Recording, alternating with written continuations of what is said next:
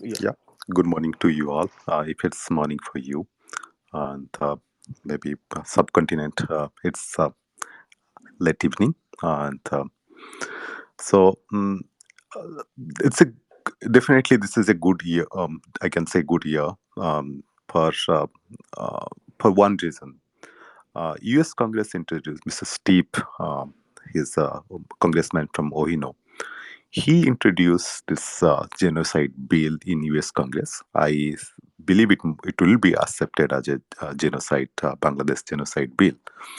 So the work was going on like we were working behind the background nonstop for last 20 years. The bills, any genocide bills, but it's not an easy thing. Like you have to give lot of proof to the congressman. Then you have to find two people, two sympathizers who are going to uh, take off your cause. And there are considerable money also you have to spend. Like you have to educate, go meet them, educate them, multiple congressmen, and somebody has to agree. It has to go to U.S. House of Foreign Affairs as well as U.S. House of Senate Judiciary Committee.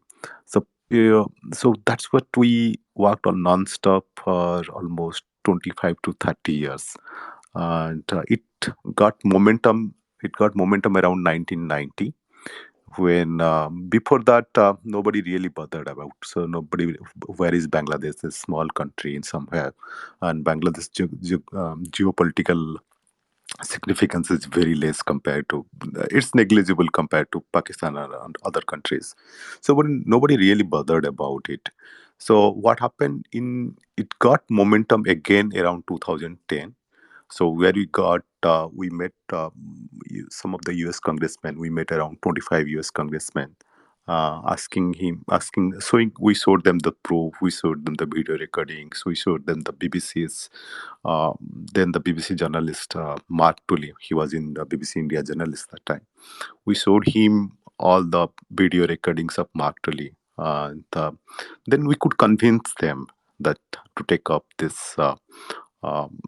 Genocide bill in U.S. Congress. Finally, it was like on 10 October, I believe October 14th, it was formally taken in U.S. Congress genocide bill. That itself is a big victory for us actually. So now what happens once something a incident, a massacre accepted as genocide, the next step is that we can file case in U.S. Courts to, like, let's say some general who is fled Pakistan after the genocide, who is in Europe or US, some general who was involved in the genocide or politician who was involved in the genocide is in US, has property in US, Europe. We can file case and we can ask them US court to prosecute them, and we can ask them US court to if those politicians or military people have some property in US, Europe, or another US friendly country, we can ask seize the property and give sell it and pay the compensation to the people who suffered during the genocide. These are the things we can do after the genocide bill is passed in US Congress. Yeah. Thank you, Professor, for setting the context. Welcome, everyone. We will take questions later. Please, feel free to come up and ask questions for the professor. Professor, I know your background. For the other listeners, would you mind giving a brief background? I know you don't want to divulge too much information about Yeah, you, yes, yes, jihadis are that, after you. yep, Just to that's set the fine. context, yeah, please. Yes, I'm from Bangladesh, and in fact, I was born in Karachi. Then, when it was undivided Pakistan, and later on, my parents moved to Dhaka. My dad had a transferable job, so we moved to Dhaka, and Dhaka is our home. And I grew up there. I sorry. So was in Dhaka till 1974 actually. In 1974, the situation was bad just after the war. Um, like there are a lot of issues with basic getting food was scarce.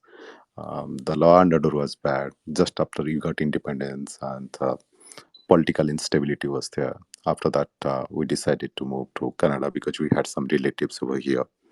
So this is what my story, and I got opportunity to study in Canada.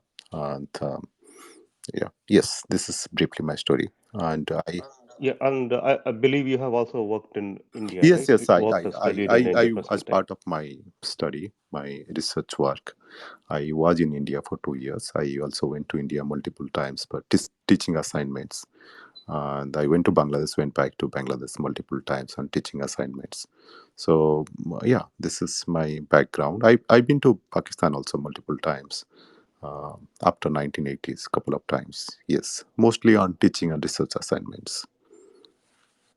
Okay, yeah, great, thank you. And can you give us the background of the genesis of this, conflict, Yes, right from the partition and even yeah, before? that's a very interesting thing actually. A lot of people in India really don't understand that. In 1937 election, what happened was it was not Muslim League which won the election in Bengal Suba. It was a local party led by Fazlu. His name is Fazlu. So he won the election actually. So nobody really liked Muslim League in Bangladesh side. So, but what happened in 37 was Fazlu, his party did not get the clear majority. So he asked the next biggest party was Indian National Congress. He asked Indian National Congress, let's form a government. And Indian National Congress said that we are not the top party. We did not get the majority, so we cannot be your second fiddle and form the government. We'll not form the government with you. And then Fazlu went with Muslim League, and slowly Muslim League he became a part of Muslim League. And when the 1947 and we don't had a much influence of Muslim League during that time between 1937 to 40. It was after 1940 because of the communal violences and the communal stir up by Muslim League. We there was some influence in East Bangla on forming of Pakistan. If you see the very name of Pakistan is an abbreviation. It's P for Punjab, K for Kashmir, and Sindh, and Baluchistan. Right? That's how they mostly define abbreviation. There is no scope for Bangladesh. You don't have B for Bangladesh anywhere in Pakistan. So Bangladesh was geographically and the Pakistani abbreviation, Bangladesh was never part of Pakistan actually. So that is the historical background. Then comes your direct action day in 1947, right? Direct action day. So what happens in direct action day? It was Muslim League who started it. Okay. So after a speech by Jinnah in Calcutta, Jinnah's point was either I get Pakistan uh, or I break India. He has two choices, like give us Pakistan or we break India, like completely break India. Break India doesn't mean that he want to take Pakistan. He break India means he want to break India to smaller parts. So this is the background exactly what happened. We can discuss more on direct action day, what happened and how it happened. Yeah. Yeah, thank you, Professor. I mean, during that time, what was the role of Mujibur Rahman? Was he in active politics, or how did Mujibur Rahman he? was never during that time was not a popular leader. Anyway, most of the Bengali leaders were never considered as a proper leader. Like they were very inferior to Punjabi or Gujarati leaders, like where Mr. Jinnah comes from West Pakistan, Punjabi, Gujarati, or leaders from Karachi, or leaders from central India. Bengalis were never considered as good political leaders. They used to look down. Mujibur Rahman was more of a leftist kind of leader, I must say. And he was a very moderate leftist leader. He was never, you must have seen his photographs, never a cap, or never a beard or nothing. He was not a big communal leader. He was a very left-leaning leader, but he was not a very popular leader in uh, early 50s or 40s. Yes, he was a student activist during that time. Okay, so Can you elaborate a little bit on the Bengal riots and some statistics of Oh, the casualties? so what happened? The riots started. I believe it was started after the speech, like the popular.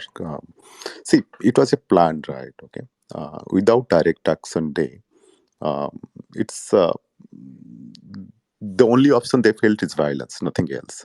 So direct action day started in two places.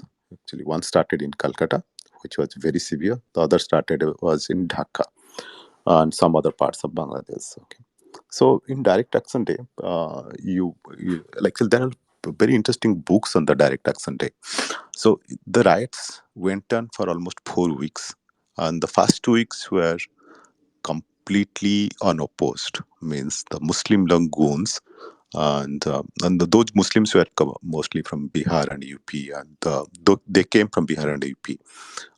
Very few Bengali Muslims were involved initial phase actually, and most of the Muslim League members used to be from they used to the strength was in central UP, what is today as Bulandsahar, Meerut. Those are the places, Rampur, and those are places used to be their strength. And some places in Bihar, like Patna, Hazaribagh, those were mostly Indian Muslim League strength, like where the majority of the like the majority of the supporters used to live. So they came to Bengal for that meeting actually, and just after the meeting, it was very pre-planned actually. Just after the meeting, they started kidnapping, killing, and like killing. I must say that according to some estimates, that in 2 weeks they killed around 40,000 Hindu men and women.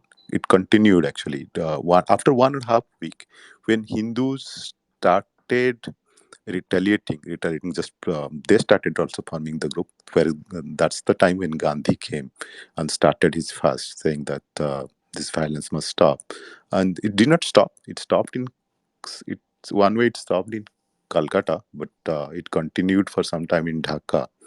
The massacre in Dhaka was slightly less than Calcutta because anyway, Hindu population was less over there.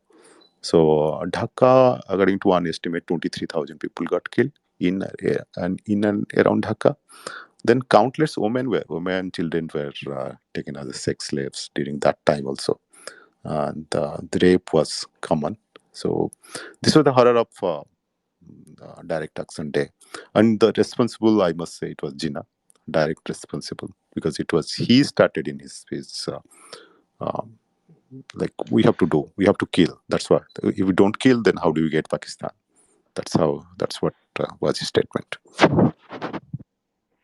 Was Jamaat-e-Islami active at that time? Jamaat-e Did it Islami play a is big the role? yeah Jamaat-e Islami is the mm, Muslim League is the political league, whereas Jamaat-e Islami was the militant league. Actually, they were hand in gloves with each other, and Jamaat-e Islami is the one uh, who was behind the violence. Of course, not the Muslim League political leaders. Most of the Muslim League, if you want to be a politician, join Muslim League. If you want to do the violence, join Jamaat-e Islami. And yes, that's correct. That your assumption is correct. Okay. Yeah, thank you, Professor. Just reset the space. Welcome, everyone. Today we are talking with Professor Abdul Kitabi about the Bengal genocide and the new H.R.S. 1430 bill that has been introduced in US to recognize this genocide. We will invite you up for the questions and comments. Please hang around. First, we want to have a little conversation with the professor to understand the background, and then I will invite whoever wants to come up. I see some hands. Yeah, please be patient. You will get a chance to ask questions or make your brief statements. Yep. So before we start again, just to everybody's benefit, I would like to know, we'd like to inform you that a bill called 1430 was introduced by Ohino congressman. And the purpose of the bill is that to recognize the Bangladesh killing as a Bangladesh genocide. So, and we got support of, we needed support of one congressman from Foreign Affairs, one congressman from Judiciary, Senate Judiciary Committee. We got the support of both the congressmen agreed to propose the bill. And we are hoping, we are very hopeful. We have spoken to all the congressmen in US. Actually, we could reach all the congressmen actually, and most of them were pretty helpful, like pretty sympathetic. At least they listened to us. We got opportunity to show the videos from BBC, DW, and Australian channels that time, or also that time. Sky News, all these channels were there. We did show them the New York Times articles and videos. So the bill was introduced on October 14th, actually. And we are hopeful early next year it will be asked. I believe Congress is going to accept it's a genocide. Yeah, that's it. Once it is accepted as genocide, then the people who suffered, they will get an opportunity to file uh, cases in U.S. court, European court, to like prosecute those who helped the genocide, who were actively participating in the genocide, and the people who suffered, they can also file for monetary compensation from if the military rulers are presently living in UK, US, and sometimes court can compensate their properties and give the money back to the victims actually, genocide victims. So that's the long term plan, but at least we after trying 25 years we have succeeded in step one. Let's see what happens, but we're quite hopeful now.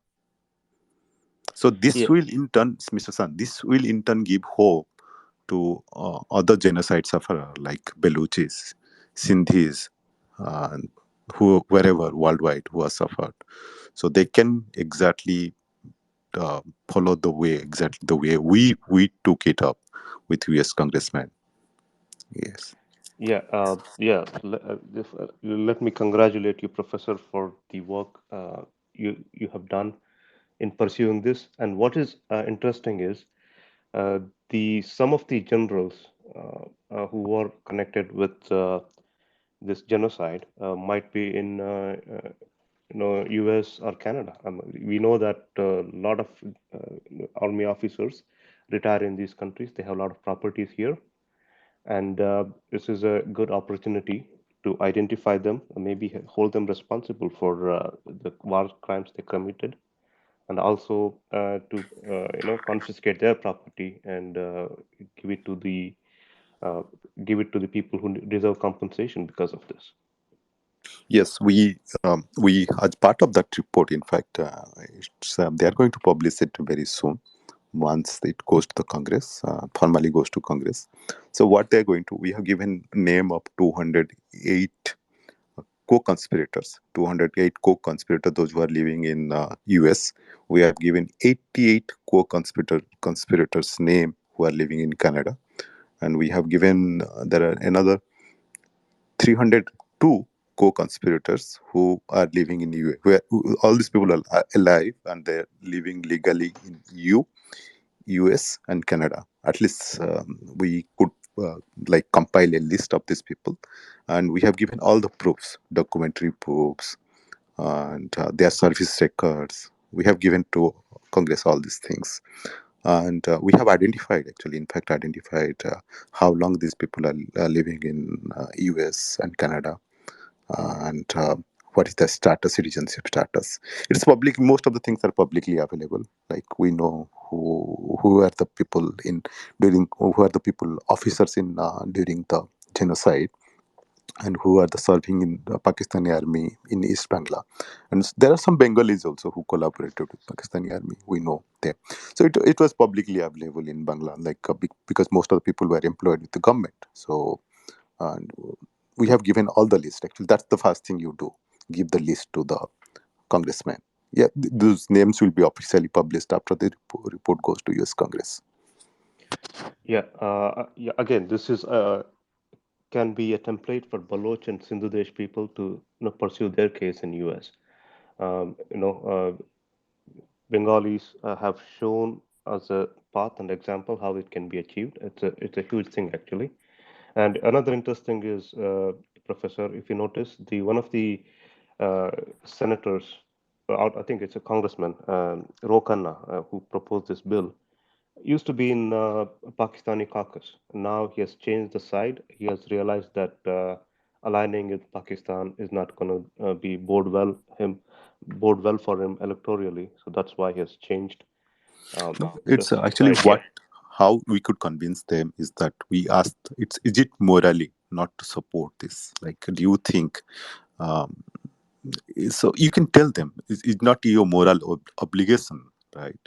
Why? How can you support them with overwhelming proof, right? We given them all the proofs, like documentary proofs, the proofs from video journalists, the proofs from journalists. We have given them the uh, legal documents like death reports and the abortion reports after the rapes, and we given them everything actually. So they don't had any other choice, right? Moreover, the geopolitical significance of Pakistan drastically came down now. There is no more Afghan war, there is no more Cold War, there is no Soviet Union.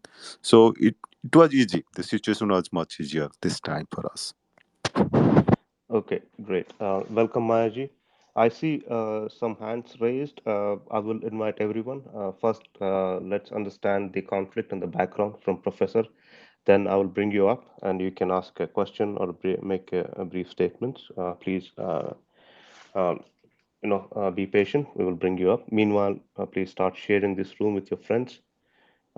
Professor, moving forward, uh, can we shed some light on the actual the formation of this Hmm. actual conflict between Bengalis and the Hmm. Pakistani side? Yeah.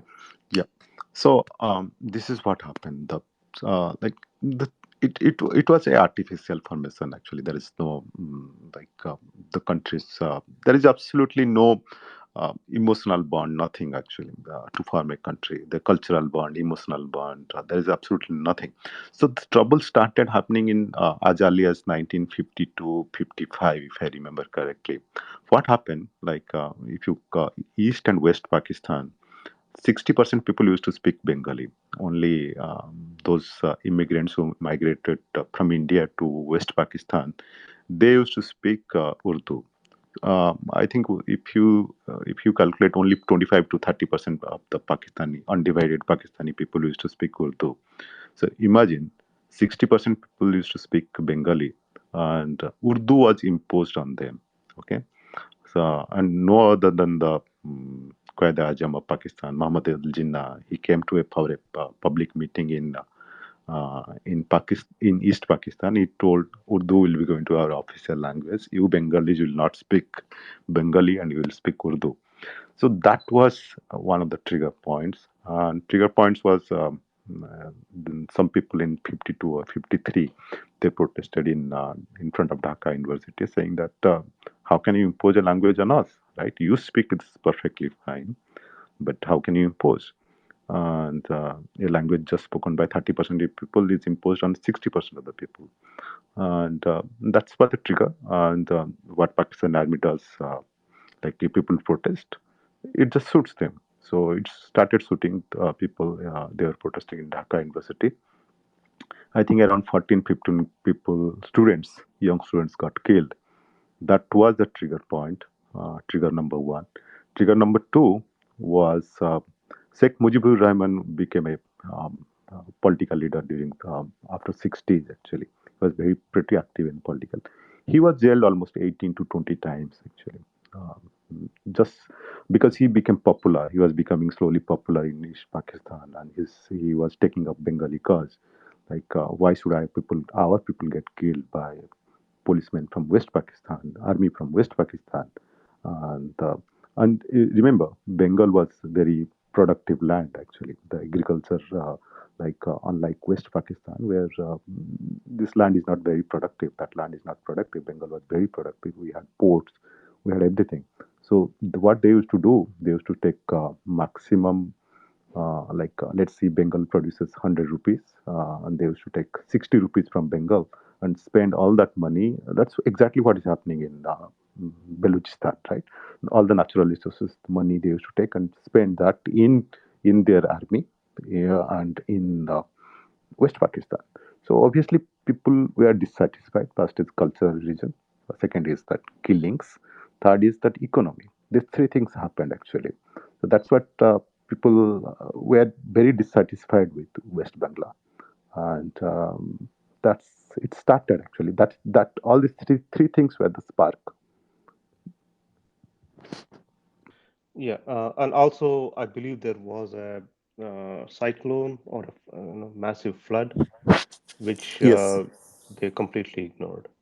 Yeah, yeah, completely. What happened was in 67, in 66, if I remember, 67, 60 something, there was a massive cyclone. I still remember. I was young, but I still remember.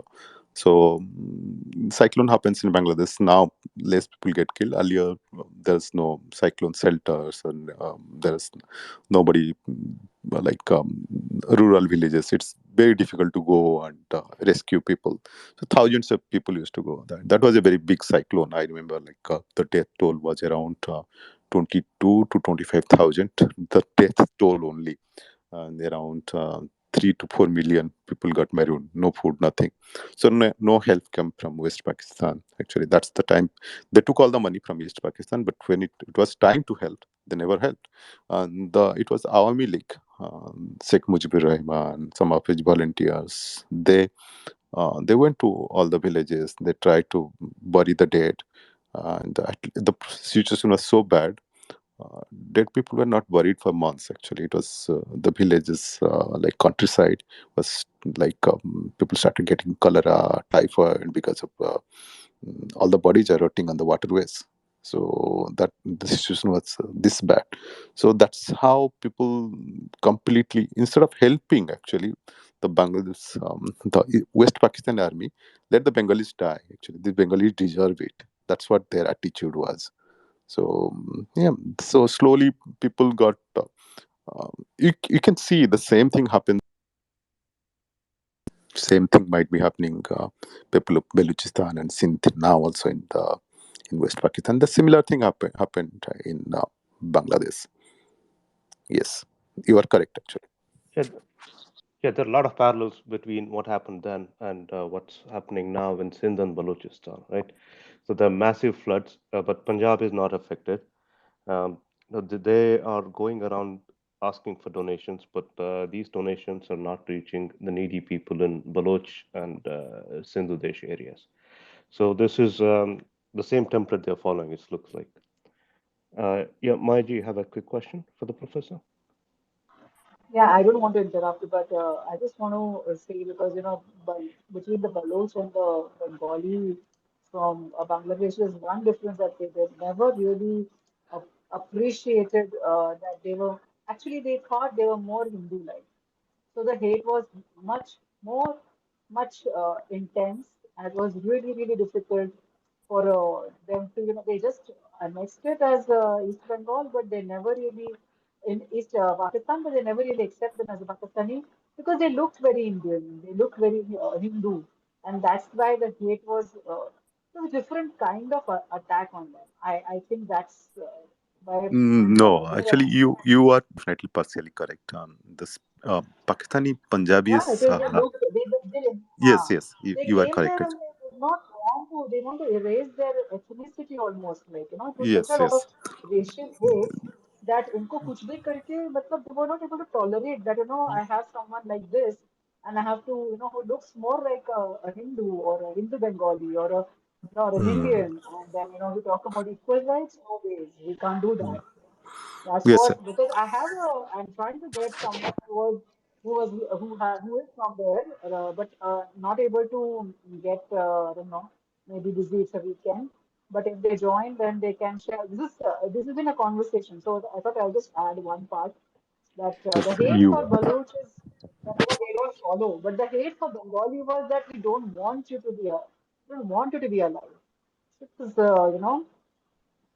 it's a different hate at all. I mean, it's more of directed that you're more like Indians than us. Yes. So have still have till date. So the Bengalis was considered as subhuman. Like you look dark, you eat rice and in your hand, and you don't you are not tall as Punjabis or fair as Punjabis. That was the superiority complex Pakistani elite that time, like Punjabi elite that time. They had it. So you are correct. So you used to look down, but we'll discuss more on 72 war and what happened. Some of the incidents I'll describe what happened. Yes. Yeah, yeah, thank you, Professor. So now we went over the background and the history of this conflict. Can we talk about the resistance a little bit? How was it organized, and Hmm. what was the trigger for the resistance? Yes. So the history is little bit like in the election, right? When Yahya Khan was the president, the election happened in the 70s, and it was Awami League in East Bengal. They own like if you obviously population was more in East Bengal, so seats were more. So the Awami League won the election, and Awami League won the election, and Awami League wanted to, if you win the election, you have to rule the Pakistan.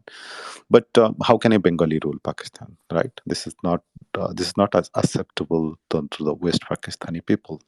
So what they did is that this termed as a Agartala conspiracy. It seems it's a theory like Pakistani army. How do you discredit somebody, a legitimate political leader? They told Sheikh Mujibur Rahman went to India and Agartala, that's Tripura's capital. He held a meeting with Indian intelligence agencies, and he got money. And that's exactly what they're trying to discredit Imran Khan also. It's a parallel, you can draw the exact parallel. So, and he took money, and that's the election is not legitimate because, again, army hold the election. And after Sheikh Mujibur Rahman won the election, they started claiming that election is not legitimate, his winning is not legitimate, and we'll never hand over the power to him. And that was the trigger point. And Sheikh Mujibur Rahman then started the political movement. And I remember around 71 February, end of February, the killing started actually. End of February, the killing started. The very first killing was, the killing started in three waves actually. The first wave was killing students. Second wave was killing intellectuals and Hindus. Hindus were not targeted in the first wave actually. Hindus. Third wave was killing women and young people from the countryside. Okay. Very first killing was in the Dhaka University. And this is what happened. Dhaka University was the epicenter of the protest around February end. I remember the last week of February or the first week of March. 3 days actually. So Pakistani army entered the Dhaka University and they entered the student dormitory. Whomever they could find, whoever was speaking Bengali, or the most majority of the Dhaka University students were Bengali. There are very few people from West Pakistan used to study that time, and only those used to study whose parents are Bengali. And whomever they could find, it was a Saturday actually, late evening Saturday, and whomever they could find, they rounded them up and they brought them to the football field. University has a football field. We have a monument there now for the students who died that time.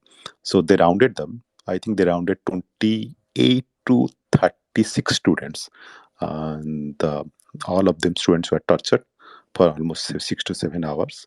Then they were shot in the football field. They were tied up to the football goal post and some poles, and they were shot actually. 28 students, they were shot. Officially, it's 28. Unofficially, it might be much more. So we found 28 bodies, and so some of the students, we just like disappearance happens in Baluchistan and Sindh now. Disappearance was pretty common that time. Actually, the disappearance, forced disappearance started in 71, and they're still continuing. So I think that 28 they killed. We found the dead bodies of 28 students.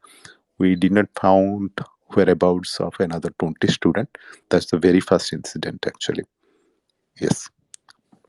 We can go Y- over the next incident, what happened. yes. Yeah, please do, Professor. So when this happened, like the news started. The Actually, there's some independent newspapers were there in Bangladesh, but very few. But parents, relatives, they could know what is happening in the Dhaka.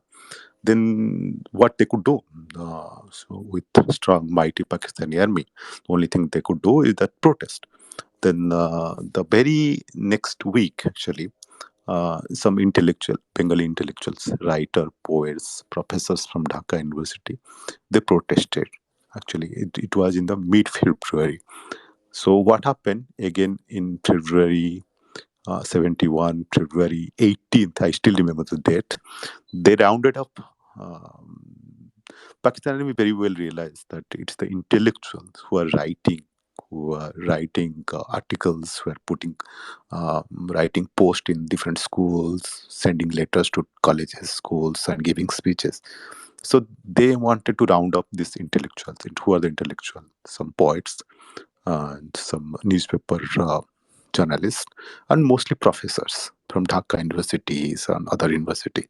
So February 18th, March 18th, they rounded off close to 700 Bengali intellectuals. Okay, and out of that, they rounded up around 78 professors and lecturers were there. They were tortured, and some of them agreed to collaborate with Pakistani army. Like they told, if you don't collaborate with us, if you don't shut your mouth, we will kill your relatives and parents and whoever is that. Then some of agreed to collaborate, some of did not agree. Who did not agree to collaborate? 18 professors were killed again in Dhaka. 18 professors killed in Dhaka, and some 25 to 30 journalists and popular writers, they were killed. And that was the second wave of violence. And another, they must have jailed another 3 4 thousand Bangladeshi teachers, professors, political activists. 4,000. And there is no, like, we never found a whereabouts of another 1,000, 2,000 journalists, teachers, and professors actually that time. They were just kidnapped, like what is happening with Baluchis and Sindhis now. They just kidnap and we don't get any whereabouts. Maybe if you're lucky, parents are lucky or relatives are lucky, they find the dead body. If they're not lucky, you don't find the dead body at all. So this was the early second wave. And after this, then Bengalis started resisting, like whatever arms they had, whatever they could find, like wherever they could find the Pakistani army in countryside alone, like what Baluchi people are doing.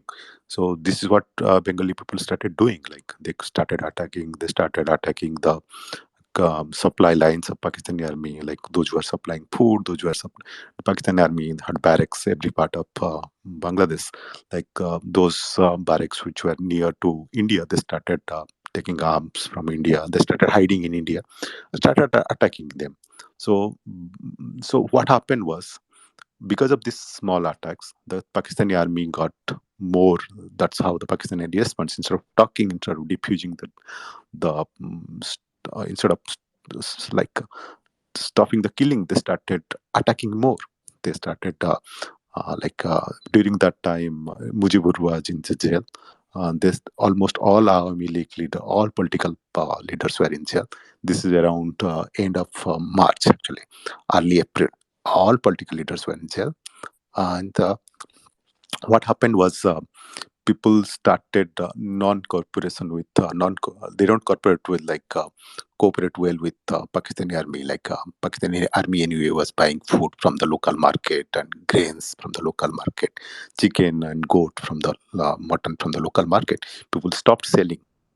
So what happened during this time? A Hindu village, actually, they told, because the Pakistani army, unless you return the guys you have kidnapped from our village, we will not sell you anything. Okay, we'll not give you anything. We'll not allow you. We'll like dig up the road so that your convoy will not pass. So Pakistan army started thinking like these Hindus are also Indian agent. So what happened? The next phase of killing,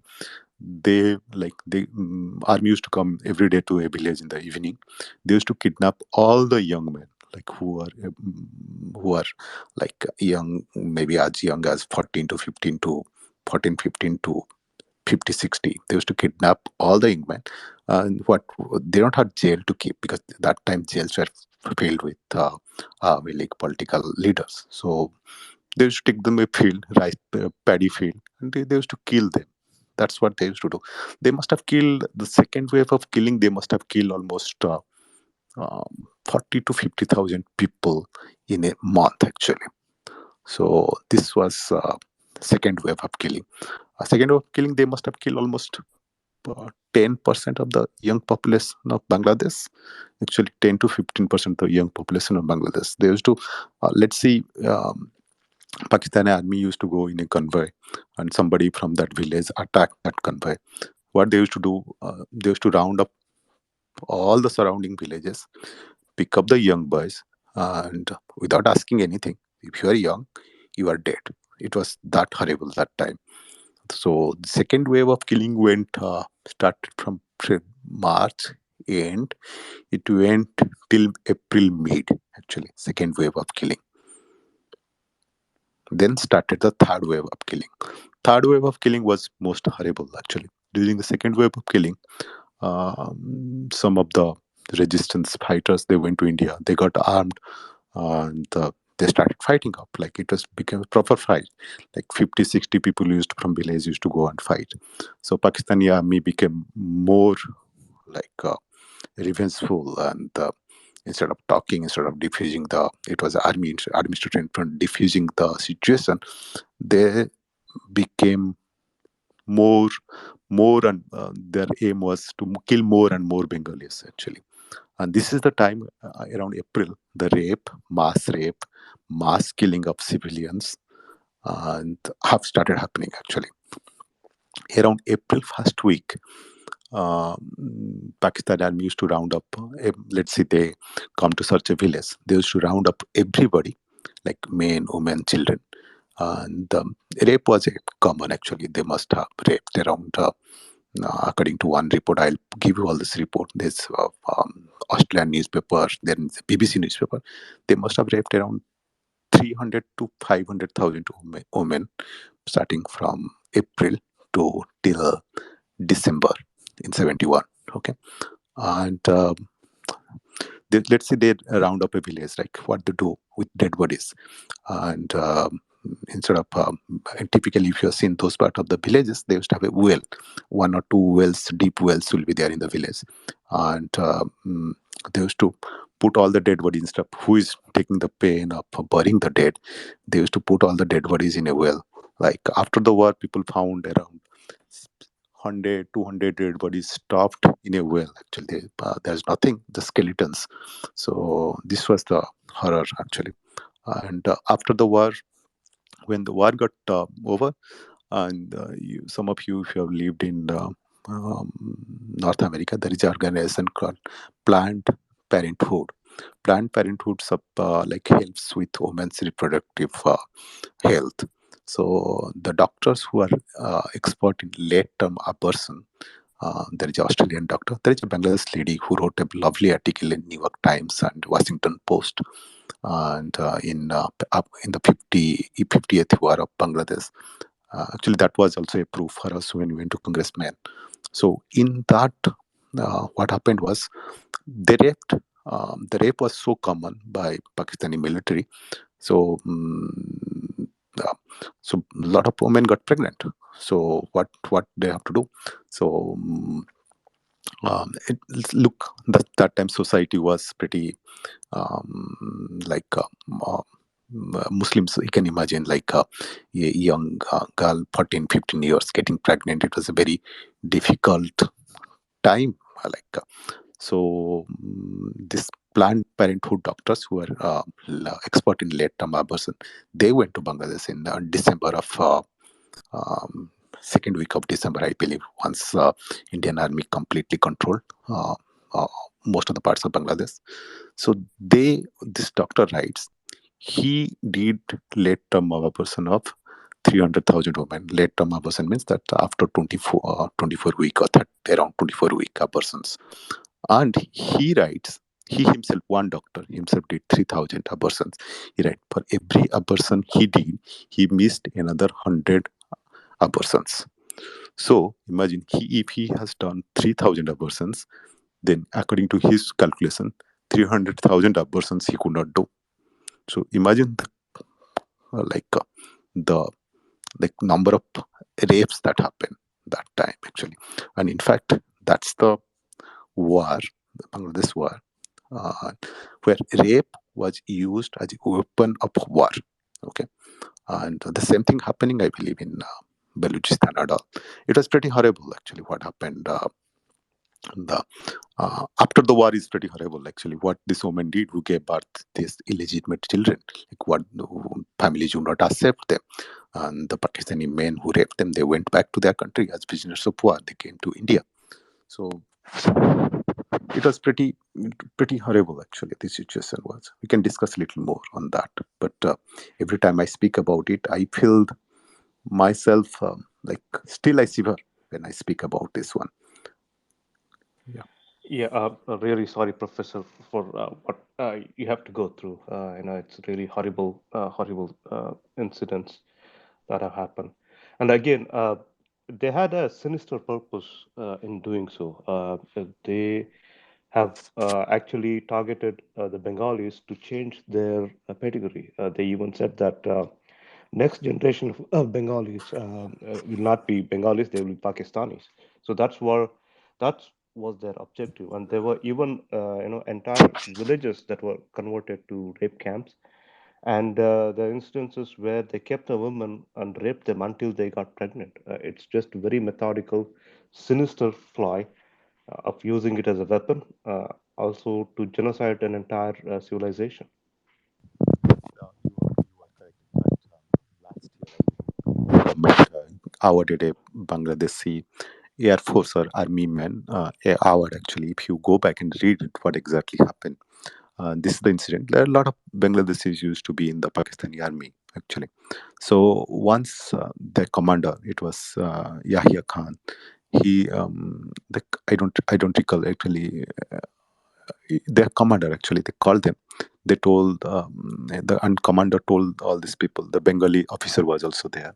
He told we have to change their pedigree, this dirty Bengalis.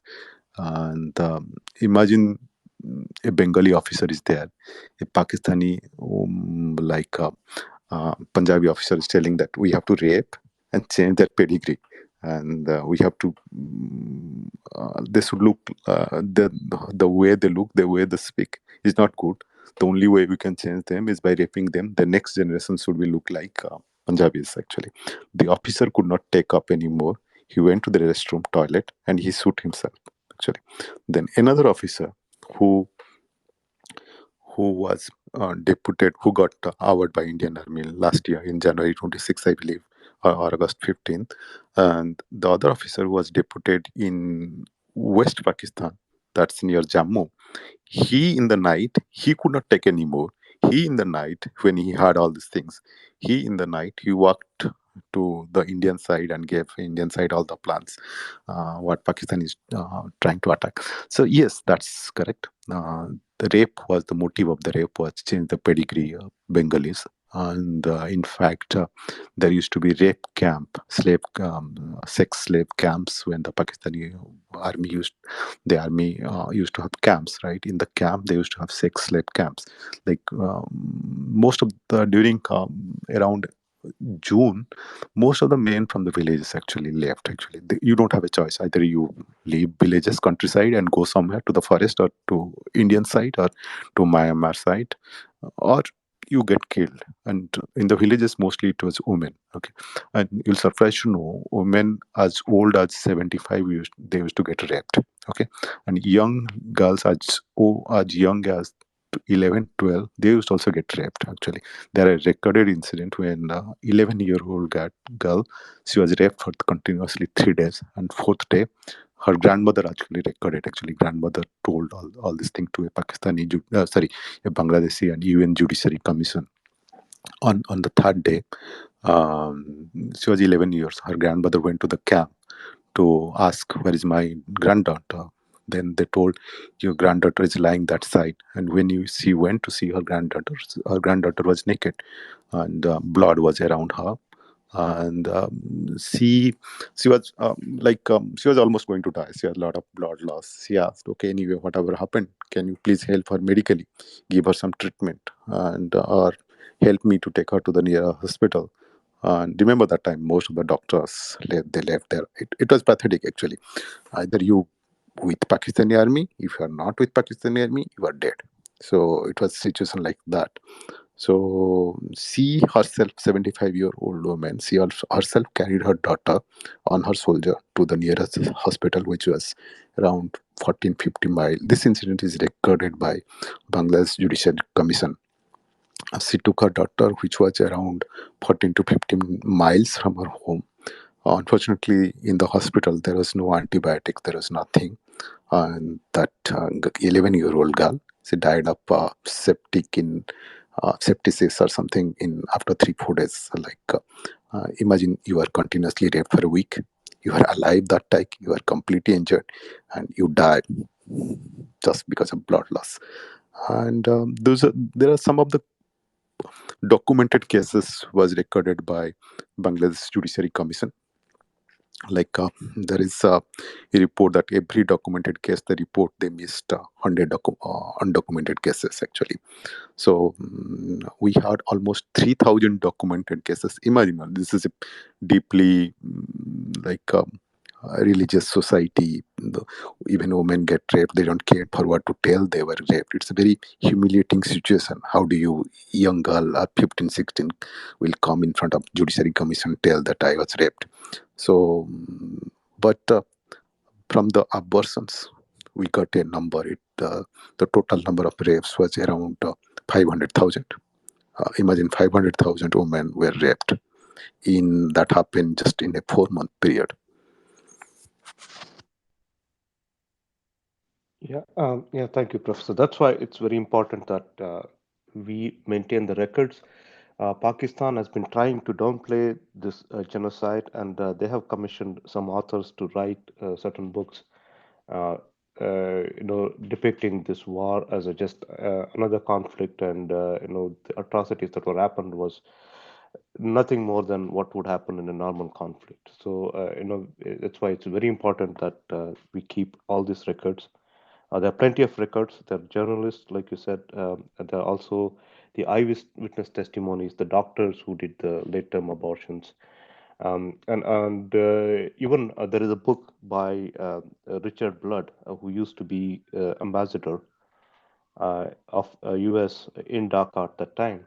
It's called Blood Telegrams, and it gives you a blow-by-blow account of what Pakistanis were doing.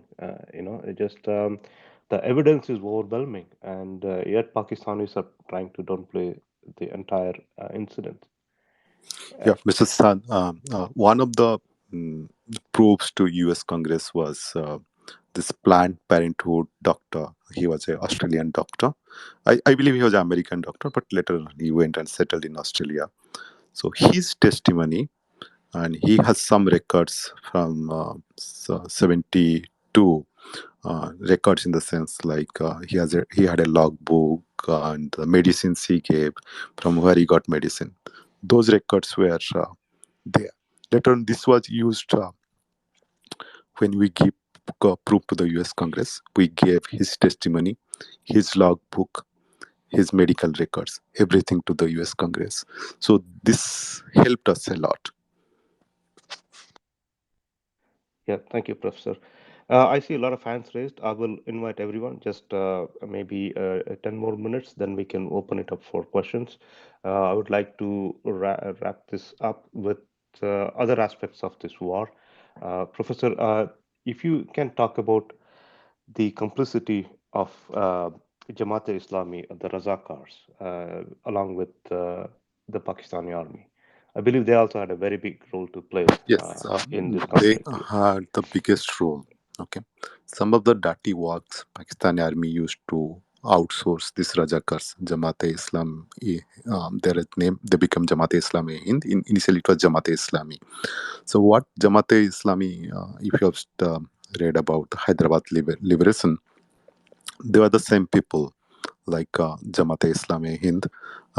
So they are kind of a paramilitary organization. So what they did exactly was uh, mm, like see, army sometimes don't do the dirty work like rounding up the older men, disposing of the dead bodies, and spying for Pakistani army, like spying in the sense like, okay, this villages, these are the people, these are the people uh, are involved, like okay, let's see, Rajpura, there's a village called Rajpura, still that the village where maximum people out of 1200 people in that village, I think 900 people got killed actually in just in 2 nights.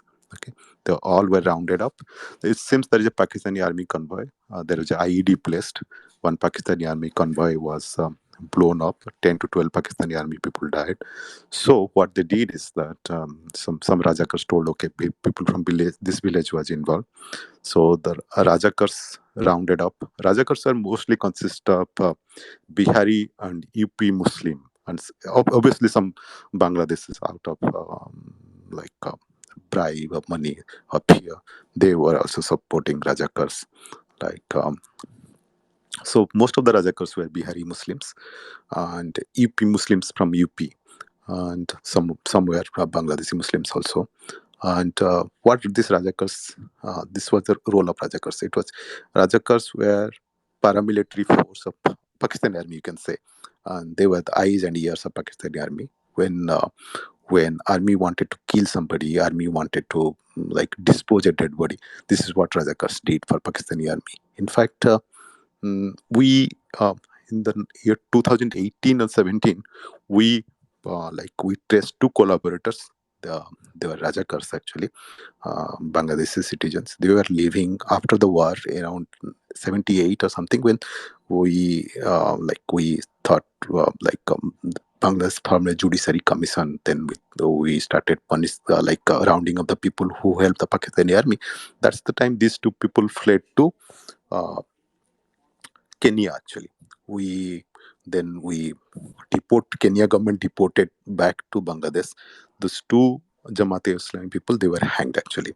There are a couple of more who moved to Pakistan, who moved to UK. It's very difficult to extradite those people, but mm, at least we could hang to these two people actually.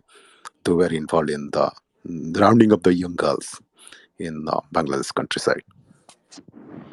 It's interesting that one of these Razakars was found hiding in West Bengal, and he was arrested recently. I'm going to dig up the report and post it here. Like a couple of years back, he was arrested and sent back to Bangladesh. He was living under an assumed name.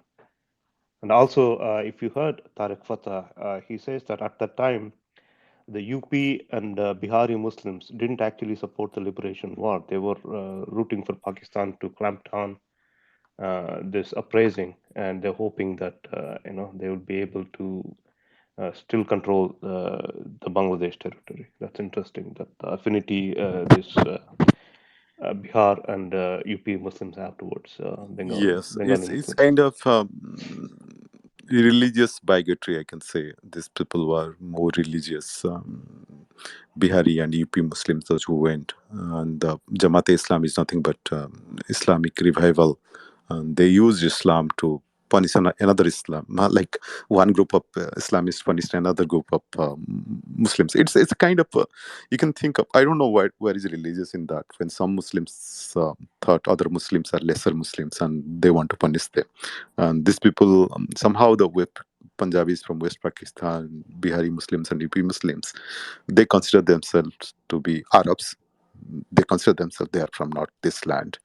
They are a better Muslims than Bengali Muslims. Bengali Muslims are converts. Recently, they don't look like Muslims. They're dark. They eat fish. They eat rice. So this was the hate towards them. Actually, it's funny, but this was a hate towards them. Yeah, and again, it's also interesting that same this UP Bihar Muslims who went to Pakistan after partition as Muhajirs. They were again discriminated for not being good Muslims, not So looking like a good Muslim. see, karma is. I believe in. I'm not a religious person, but I do believe in karma. Like you get what you do. What like you get back. Actually, see what happened. These Bihari Muslims who held the Pakistani army, they became stateless in Bangladesh now. Pakistani promised that anyway, these people supported Pakistani army, and when Pakistani army surrendered, and there is a understanding with Bangladesh government that those West Pakistani people, those are from West Pakistani, those working serving in East Pakistan as a government jobs or any other jobs, they will go back to West Pakistan, and Pakistani will take the Bihari Muslim and UP Muslims, right? Those who were helping the Pakistani government. There were at the time of 72, there was almost 50 to 60 lakh people. Um, who were supposed to go back, who Pakistani promised they will take these Muslims to Pakistan, West Pakistan, but West Pakistan never took them. Now they are stateless. They don't have voting right in Bangladesh. Of course, they found trouble once in a while. They don't have any rights in Bangladesh. They live in camps. They can own a property. They cannot own a property. So it's catch 22 situation for them. It's karma, like bites you back. They raped, they helped Pakistani army, and they are stateless. Pakistan civilian government also never took them back. And Yeah. if you see direct action day, what happened? I know a lot of Bengali Muslims also involved in the killing. So karma gives you what you do just after 20 years. Killing started, right? Same Pakistani army started killing Bengali Muslims who at the time of 72 who were helping at the time of 47 who are helping um, to create a Pakistan, dreamland Pakistan. They, within 20 years, the West Pakistani army, very Pakistani army, which is giving them a dream of Pakistan, started killing them. Those people who helped create Pakistan. So this is the problem, actually. Not a problem. This is what you get back. I guess that's how nature deals with the people who committed these atrocities. Professor, now can we move on to the liberation war and the aftermath? Then I'll open it up for questions Yes. after. Actually, Indian government started involvement. Indian government started like around April, I believe. Like most of the people, like once Pakistan started killing, people don't have any choice. Either you live in your village or you get killed. That's all the two choices were there. Most of the people, those who are near the eastern border, Tripura, Meghalaya, they went to Tripura and Meghalaya. Some people, those who are living near West Bengal, like Indian side of West Bengal, they moved to West Bengal as refugees. I believe by June, by July end, there are almost 7 crore refugees, those who moved to India. And obviously, those who moved to India, they got armed, they got training by Indian government. In fact, see, most of the money, most of these peasants, like mostly they were farmers, they themselves got armed from local markets in India, from Agartala, Meghalaya, and all. They started fighting back. This happens like what Baluchis and Sindhis doing. They started fighting back. So India got involved. Actually, Indian army started. Um, Officially, like war broke out in around December first week. Actually, it was not in it. In fact, it was not Indian army who attacked it. It was Pakistani Air Force who attacked Indian airfields on December first week, I believe, evening of December first week. So, but by the time war actually happened, Pakistani army got considerably weakened. Remain this is what Bengali peasants used to do. They used to blow up. Like they used to harass the Pakistani army. In fact, their supply lines, the railway tracks were blown up, their supply lines were cut off, and whenever they used to find a small detachment of Pakistani army patrolling near the border, they used to attack them. And during when the war started, Pakistani army was completely demoralized. Actually, it was just a matter of time they could surrender. And so the problem, what happened was uh, Indian army, Indian navy completely cut off the supply to the Chittagong port. Chittagong port was the biggest port, and most of the supply used to come from that. So, with the help of Bangladeshis freedom fighters, they completely cut off Chittagong port. Once Chittagong port was cut off, it's just a matter of time, and US never came to help them. So it just happened actually. So within 16 days, Indian army walked to Dhaka, and the great West Pakistan army was saying that we'll fight 1,000 years, where we'll never surrender, we'll fight to the till the last man. They surrendered actually. They surrendered in mass, 93,000 people, and the reason they surrendered was not that they couldn't fight or something. They know that once at least Indian army is a professional army, they'll be treated fairly, and they will not be killed. They know that if Bangladeshi freedom fighters they overrun the only what they will get the treatment actually what they did to Bangladesh is the Bangladesh will do to them. They know that their families will be get raped. They know that they will be get killed. So the only alternative for them was to surrender, nothing else. Yeah, thank you, Professor. And again, we can talk about the aftermath and what India should have done. Should India have, let these Pakistani prisoners walk free, or should they have handed some of these fellows to the Bangladeshi and government to prosecute them, at least the officers? So that's another question we can discuss about, why and how this happened. What were the compulsions of Indian side? But Professor, before I open up for questions, any other thoughts? Then I'll open it up for Yes, questions. the only problem I have with Indian government was we had a good opportunity. It was well documented. Even Indian government knew what the atrocities happening in Bangladesh and who are the officers involved. And when the Indian government went to the camps, they found women, they found children in the camps, they found everything actually. They had all the proofs. What Indian government did in turn, I don't know why they did it. They uh, they at least they could should have kept, because Indian army was there for a couple of months. This they could have arrested maybe some high-ranking Pakistani military and civilian officials who, in fact, Bangladesh government, the interim government of Bangladesh, they presented a list they presented list with proofs. Like it was a very well documentary who was the commanding officer, who is the civilian officer of a camp under whom the orders were given. It was very well documented.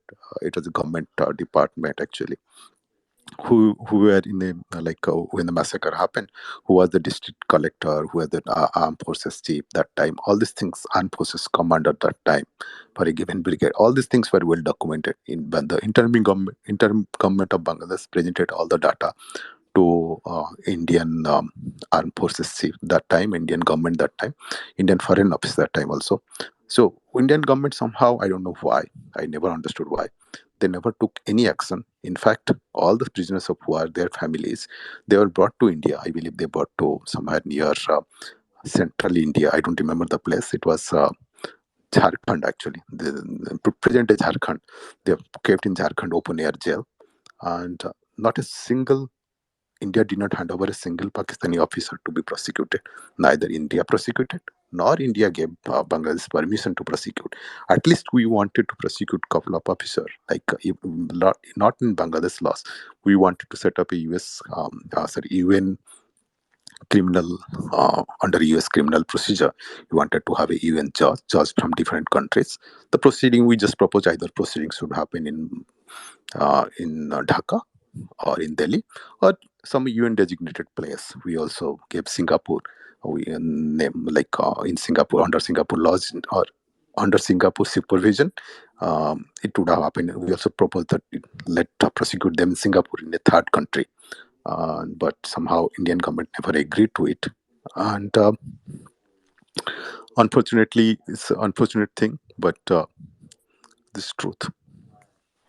Yes, I mean, Indian government has been making one-sided concessions to Pakistan for a long time. It's not the first time, or I would suspect it wouldn't be the last time either. Indian government making this kind of concession. Uh, with your permission, Professor, can we open it up for questions? Yes, yes, definitely, definitely. Let's Yeah, open up. yeah. I'm gonna bring people up. Please, be aware that this is a recorded room. Please be civil, and you know, uh, also, please don't make any personal comments. If you have a question, please ask the professor. If you have a comment, please make sure it is brief. Yeah, go ahead. I'm gonna bring all the people up. I would especially like our Baloch friends to come up and discuss the situation with the professor. Maybe he has some kind of pointers towards how they can deal with the current situation and how they can gather support in the West. Um, with that, Maiji, have any questions? I I had a question which was posed by somebody earlier, but that person isn't here. But I'll just share with you. He was asking why why don't we consider Bangabandhu as a perpetrator alongside what happened with the other Islamists when there was such mass killing and bloodshed in in the times of direct action day. Why is Bangabandhu not, and we say that they were just not politically given the voice. They they did play a role during that particular times when you know there was no control and it was a planned massacre where he was part of it. So would you like to Actually, talk about yes, yes, definitely. I'll not shy away from talking about that. So, if you see in 1937 election, it was not Muslim League who won in Bangladesh, in Bengal province. It was Fazlu. He's not like his party was not Muslim League. He wanted to form a government with Indian National Congress, but somehow Indian National Congress did not agree. So that's how he went with Indian Muslim League. Moreover, Indian Muslim League, it was Indian Muslim League and Jamaat's idea to uh, for the direct action day. It was their game plan.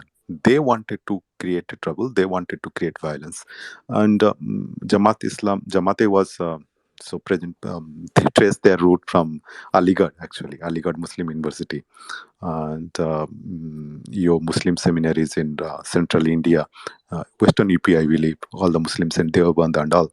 So most of the ideological backer brain behind Indian Union Muslim League as well as Jamaat were from central UP. It was not Bengalis actually per se, and yes, Bengalis were involved when once violence happened. Everybody people don't understand. People jump into the fray, and but so would you like would you just make it easy for people who do not understand the the different sections of regional divergence, but when it comes to a kafir, the ummah unites against the kafir. That's what we saw, right? During that day when Calcutta saw almost 1 lakh Hindus massacred on the streets. yes, I yes, think the count was more higher than that. So it was it, yes, it was not that the elite or the cleric just had an ideology, but it was yep, executed by all yes. sections, everybody united. And So, that time, so what happened? though they were, yeah, yeah. So what happened? People were Go ahead, go brainwashed. ahead. The people were brainwashed. People were become animal. And brainwashing. This is what happens. Brainwashing, right? How can the Muslim stay under a rule of Hindu, right? So this was the idea. And we Muslims are great. We ruled this country for 800 years, and that's been the main plank of Jamaat Islami. We need a separate country, and so I also blame Indian government, right? Indian government, then the Congress party, which was in power, and they could have did little bit stop the violence. Gandhi could have come in the day too itself, but Gandhi never came. Gandhi came after 8 days or 9 days, right, when the Hindus started taking up arms. So, Also, but the main do you ideology remember of there's this, what was his message? You would like to talk about that because the message is very important. This message by Gandhi to the people, especially, because I know you have read up and you know about it. What was the message that Gandhi gave? You want to touch upon that? uh, yes, the message of Gandhi was that if you Very Muslim is important, yeah, for the people. Yes. yeah, yeah, the Muslim brother is killing you, we must get killed and sew your neck to be cut. Do you sew your throat to be cut? So you should cooperate with him.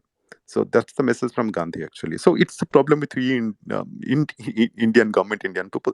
But let me tell you, Jamaat, the Jamaat Ulema Hind, it was it originated from present day Jamia actually. The ideological brain behind this Jamaat Ulema Hind was some professors, Maulanas um, from Aligarh Muslim University actually, and Deoband.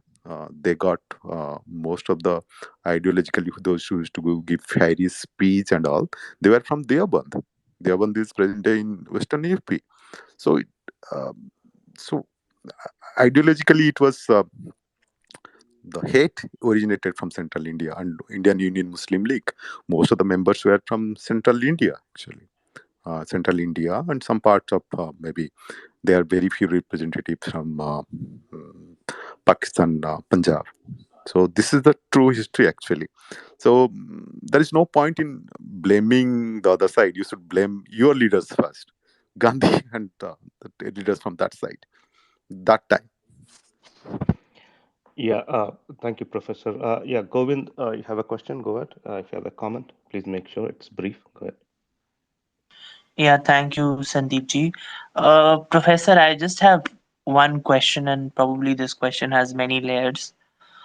I just want to know that about what kind of history is being taught in Bangladesh. Are they being taught the truth that Indian Army liberated Bangladesh? Because without Indian Army, they could not have done. And I have seen so many Bengalis. I mean, I'm just shocked to see it. Not only on YouTube but other platforms, they are totally thankless. And by Bengalis, I mean the ones in Bangladesh. They're thankless, and they say that we prefer Pakistan over India. And there are Hindus are about to vanish from Bangladesh. They probably by 2050 there would be no Hindu there, and they have so much hate towards Hindus, and we are the same one who liberated them. So did we make a mistake, and why are they so thankless? And there's so many terror groups, that operate in Assam. Some of them are sponsored by Pakistan, no doubt, but some of them are, inbuilt by Bangladesh, where they are being taught hate towards India. And recently, a madrasa was demolished in Assam as well, right? Which and that terror group was linked to Bangladesh. So then they want to convert Assam into an Islamic state. That's their aim. So my point is that we helped them, and still they have so much hate, and why they are so thankless. So I just want to know. I hope you get what I'm trying to ask. Yes, yes, I got your point. So at least when I was there, and, most of the Bangladesh history, they have very well appreciated Indian Army, and it's very clear. And most of the Bangladeshi, those people who are modern and well read, they will tell you the truth. Without Indian Army, it would have been practically impossible. It could have been, if just imagine. Another 5 million Bengalis would have died actually in the on the hands of Pakistani army, Punjabi army. That part everybody agrees. If somebody doesn't agree, then um, he or she doesn't really understand what happened. The second part coming to yes, Bangladeshi societies, what happened just after the freedom. Mujibur Rahman was assassinated and the power was taken over by another Islamist ideological leaders actually, and he was in the power for almost 8 to 10 years, and he was some sympathy towards the West Pakistan. Actually, and that's also a hard fact. And Bangladesh is not immune from what is happening other parts of Islamic world like Afghanistan, Iran, or so we have lot of Gulf money coming to our madrasas, and madrasa teaching is pretty, I say, oppressive. It tells you minorities Uh, there are a lot of bad things they teach in madrasa, like particularly bad things in the sense like Hindu way worship, Hindus are worshiping devil, things like that. That's how young people they develop their ideas. So it's unfortunate, but it's true. But so what happens in a society, right? You see the only one part of the society, right? You see the part of society which is a little bit of anti-India, anti-Hindu, but there is a majority part of Bangladesh which really appreciates what India did. India sacrificed like 3,000 Indian soldiers died in that war, and we know that we have war monuments for that. And I hope, I think Bangladesh is not as uh, mil- like as Islamist country like Pakistan or Afghanistan. It's still a moderate, and you will see if even if you find the terrorists those who went west and cloned themselves and did joined ISIS. You will find very few Bangladeshis like who joined ISIS or who are involved in terrorist activities. Yes, I do agree with you to some extent. We have somehow during that 10 or 12 years period of um, when Mujibur Rahman died and the power was in a kind of they were kind of semi-Islamist um, they used this Jamaats and all the Islamic party to remain in power in Bangladesh itself. So they were pretty rigid, and uh, one of their agenda was to also uh, declare Bangladesh as an Islamic country. And they could not succeed actually. Bangladesh still officially it's a secular country. It's not an Islamic country like Pakistan or Afghanistan. But I do agree. But there are a lot of Bengalis, if you speak them to privately, they do admit and they do appreciate. And but unfortunately, what you said is correct.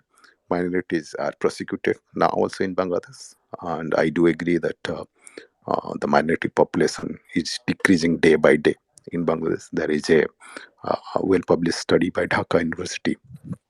By 2050, there will be no minorities left in Bangladesh. That's scary. And I grew up watching Durga Puja, Kali Puja, and I do appreciate. I used to take part in those functions. I don't know what is happening now because people tend to. It's Islamic supremacy like everywhere. What is happening in Pakistan, what is happening in Afghanistan. People see that, and people they want to behave like that.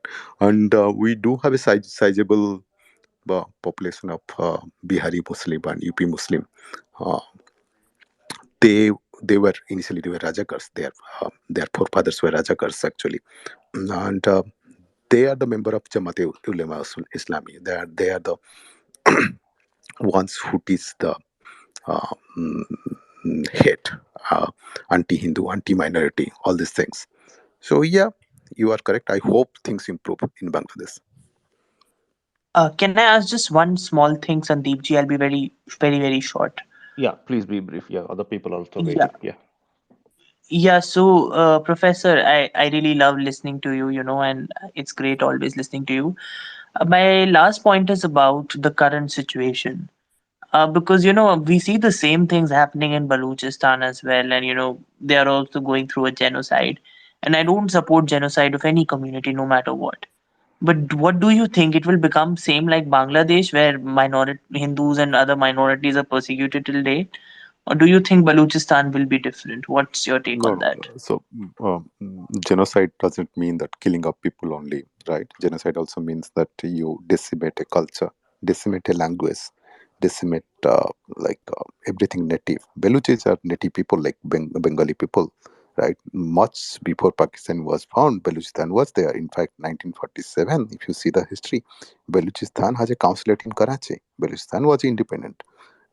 So I see like Pakistani army is a brutal army. Right? Wherever it went, it did brutalities. Actually, nobody was prosecuted in 72 war. If we would have successfully prosecuted some Pakistani generals in 72 war, they would have little afraid. Okay, if we do again in Balochistan, we'll again get prosecuted.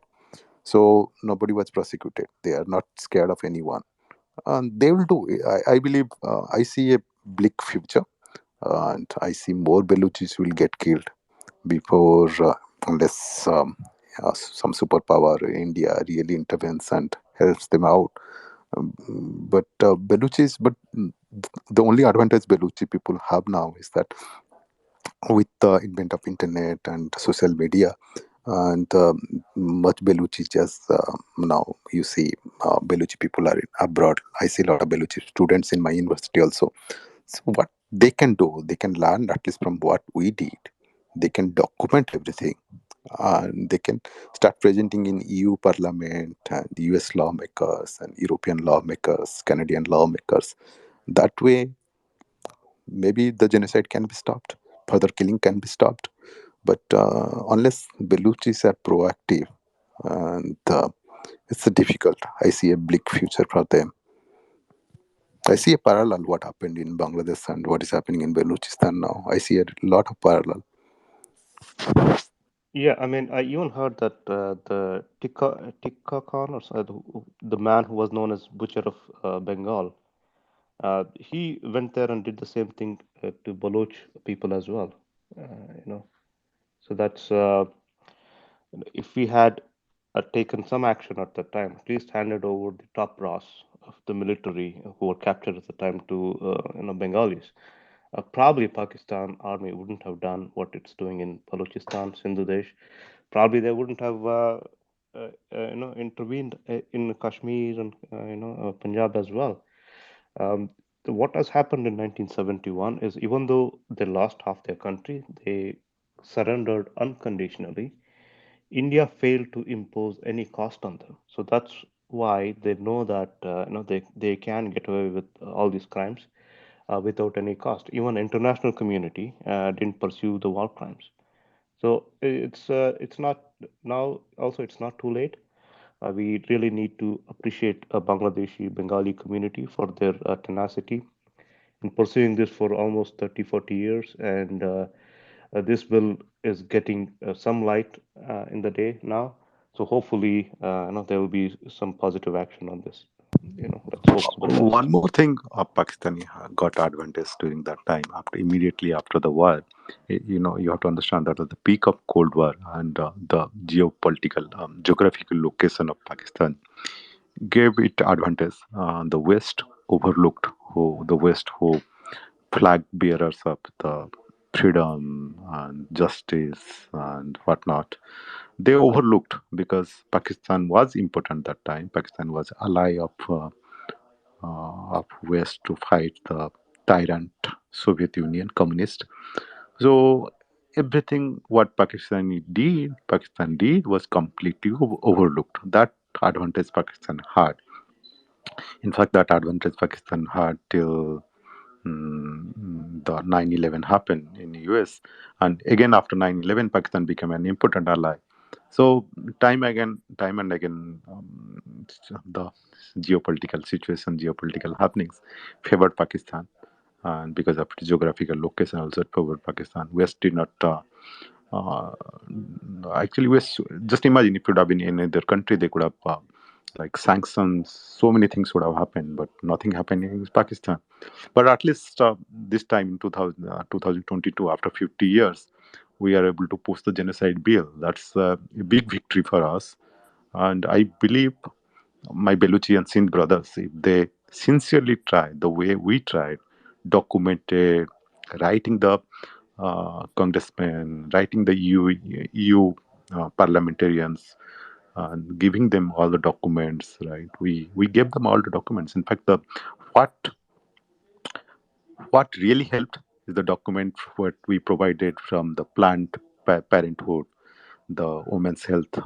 That document actually really helped. The doctor's testimony, the doctor's logbook, where he actually when he was writing his patients' names and what medicine he gave. So that helped some of the then prosecution of Bangladesh courts. So Bangladesh courts also prosecuted some people. Their testimony it helped. So Baluchis can do that actually, and I think it's not late. So I'm hopeful that we can prosecute. Thank you. Yeah, thank you, Professor. G. Murthy ji, you have any questions? Go ahead if you're here. I'll talk later. Just give me a few minutes. Okay, sure. Yeah, Kidon, welcome, my friend. I know you've been trying to come up for quite a long time. Yeah, go ahead. Okay, sir. Thanks, Professor, for your information, sir. I want to say my family fled from Bangladesh on 1965. My family faced the genocide. So my father from Kishoreganj, from Mymonsingh, and my whole family just fled when local Muslims, not I'm not going to call them Rajakars or Pakistani army. They were local Muslim who were attack us, and my family fled from Mymonsingh on 1965. So I agree with some point of professor, but not all, because I'm trying to say local Muslims, local Bangladeshi Muslims also involved in this massacre, not only Pakistanis or not only Bihari Rajakars. They formed Al Badr or Al Shams, the militia group to attack Hindus in Bangladesh. So we know what happened, and it's still happening. My some of my family members still live in Mymonsingh, and they want to come to India as soon as possible, because when when I want to say when they say let's kill all Hindus, you will see Jamaat-e Islami, Awami League, and all other political parties join hands. It's not like only Jamaat-e Islami doing that. All they are all same. Okay, I want to say they are all same. When it comes to killing Hindus, they all join hands, and I can prove that. I also documented that, and I posted some of their videos on my YouTube channel. So I just want to say it's not all about Pakistanis. Local people also involved in crime against Hindus. And you can see that when our Prime Minister, when he went to Bangladesh, local Muslims started a riot, and over 10 people killed that time, only one day. Jamaat-e Islami started that riot, and Modi ji landed in Dhaka. So that's all from me, sir. Yeah, Thank you. thank you, Kidon. Yes, Professor, this is seems to be the common theme, at least of late. Maybe at the time of the liberation and soon after that, there was probably some bonhomie. But if you look at the current times, it's very alarming if you're a Hindu in Bangladesh. And what's your thoughts on that? What do you think is the future of Sandeep, Hindus in Bangladesh? Yeah. If you permit me, Yeah, I'll just Abhijit, yes, I will. yeah, I'll come to you. Let the I'll just professor answer. it's just a rejoinder No, no, that I wanted to add. no. Yeah, If I'll if come to you, Abhijit. Just let the professor speak, then I'll come to you. Yeah. Like, I agree what you are saying. I completely agree. The society, see what is happening outside, right? It's a reflection in the Bangladesh society, right? I told you the same thing. Like a small kid, whenever he goes to madrasa, the teaching what happens in the teachers came from the same institute. Most of the teachers are trained by the Central Indian Institute, one or two institute. So the teachings are anti-minority. There is absolutely no respect for minorities' lives or his culture or anything. Imagine like in a madrasa if they taught like those who pray statues, murtis are devil worshipping, and my religion is the superior religion. All other religions are inferior. What happens in society like Bangladesh, majority people are poor. Very few people can afford to send their kids to um, a convent school or a modern school. So most of the family they send their kids to madrasa, and when you grow up, people learn this kind of things. This is what you become as adult. This is what you do, right? No, absolutely no respect for minority and his culture and his or her way of beliefs. And unfortunately, this is the idea that more and more people travel to Gulf. When they return from Gulf, they bring back this idea, hardline Islamic idea, and they don't understand. But this is unfortunate, but this is true also. And it's not only Hindus who died. Like I can say that I have many blogger friends recently in 2010, 12.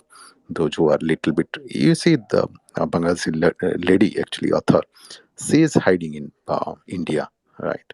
And Taslima Nasrin, she is hiding in India. She's a Muslim. She's She not, just wrote. yeah, she's not in She's India. okay. She's in Sweden or somewhere. She like frequently goes from India to Sweden, Sweden to India. Her life is in danger in India from some of the Islamic parties. Like so, it's unfortunate, but I agree it's true. I don't know how to stop it. I like. I'm sorry. What is happening? I must say I'm sorry. Yeah, I mean, Professor, I mean, yeah, we understand, what's happening now, but again, we all have suffered because of this ideology, whether it's Bangladesh or whether it's rest of India or the rest of the world. But again, let's bring the focus back to the 1971 and the genocide and the aftermath and the lessons that could be learned. And more importantly, let's kind of brainstorm and have uh, the current situation in Balochistan and Sindhu Desh. How can these people take the same steps that have been taken by Bangladeshi people to bring this bill to recognize the genocide? This will be helpful not only to India, for the entire world.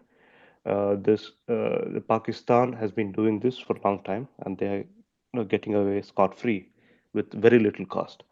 So the more we focus on this issue, the better it is, and more uh, it is known in the Western countries.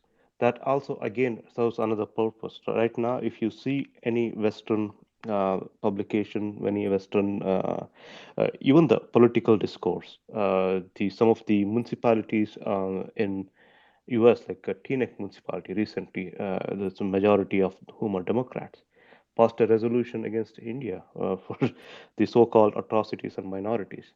But we don't see anything being passed at that level on things that have happened in Pakistan, uh, things that have been done by Pakistani army in the Bangladesh, which there is plenty of evidence to show their atrocities, but that's not talked about. So that's the reason why we kind of having this room to bring focus to 1971 and Pakistan's role and the forgotten genocide and how that genocide is now being recognized, and also how that lessons could be used to highlight other genocides that are being done in Pakistan right now. Yeah, Abhijit, you want to say something? Then I'll go to G Murthy and then Mayaji. Yeah, I understand the way the professor, dissected that this 1971 fiasco. Okay, that's fine. But Professor, my family also belongs, I mean to say, from Narayanganj. Okay, that's north of Dhaka. So just I couldn't understand post this Irshad era. Okay, this the rise of Islamists. Why was it so? Is it? Can you just brief us on that part? This fallout of war, or what exactly led to that? So, rise of Islamist is directly related to the Gulf money, right? Directly related to the Afghanistan war, and directly related to. Remember, like most of the Maulawis to Pakistan still till today, and most of the teachings, they come from the Deoband school of Deoband, and if you understand correctly, and Deoband is the idea of Deoband was behind Taliban also. So the ideal is one, the teaching, the headmaster you can say Deoband, and the people got teaching from Deoband. They came to different madrasas, and Gulf money started pouring in, and those are responsible for militarization of Islamic society. And so it's a reflection, right? You now a country is not isolated, and people who went to fight Afghanistan war, and there are some Bengalis definitely went, and when they came back, they started spreading that ideology. And the Maulavis from Deoband who are taught in remember, you remember this thing, most of the Maulavis in Yeah, I was Pakistan. shocked with that blogger Abhijit Roy's, Mm, in yes, yes, 2015 when he was mass yeah, human rebuild. yes, It yes. was really very, very shocking. Yeah, that's true. Actually, there are hundreds of bloggers that were hacked in Bangladesh. Actually, it's not one blogger. See, and most of the Maulanas, Mr. San, you will surprised to know your government has never stopped it. Most of them, just like you have Harvard or Oxford for for Islamic subcontinent, you have the biggest university is Deoband, right? Most of the Maulanas goes to Deoband, or most of the teachings who give to Taliban, who give this Islamist from Deoband school. So your government never stopped Deoband. Deoband is still functioning. So Deoband is the, you can see that's the Oxford of all this Islamist, actually. Oxford or Harvard of all the Islamist, actually. So, and second thing is Gulf money, right? And if you, when I was growing up, there were very few mosques. Like you get up early in the morning, you hear one or two mic sounds of Ajahn.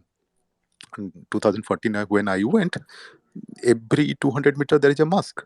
And and what they teach in the every 500 meters there is a madrasa, and what they teach in those madrasas, it's anti-minority hate, Islamic supremacy. So and government allows it. So it's unfortunate, but it's true. Actually, we have to tell the truth also at one point of time. Yeah, Professor, I totally agree. The consecutive governments in India have been complicit in just ignoring what goes on in Deoband. Even, I don't know if you, how many of you have seen that interview of Arif Muhammad Khan. I'll try to, ping it to the room. In that, he says that, he opens up the Deoband curriculum, he reads from it. You see, in that it says a Muslim can invite a non-Muslim to Islam, and if he refuses to come to Islam, he can declare a war on them. That is in the curriculum of Deoband. That's one of the things he pointed out.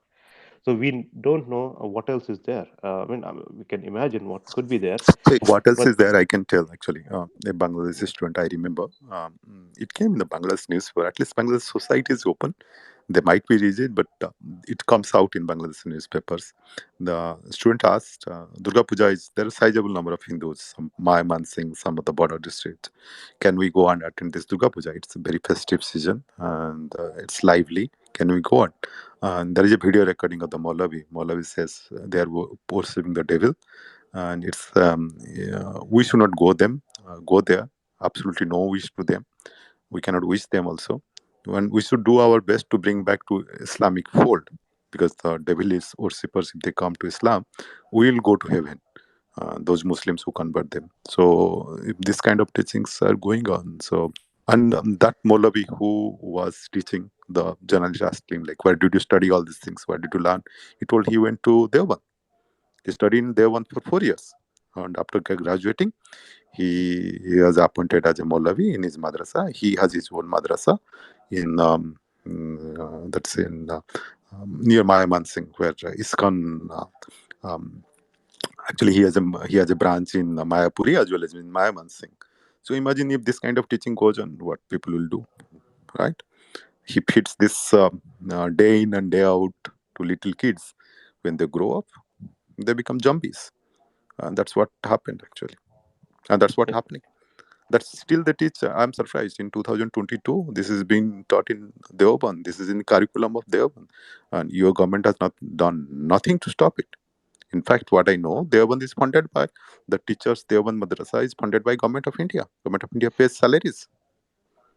yeah, So, not only that, in various states, these Malavis who are trained in Deoband, they get stipend. In Delhi, Arvind Kejriwal gives them like 10,000 rupees a month. as they're considered as teachers, all these Maulavis in the mosques. And in West Bengal, the Mamata Banerjee gives them stipend. I think in Telangana also it's given. Yeah, we So are my funding point is our own simple. Like, destruction. before you blame us, so you should also look back and you should also question your government, right? What are you doing? Yeah, absolutely. I mean, this is a global problem. This is not isolated to one country. And yeah, Devan is the Gangotri of all this ideology, at least in the subcontinent. That's where all the Maulvis get trained. And there is a very good case to examine the curriculum of Devband and make sure that all the hate things that are taught are expunged. These kind of things should not be allowed in any civilized society. We cannot let anything like this nonsense, go by in the name of secularism. I totally agree with you. Yeah, yeah. Jimurti ji, and then Maiji. Jai Shri Ram, everybody. Jai Shri Ram. No, I just wanted to say thanks to Sanji and Mayaji, and thank you, Professor. Thank you for alluding everything. But I just wanted to ask you: will I be wrong if I say out of there were about 10 million refugees who were fleeing Bangladesh in 1971 when they were fleeing? So out of the 10 million, 8 million were Hindus, and out of those 8 million, about 2.5 to 3 million, the slaughtered people were Hindus. So one is that, and the other thing I wanted to ask, and if I remember, the Pakistanis had labeled their houses and their homes with the letter H with some paint so that they could make sure that this was a Hindu house, and that's how they would create a genocide. So one is that thing which I wanted to point out, and if I remember very well, 1971, that's how RAW came into being, and that's how RAW became very active in KN Rao and the RAW team of India, and they saved Mujibur Rahman because he was supposed to be assassinated then, and that's how we assisted. And besides that, if I'm not wrong, Mujibur Rahman still was a part of Al Bakr team, which is, what we call the Islamist jihadist team. So he was part of that Al Bakr team. So one is that, and the other thing I wanted to ask you is that, do you really think the education makes a difference in Islamist nation? Because for me, the definition of kafir will not change because I come from Kashmir, so I have lived with people which are which are Islamic, and with 19% population, more than 90% of the population. So I know them. So education really does not make a lot of difference in most of the Islamists. I'm not saying about. But 80% of the Islamists do not agree, even if they are good doctors and they are good scientists, good engineers, because we have seen that when the doctors refuse to treat uh, the non-Muslim patients, so that is bad. So this is what has happened, and even today, the terrorism in Kashmir is sponsored by Indian American Medical Council, which is the biggest contributor still at the moment, and if they do not believe in education. So you see, this is where I want to come in, and has been a problem because this is the innocence and ignorance at the hands of non-Muslims who are not aware of the actual facts. The actual fact is that the definition of kafir is not going to change. The definition of jihad is not going to change.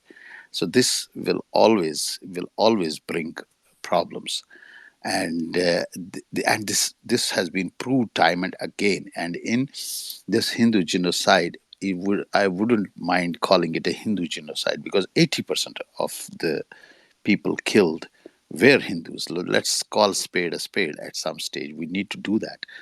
And the problem with somebody asked about, and to San's knowledge, Kejri Din gave 101 crore in 2021 to the Maulvis last year. Only 101 crore. That's the amount of money he gave to Maulvis. So I agree with Professor that yes, we in India are supposed to be blamed for this because we have been always, like you rightly pointed about uh, this Gandhi, what Gandhi had done.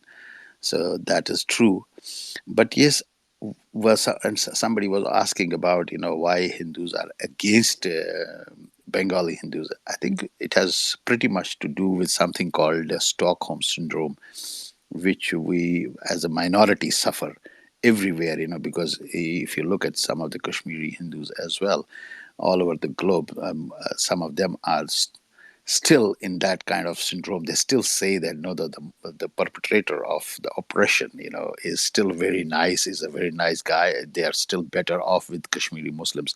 So it is the same thing with Bengali Hindus also. So that's what I would say. But I am strongly objecting to this thing that the education really makes a difference, because education in this class, in this section, I do not know, because if you look at, I mean, whatever, so many educationists and who are propagating this war.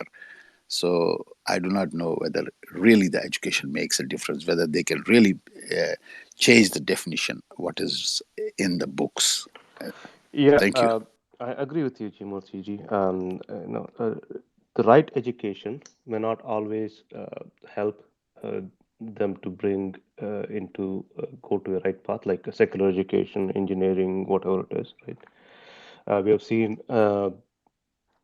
instances where highly educated people have become terrorists. Sardil Imam is from Al IIT Zawahiri, Mumbai. See, yeah, Sardil Imam is from IIT Mumbai. yeah, Sergil Imam, even the most famous one, Bin Laden was an engineer.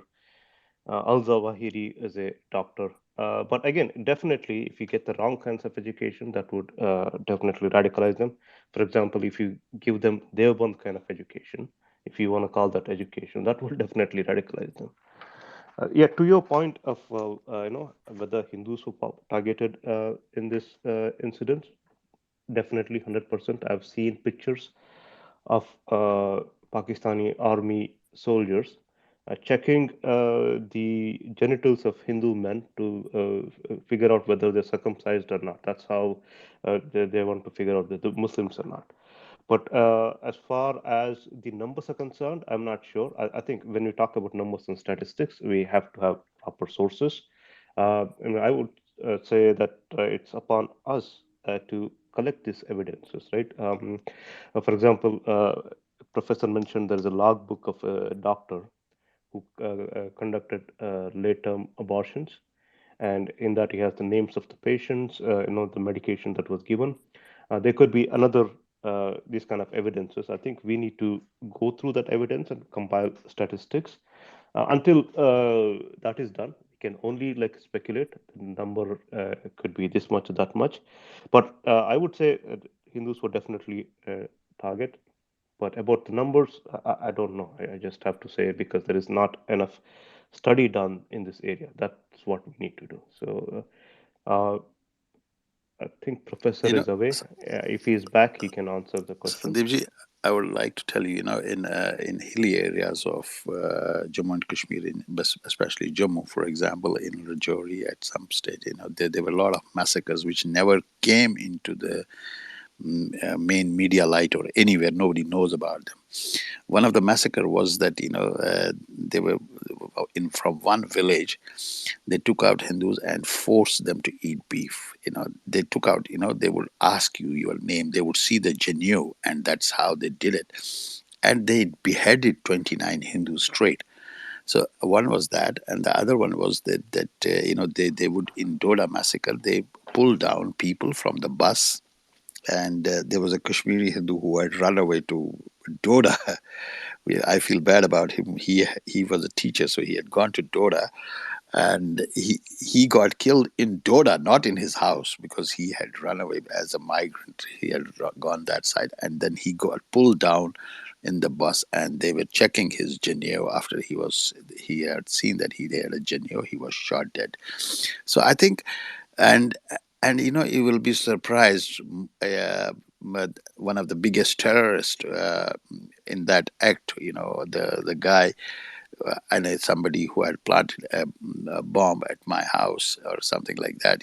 He was a topper in matriculation. He had topped the list. He was one of the toppers. You know, I mean, I do not know really. I do not know if education really helps them because we didn't have Deobandi schools in Kashmir at that point of time when it happened. He also got killed later on. That's different. But what I'm trying to emphasize here is that I mean, blaming squarely that there is some certain type of education because Professor Kitabi is a different man altogether. But most of the educated Muslims are not like Professor Kitabi. That's one thing which we must acknowledge. I want to say thanks to Professor and extend my thanks to Sandeep ji also. Yeah, G Murthy ji, let's not delve Sir, into the I want personal to ask a opinions. question to Professor. Sir, I Yeah, want to ask a question to Professor. Sir, yeah. Professor, Kidon, do you? Kidon, Ha ha ha. Kidon. Professor is away. He will be back. He just messaged me. So Yep, hold on to just your give me question. 5-10 minutes. I'll come back. Yeah, You can Professor will continue. come back. He will Okay, answer okay, okay, all your sir. Okay, questions. Just okay. hang on for a second. Yeah, let's. I mean, let's try to. Sandeep, just a thing. Well, Yeah. we were Can I finish, just Abhijit, before I go? just a second, Sandeep. We have we released those 93K Pakistani soldiers, but it's I think it's the right forum. We couldn't even get our 53, and we never talk about it. They are the forgotten people, uh, our Uh, soldiers whom we left behind. yeah, I am aware of that. We will be holding series of rooms. December in the December month of December to coincide with this war. We plan to go over all these aspects. Yes, definitely, it's on my mind. Yeah, Mayaji, go ahead. I had actually a question for him, but anybody can answer. Doctor is not here, so the point here, that I had been thinking about is I'm not sure about the sequence of events, so you can correct me. When these 93 soldiers were sent across, they were allowed to pass through and they were taken care of. It was just not like they were, left alive and now you do fend for yourself. They reached their homes, and Indian Army did it beautifully. Why couldn't at that time? I mean, nobody could convince the then Prime Minister to take back what is now POJK, or was it later? I don't know. I'm just thinking because I think I have forgotten the timeline. I don't recall it. Or couldn't they have negotiated to take back the POJK instead of those 93? No exchange. Or am I completely wrong? The timelines are different. Please, No, if anybody I knows. can answer it. I can answer it. I can answer it very well. If Sandeep ji, am I allowed to answer? Yeah, of course, go ahead, Murthy. Mayaji, the problem was, we unfortunately in India we had a very skewed mentality.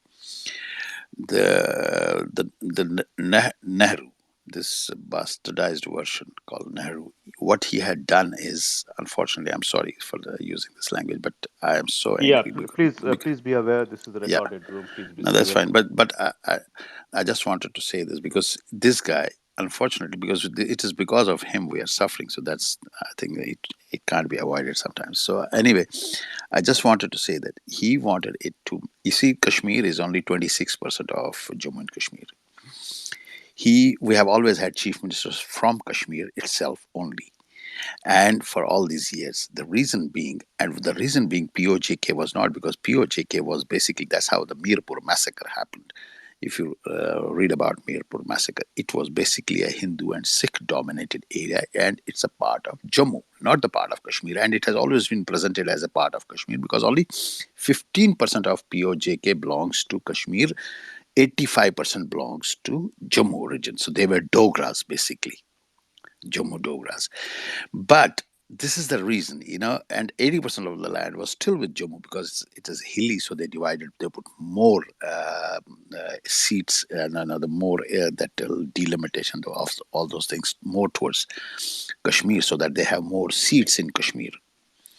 That's how he divided. That's why they wanted to persecute Maharaja Hari Singh. That's why Ramchand Kak had to leave. Those are some of the reasons why he did it, what he did, because he considered Sheikh Abdullah his brother, and that's why Maharaja Hari Singh was not allowed to sign. He wanted to come. He had the accession to. He wanted an accession with India at that point of time with Bharat, but he refused. He consistently refused. Nehru was consistently refusing it. The reason being, he wanted it to be a Kashmir-centric politics. He wanted. That's why Maharaja Hari Singh, once he left, he all along lived in Jammu. He never came back. He lived in Mumbai. He never came back to Jammu and Kashmir. That's what till his death for last 10 years he stayed back in Mumbai. And what I'm trying to say is that this was a Kashmir-centric politics, and that was a policy adopted by Jawaharlal Nehru, and it was carried on by Indira Gandhi, who was the direct descendant of Nehru. And this is what has happened. I think that's what we have to understand. This is what they did all the time. They did it, and she never wanted that land because that would give less power to the Sheikh Abdullah dynasty, and that's exactly the reason why they did not take POJK. While as in 1971 we had already won it, even in 62, even in 65 we had won it, but they never wanted it because first it was Nehru, second it was Indira Gandhi. So they considered Sheikh Abdullah as their own instead of anybody else. And we always had chief minister from Kashmir. It was every fund, Jammu and Kashmir is Jammu and Kashmir. It is not only Kashmir. That is what people have to understand. And it has always been Kashmir. Every fund has been going to Kashmir, and Jammu remained dilapidated only because the whole fund used to go to Kashmir all the time. And that is the truth, which they are not ready to accept, but that's the fact. That's what happened. And this is the reason why they didn't want to take a POJK. Yeah, what you said, Jimurti ji, makes perfect sense. That was the reason why Sheikh Abdullah uh, maintained stranglehold on this entire region of Jammu and Kashmir and Ladakh as well. Even though his writ only ran in Kashmir Valley, it didn't extend to outside that area.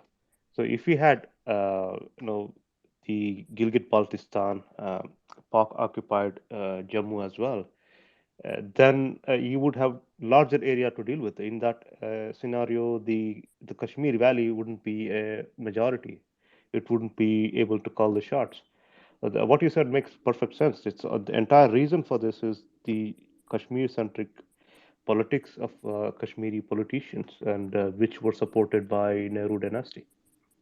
Gilgit Baltistan was a part of Maharaja Hari Singh's domain. It was ours. Yeah, It absolutely. wasn't. Yeah. It didn't belong to Pakistan. But that is the reason he never wanted Maharaja Hari Singh, and he threw out Maharaja Hari Singh. So Maharaja Hari Singh knew that he cannot accede to Pakistan. Not that he was deciding, because Nehru was not allowing him to do it. That was a problem. That he had serial discussions, but he was not allowed to write the accession to this. And this is what Nehru did deliberately. But Gilgit-Baltistan belonged to Kashmir. It was a province of Maharaja Hari Singh up to Aksai Chin and Tibbatabad. Yeah. And Pakistani क्या बोलते हैं? Pakistanis बोलते हैं कि before even it was Gilgit Baltistan was handed over by the British before the conversation of accession happened. तो उसके पहले तो तुम्हारा right ही नहीं है.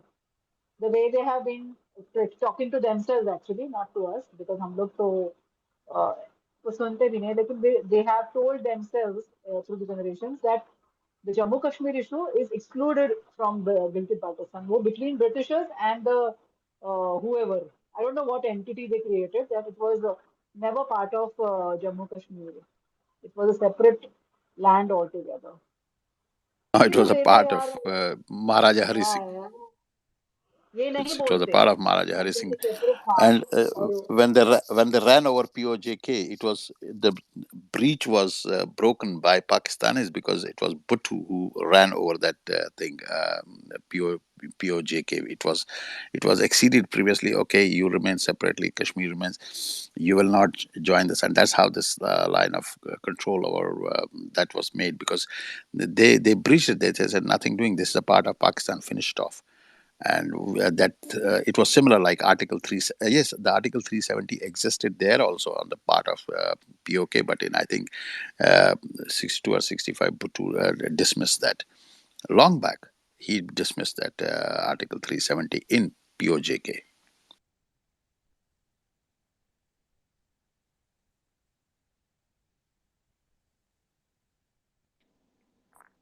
Professor, please let us know if you're back. Meanwhile, Abhijit, you wanted to say something? Go ahead. No, no, no, no. It's absolutely fine. I was just thinking. I was just going through my grandfather's diary also, nothing else, because we left everything, and I think Professor must be knowing the place. He Narayan Ganj and that Dhakeshwari cotton mills. That's it. It's okay. It's fine. Yeah, really sorry to hear that, Abhijit. Hopefully, somehow you get some strength to cope with this thing. I can't even imagine how difficult it must be for a family to move away from their property, their livelihood, everything, and start afresh. Can understand Sad. the pain. It's really very difficult, to get uprooted is something. I woke up, early morning, and I was dreaming that I was in my place, in my native place. Mayaji knows Bantu's one of his brother. He was a fast bowler in my in our where I was living. I call him and I tell him, hey, people don't know that you are a fast bowler. You're gonna break their legs. So we were playing cricket. I'm dreaming of that place, and I woke up and I said to myself, look, how come I am still dreaming of that? 3 generations now, and I have seen it. Like, my grandfather died, my grandmother died in exile, my father is still okay, but you see, when we never went back.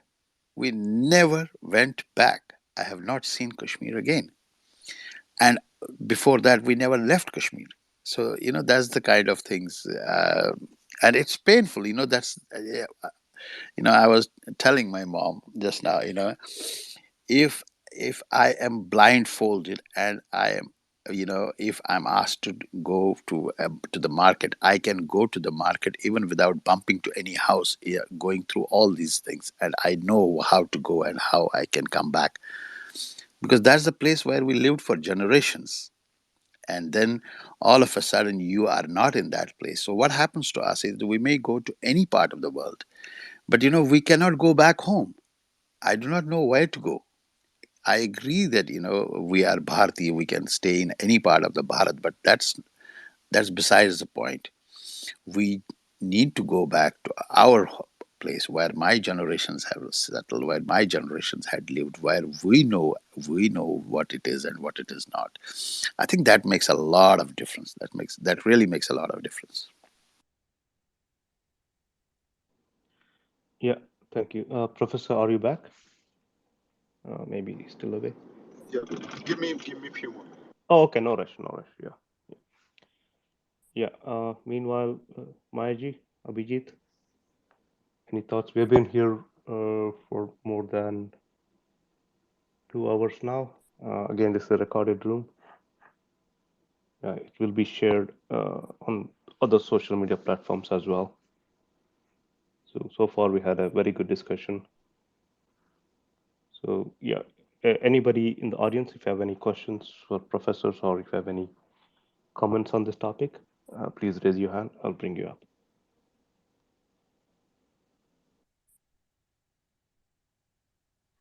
So this Raja I Munib has have left the room.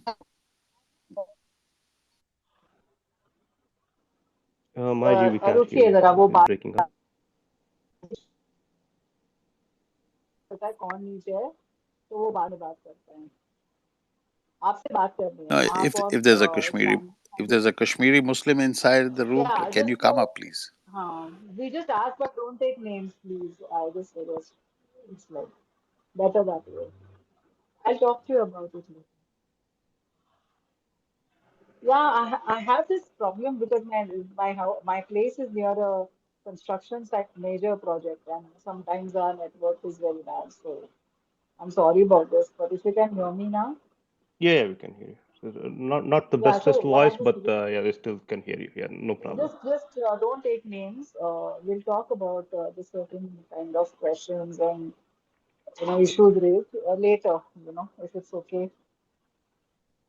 Yeah, So sure. I had a question because if it is all connected and nothing is isolated. And I almost heard 5 times Dr. Kitabi saying that your government, your government. So I'm going to say one thing. Government was always like this, and the Devbandas always worked on what they had to do. Are the people so gullible that they who were talking in Bengali, they spoke in they listened to Rabindra Sangeet and all those Bengali values, Bengali ethos, which everybody is proud of it. All Indians take pride in it, but they dropped everything, and within less than 70 years, they have become completely arid to the extent that for Eid, they want to bring camel and eat camel instead of any chicken or this. So it's very very weird. How can everything be because of government? Because government तो हमारी हमको पता ही है. अभी अभी जी मूर्ति जी बता ही रहे थे कि हमारा कितना सारा नुकसान हो गया. लेकिन ये लोग कहाँ से ऐसे हो गए कि इनके पास पानी बहुत है, मछलियां बहुत है, लेकिन ये कैमल को लाके उसको हलाल करते हैं और कामिल को खाते हैं और इनके बीच में ऐसे हो गया है कि ये लोग जोल नहीं बोलते अभी आजकल पानी is a different word it comes from north of India and almost Urdu तो पानी बोलना है जोल नहीं बोलने देते जोल के हिसाब से उन्हें पूरी अपनी पानी नहीं आब द बोलते हैं आब कल्चर आब आब. Really, I'm talking about what is happening in Bangladesh because I have a very good friend, and this is she's not able to join here, but the kind of points that we have discussed, I'm going to bring it here. So one thing is that they have completely cleansed the culture of Bengal. तो अगर उनको हिंदुओं से problem था ठीक था लेकिन वहाँ के बंगाली जो मुस्लिम थे उनका भी तो एक अपना कल्चर था जैसे हाँ हमारे साउथ महाराष्ट्र में भी कोंकणी मुस्लिम्स है of course they are all having now go through another transformation which I have not seen because I have not visited that area recently. But 10 साल में बहुत कुछ है लेकिन ये तो 70 साल में इन्होंने सारा का सारा मतलब they are so Arabized clothes names अलहक जैसे वगैरह कुछ नाम के होते हैं ना जो वो सब डाल दिए उन्होंने पहले इनका होता था कि जैसे पूर्वी नाम है पहला नाम पूर्वी है और बाकी जो है उनका लाइक पूर्वी रफीक ऐसा कुछ है ना Indianise names now they don't allow this is completely gone वो जो उनका मतलब जो सिंदूर लगाने का या टीका लगाने का या बिंदी लगाने का था वो बैंड हो चुका है you can get literally they send hate messages to these people who in remotely their manner have anything Bangla so they are erasing it and it is now I mean मुझे लगता है कि government की गलतियां होती ही रहती हैं लेकिन इनका जो द अलाइनमेंट विद सुन्नी प्यूरिटानिकल इस्लाम इसको आप रोक नहीं सकते हो वो किसी गवर्नमेंट के हाथ में ही नहीं है मुझे नहीं लगता कि इंडिया के हाथ में है वो जो पॉलिटिकली करते हैं वो तो करते ही हैं लेकिन 24 घंटे तो नहीं होता है बच्चा 7 साल का पहले मौलवी से मिलता है वो देवबंदी हो या कोई भी हो उसका भाषा वही होता है तो मुझे ये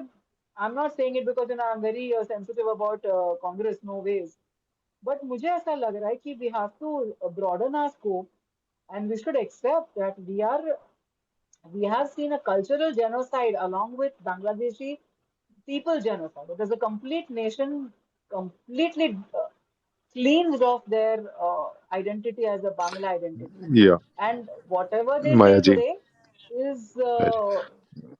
much more, as in the genocide is one way that they are killed, and they were attacked for their ethnicity and their race and their language.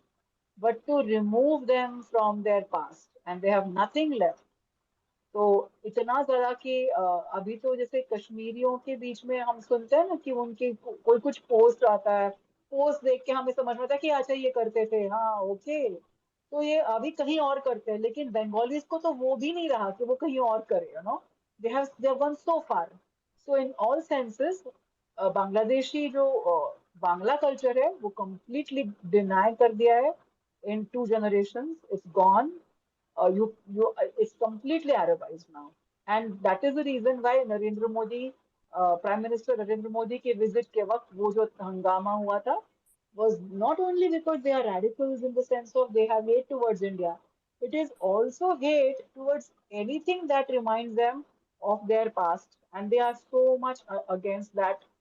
तो मुझे वो बोलना था कि इट्स नॉट जस्ट दिस कि उत्तर प्रदेश का, इट इज यूनिवर्सल नाउ.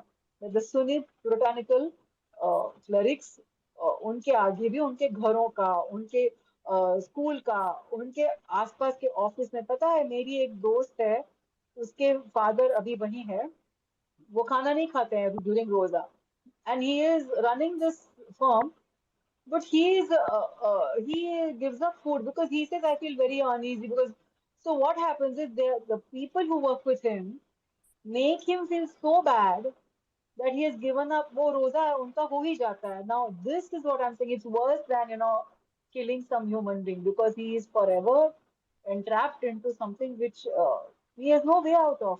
आप घर पे किसी कोई गुजर जाता है, आप होम नहीं कर सकते हो, आप श्राद्ध कर ही नहीं सकते हो, क्योंकि आप करोगे तो आपके घर पे अटैक होगा, पत्थर फेंके जाएंगे, ये तो कॉमन है पत्थर फेंकना. सो आप श्राद्ध नहीं कर सकते हो, आप होम नहीं कर सकते हो, आपके घर से पूजा की घंटियां बजती है वो नहीं होंगी. So you understand that people who left, who I think in some certain ways genocide के levels में जाओ तो जो people who got killed and they were not given a the suffering ended with life, they were not raped, trapped, they were not taken hostage. इतना ज्यादा torment and the pain is so much of a higher level कि वो जिनको पहले गोली मारी वो तो शायद बहुत ही लकी था, जो थोड़े दिनों बाद हुआ उसका तो सफरिंग बहुत ज्यादा था. लेकिन the psychological, because in 2022 we should also be asked to extract the cost of suffering, emotional, mental, social, cultural, everything in every aspect. I'm saying these things because when you make your position to whoever your lawmakers are, you speak the same very language which we keep listening every day, but you deny to ourselves. We don't, हम बोलते हैं ना सबको परोस रहे हैं, खुद को नहीं हम परोसते. हम खुद का जेनोसाइड का कभी डिस्कस ही नहीं करते, हमारे खुद के सफरिंग्स को हम एक्सप्लेन नहीं कर पाते, इतना इतना आर्टिकुलेट होता नहीं है हमारा, because we are so use to thinking that ये हमारे साथ हो गया बिकॉज हम रिएक्ट नहीं कर पा रहे हैं. तो हमें रिएक्ट करने का ये मौका है. तो ये मुझे कहना था कि language, culture, food, no camel has gone from Arabia to Dhaka to die, but he's nowadays they offer sacrifice of camel on Eid. So just want to say this and I'm done. Thank you, Yeah. Professor. Thank you, Sam, for doing this because it's a very difficult topic. And I wish we had some Bangladeshi Hindus talking today, but it seems difficult. I just want to say one more thing before you end this room. Please pray for the souls of those many Banglas who lost their life last year in November, through the November month. उनके घर जल गए, 500 से ज्यादा मंदिर जला दिए गए. तो उनके लिए थोड़ी सी कुछ एक just pray that they at least get some justice because वो अभी अभी हुआ है. उसके लिए 70 साल या 50 साल पुरानी बात तो है नहीं, बट उनके लिए भी कुछ सोचिए आप. See, I agree with you, Maya. What you are saying is correct. Okay. So what happens, right? Somehow the Muslims of the subcontinent, they have this inferiority feeling that we are lesser Muslims. They always want to compare with Arab Muslims. So you see the Why is most of the everybody silent?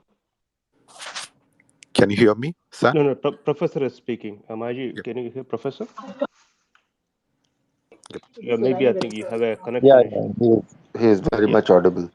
Yeah. yeah. Go So ahead, Professor. Yeah. so what happened was that somehow unconsciously or consciously, we Muslims of the subcontinent, we tried our best to look, um, eat culturally how Arabs look. Okay.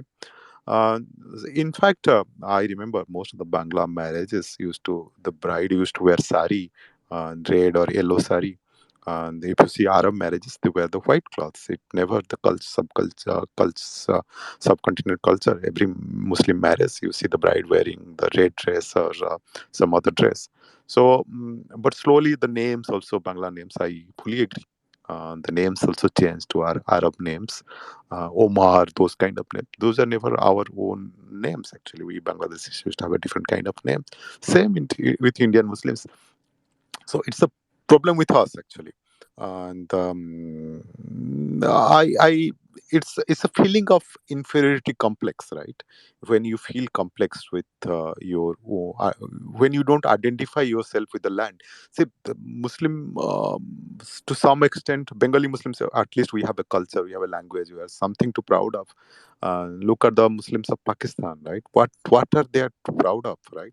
They appropriate the like they started calling the Uzbeks who came, Babar and all. They started claiming them as their own, and they appropriated Persian language. They appropriated everything. What is Arab? They started calling themselves as Arabs. Also, you speak to most of the Pakistani, they will tell that their forefathers were Arabs. Their forefathers were not in from the subcontinent. And those kind of things are still not happened in Bangladesh, I must say. They don't tell that our forefathers are Arabs, right? They told we are just come accepted Islam 500 back, 600 years back out of love or out of fear, or whatever you can say. So that's still a difference. But yes, I do agree to one extent that it's the complex of Indian Muslims, and somehow they think that Arabs' culture, language, everything superior. They are always want to identify, just like anything happens. Like I see a lot of Indians, they try to identify themselves with European culture, European language, American culture, American language. The same Muslims are doing. It's unfortunate, but it's true. Actually, I must say. And I agree with Mayaji, when the Mayapuri attack happened. And in fact, Mayapuri is the ISKCON headquarters. And you'll surprised to know Mayapuri arranges this Ramadan dinners and all during Ramadan after like after you breakfast, you go for the these dinners. Mayapuri temple used to arrange these dinners actually, and the temple used to feed the poor Muslims, poor Hindus, whoever. Anybody can come and eat that. Every day they kind of have this langar every day evening. And one fine day, though the Mayapuri whom they are feeding, they attacked Mayapuri temple. And ISKCON headquarters was attacked, and the attack went on for 3 days. It's unfortunate, but it's true. And you must that's what I was trying to highlight, right? So the Islamic Brotherhood, the Islamist ideology of radicalized, it's gone to every society, it's gone to everywhere, and the madrasas are the responsible. And I do agree, some educated Muslims have this kind of view, but where you get view, right? Where you get ideas, right? You get ideas from your mm, father, from your brother. You like when you are growing up, when you start developing ideas, 7, 8 or 9 years old, you ask your father, who are the Jews, who are the Hindus, why Hindus are praying Durga statue, why Hindus are praying Kali statue, why their statues are like this. Imagine if your father explains these are evil, they are praying evil, they have inferiority religion, then our religion teaches us to convert them. And even if you are educated, you grow up these ideas. So it's fortunate that I grew up in a Western country, and I went to a convent school in Canada. so missionary school. So I very closely got associated with different culture. In my school, we had Jewish people, we have Hindus, we have Sikhs. So you, unless you have this kind of thing, you don't appreciate others' point of view. You don't appreciate other culture. You don't appreciate other religion.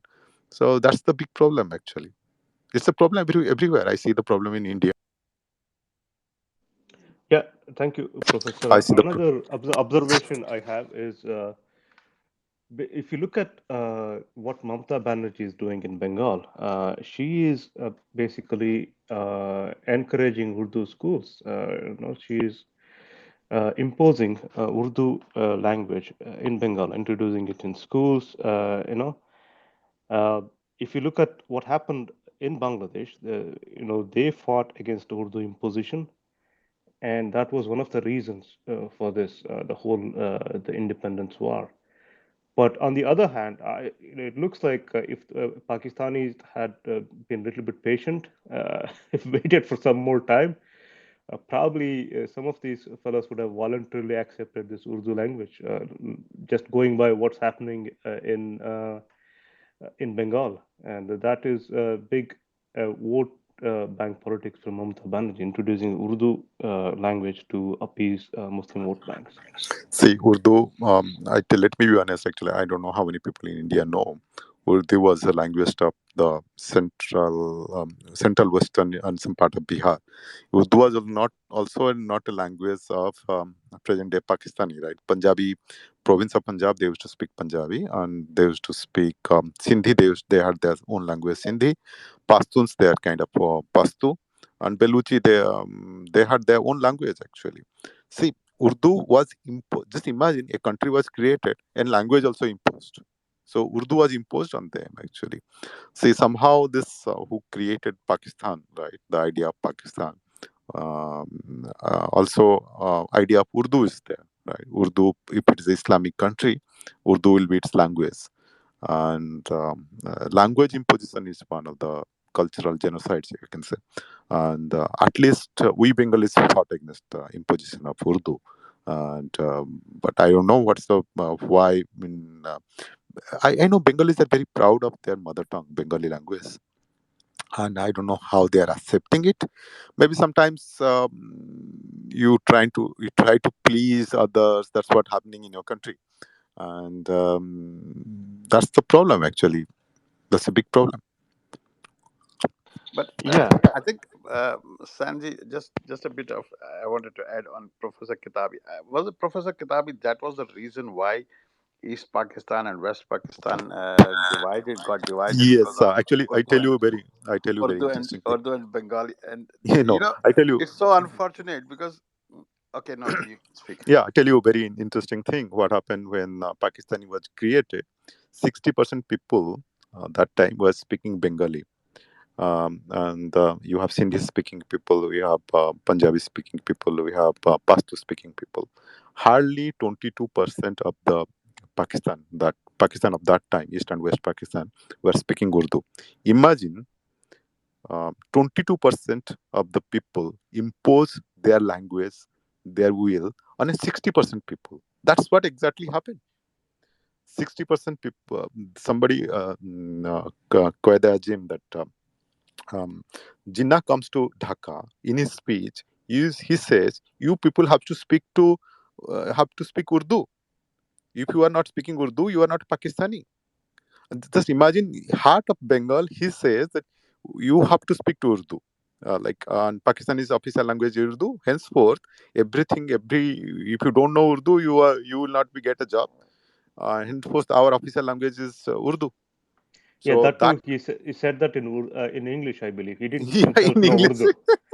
He didn't know Urdu himself. So that's the interesting thing actually. And Yeah, that's one of the trigger. 1955, actually our independence started pretty early. 1955 itself, people got killed because they are protesting against the imposition of the Urdu language. Imagine how it's fair. 22% of the people impose their language on 60% of the people. How is it, like, I just cannot think of. San, there yeah, in the list in the listener panel we have one Gautam Chaudhary who is a Bengali Hindu. right Okay, down yeah, at the bottom. let me If invite you can him. pull him up, it would be great. Sure. He's from Bengal. He's from Bangladesh. Okay, yeah. I'm gonna send him an invite. Welcome, Indik. Yeah, go Thanks, ahead. Sandeep. I just wanted to make a quick point to the question that you raised about the imposition of Urdu in Bengal, because I come from Calcutta myself. I'm born and brought up there, but I'm not predominantly Bengali. Um, this was seen as a move by the Trinamool to counter the narrative of the Sangh Parivar, which essentially wants to create that growing influence of Hindi. So the Trinamool essentially wanted to create the same sort of a sentiment in Bengal, where they wanted to counter the Sangh's uh, sort of what they were doing with Hindi as a language. They wanted to counter it with Urdu. However, in Bengal, it not only backfired from that perspective. I mean, if you look at where they started this particular move in Uttar Dinajpur district and etc. I think there was a gentleman who was killed there. There were protests that were held.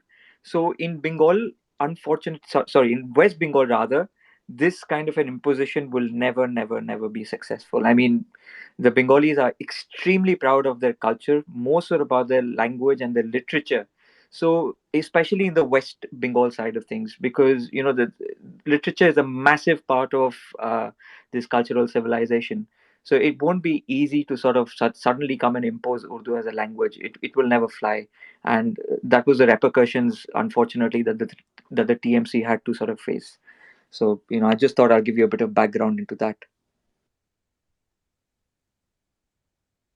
Yeah, thank you, Indik. But if you look at what's happening now, Mamata Banerjee is introducing Urdu. It seems to be resonating with a certain section of Bengalis. That's why uh, she's doing it. I do understand the Bengalis being proud of their language and culture, but there is evidence to contrary among certain sections. They want to associate themselves with Urdu. Look at the Don't forget, Sandeep. There's a massive Bihari population that lives in Bengal as well. So there's people from Bihar. Wajid Ali Khan, when he was brought to Calcutta by the British, all his Khan Sabas and everybody came along with him. That's why you have so many biryani stores in Bengal, in Calcutta per se. So there's a massive. If you look at the areas of Khidirpur, which is Metia Bruce and all of these kind of areas, there are massive amount of Biharis and UPite Muslims who live there as well. So the Urdu will always be there. I mean, the part of Bengal which I come from, which is Murshidabad, my family settled there about 300 years ago. The language that we speak is Azimganji, which is an amalgamation of Urdu, Bhojpuri, and Bengali. It is the most lethal and the most bizarre language that anybody will hear. So the influence of Urdu will always be there in Bengal, unfortunately, because of the historical baggage that it has had to suffer. Yeah, thank you. Kidon, I believe you had a question for Professor. He's back. Go ahead. Okay, sir. I want to ask Professor about Mughalistan project. Sir, do you know about Mughalistan project? Yes, I have it. I read the Bengali language newspapers, like those who publish. I heard about it. So you can explain, like, to our listeners Yeah, what I exactly. just want to explain that I want to know the DGFI, Bangladesh Intelligence, and ISI created a project. They want to create a Islamic state inside India, and it contains Bihar, Uttar Pradesh, and all the region, and Bengal and Assam. They want to create a Islamic caliphate, and they want to change the demography of the states. And you can see that you can check our intelligence report. Few months back, Indian intelligence agency already said demography already changing in Uttar Pradesh and Bihar. So I just want to inform you about that Mughalistan project that created by Bangladesh DGFI and ISI. The both want to create a Islamic state, like Islamic state inside India. No, no, no. The original idea was, as far as I know, the original idea was during 47. Jinnah proposed to Nehru to like to 18 kilometer width corridor all the way from Lahore to Dhaka. Like the corridor will run through central India. It will connect all the way to Dhaka. It's kind of green corridor. It will be Pakistan, and in return they propose that they will give some land from Sindh and Bangladesh side to India. So the original idea was that, and what of this all this idea is like Gajwai in this kind of ideas. Though I keep hearing from Bangladesh, I still subscribes to some local Bangladeshi newspapers, like what comes from um, Rajabans and near Dhaka Chronicles, all these things. But these are all like I ideas. Some people, crazy people, have ideas, but I don't know how successful those ideas will be. Because why in things like that, and I don't know. Except laughing, I don't know what are these and how successful and how serious these ideas are. Yeah, yeah. Go ahead, Vindik. Maybe you have more information on this topic. Indik. No, no, sorry. I wanted to go back to a different topic altogether. What the professor, I think, briefly touched upon. I wanted to talk to him about the Bihari Muhajirs who are languishing in Bangladesh in very, very poor conditions, and what their future is going to be. From a court, from a Bangladeshi court perspective, the courts had essentially given them, citizenship, especially to the ones who were essentially minors. I think in 1971, and essentially who were born before 1971, they were all meant to be receiving Bangladeshi citizenship. But I don't think the election commission did that, and those enrollments were essentially closed out. So even today, there are, I think, roughly about 150 to 200,000 Biharis who are still living in Bangladesh without basic fundamental rights to even vote. So are they seen as the outsiders even today, even after 40 odd years, or Yes. have they been accepted into the society? No, no. Yeah, I don't think they will be. Professor, Yeah. just 1 second. Sorry to interrupt. I just need to say something here. There is a guy called SUP listening in the audience. He's just tweeted saying that I'm recording this stream and I'm going to send it to McGill University so that they can formally request Twitter to identify Assamese person behind Abdul Kitabi as he's defaming McGill University and bring him under the law. Um, Sir, he just a troll. He just a troll. Don't worry about that. No, no, no. I would like Professor Kitabi to announce who he is, and he's not scared by this kind of trolls. So I'm a genocide survivor, so there's nothing for me to worry about. And I have seen this kind of trolls a lot in my life. Like people try to contact my university, contact my department, and people try to defame me, scare me, threaten me. Um, I'm an old man now, so I'm not worried of anything. In fact, I enjoy this thing. That means he's the person who tweeted me. He's validating. Sometimes I surprise, right? We having a space, we having something discussing. Is there impact? So this shows me there is an impact. Okay, unless we know that is it impact is there or not, then this shows there is an impact. And I'm happy that person actually validated us. Right, we are doing this space for 3 hours. How do we know we have some impact or not? So there is an impact. We should be happy actually. I mean, if he has any guts, we still invite him to the stage. We will give him all the opportunity to ask questions, debate, question, as long as he is civil and don't personally insult anyone, right? So I would take that if he doesn't come up, we can conclude that he is a troll, doesn't have much to say in terms of logic or data.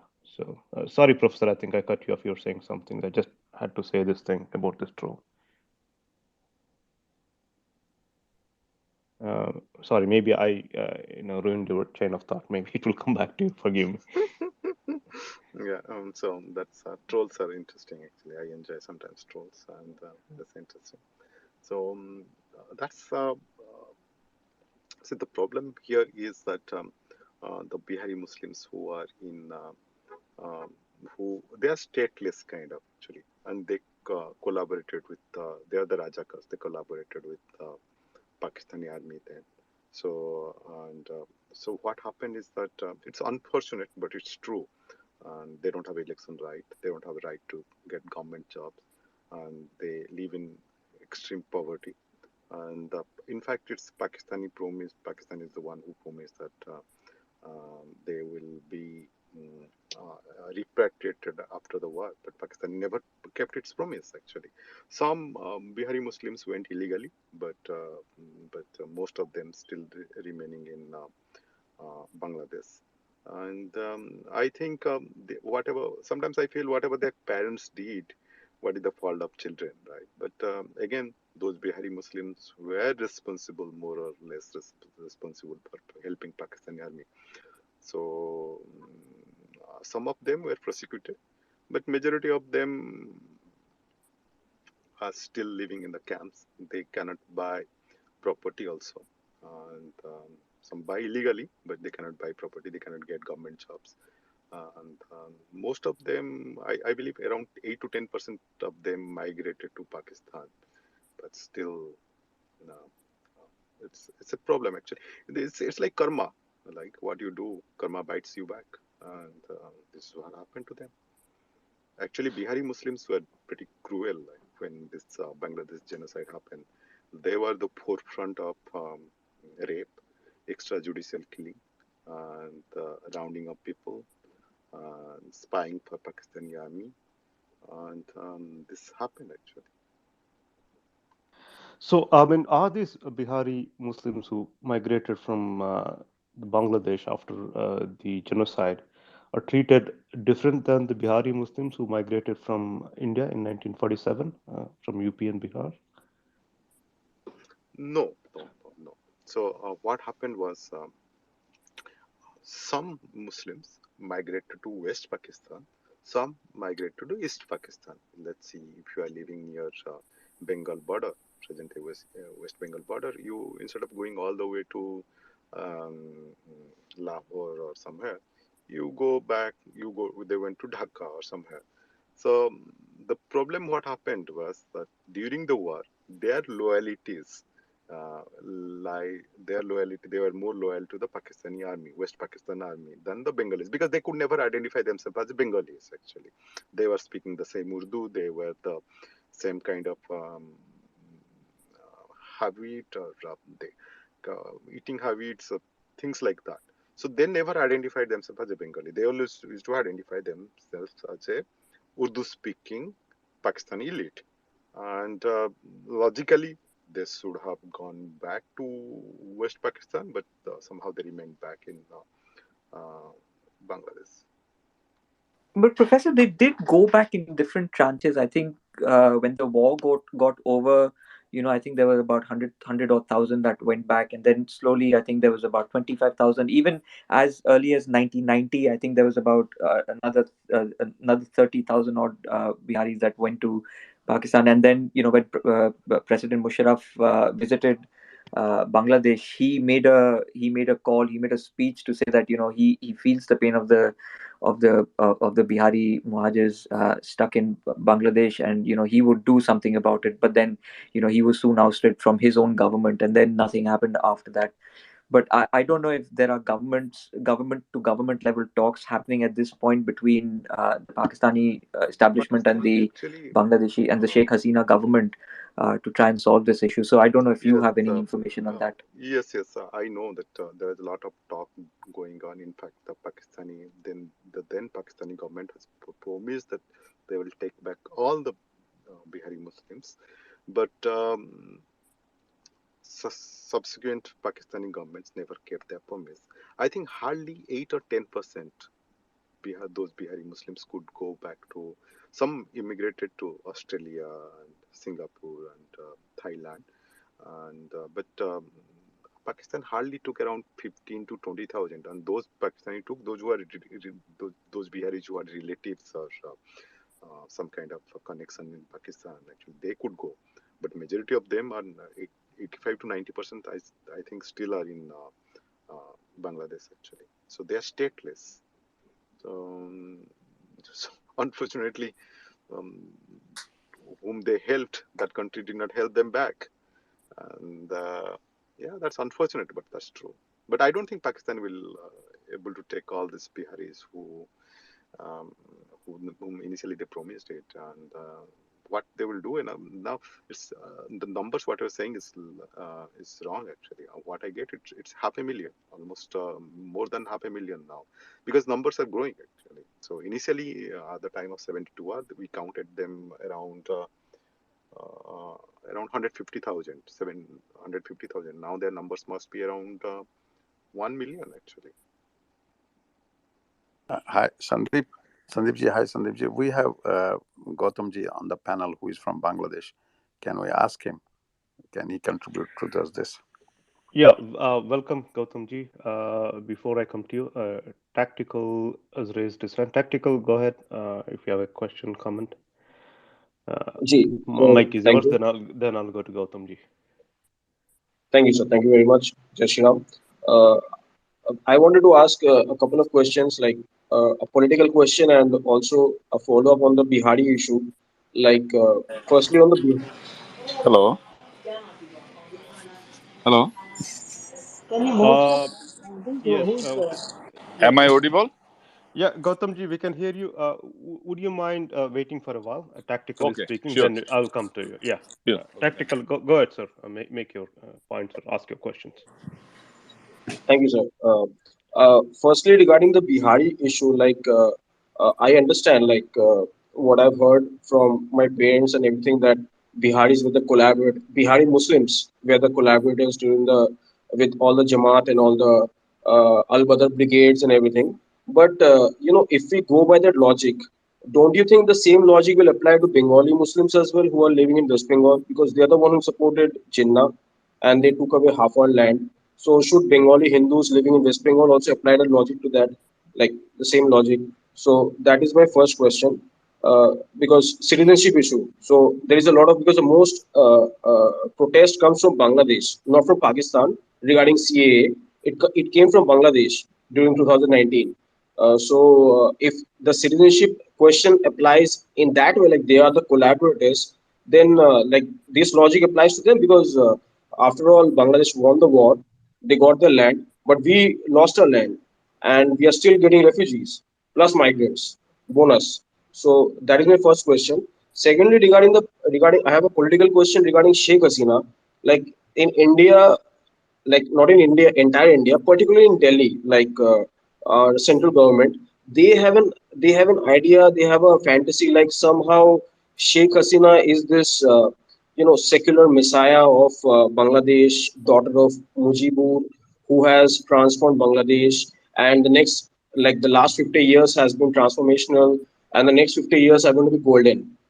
Like but what about all these under elements or all these undercurrents within our own party? Forget about BNP and Jamaat and everybody within our own party who are like saying, who opposes her, like who, whenever there is an attack on Durga Puja or Saraswati Puja, Kali Puja, their own party cadre members like go and give statements against Hindus.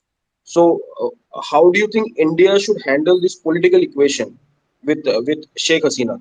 And one last question, sir, like if you permit, sir, regarding the infiltration of the Jamatis inside Bangladesh, particularly inside the establishment. Like we all know about the BGB, right? Border Guards Bangladesh, our equivalent of BSF over there. Now the cattle smuggling, the cow smuggling, which happens from West Bengal or used to happen from Assam, Tripura, it has mostly stopped. Now it happens to West Bengal, Murshidabad, North Dinajpur, and South Bengal. So when that cattle smuggles into Bangladesh, who smuggles, like who is the facilitator over there?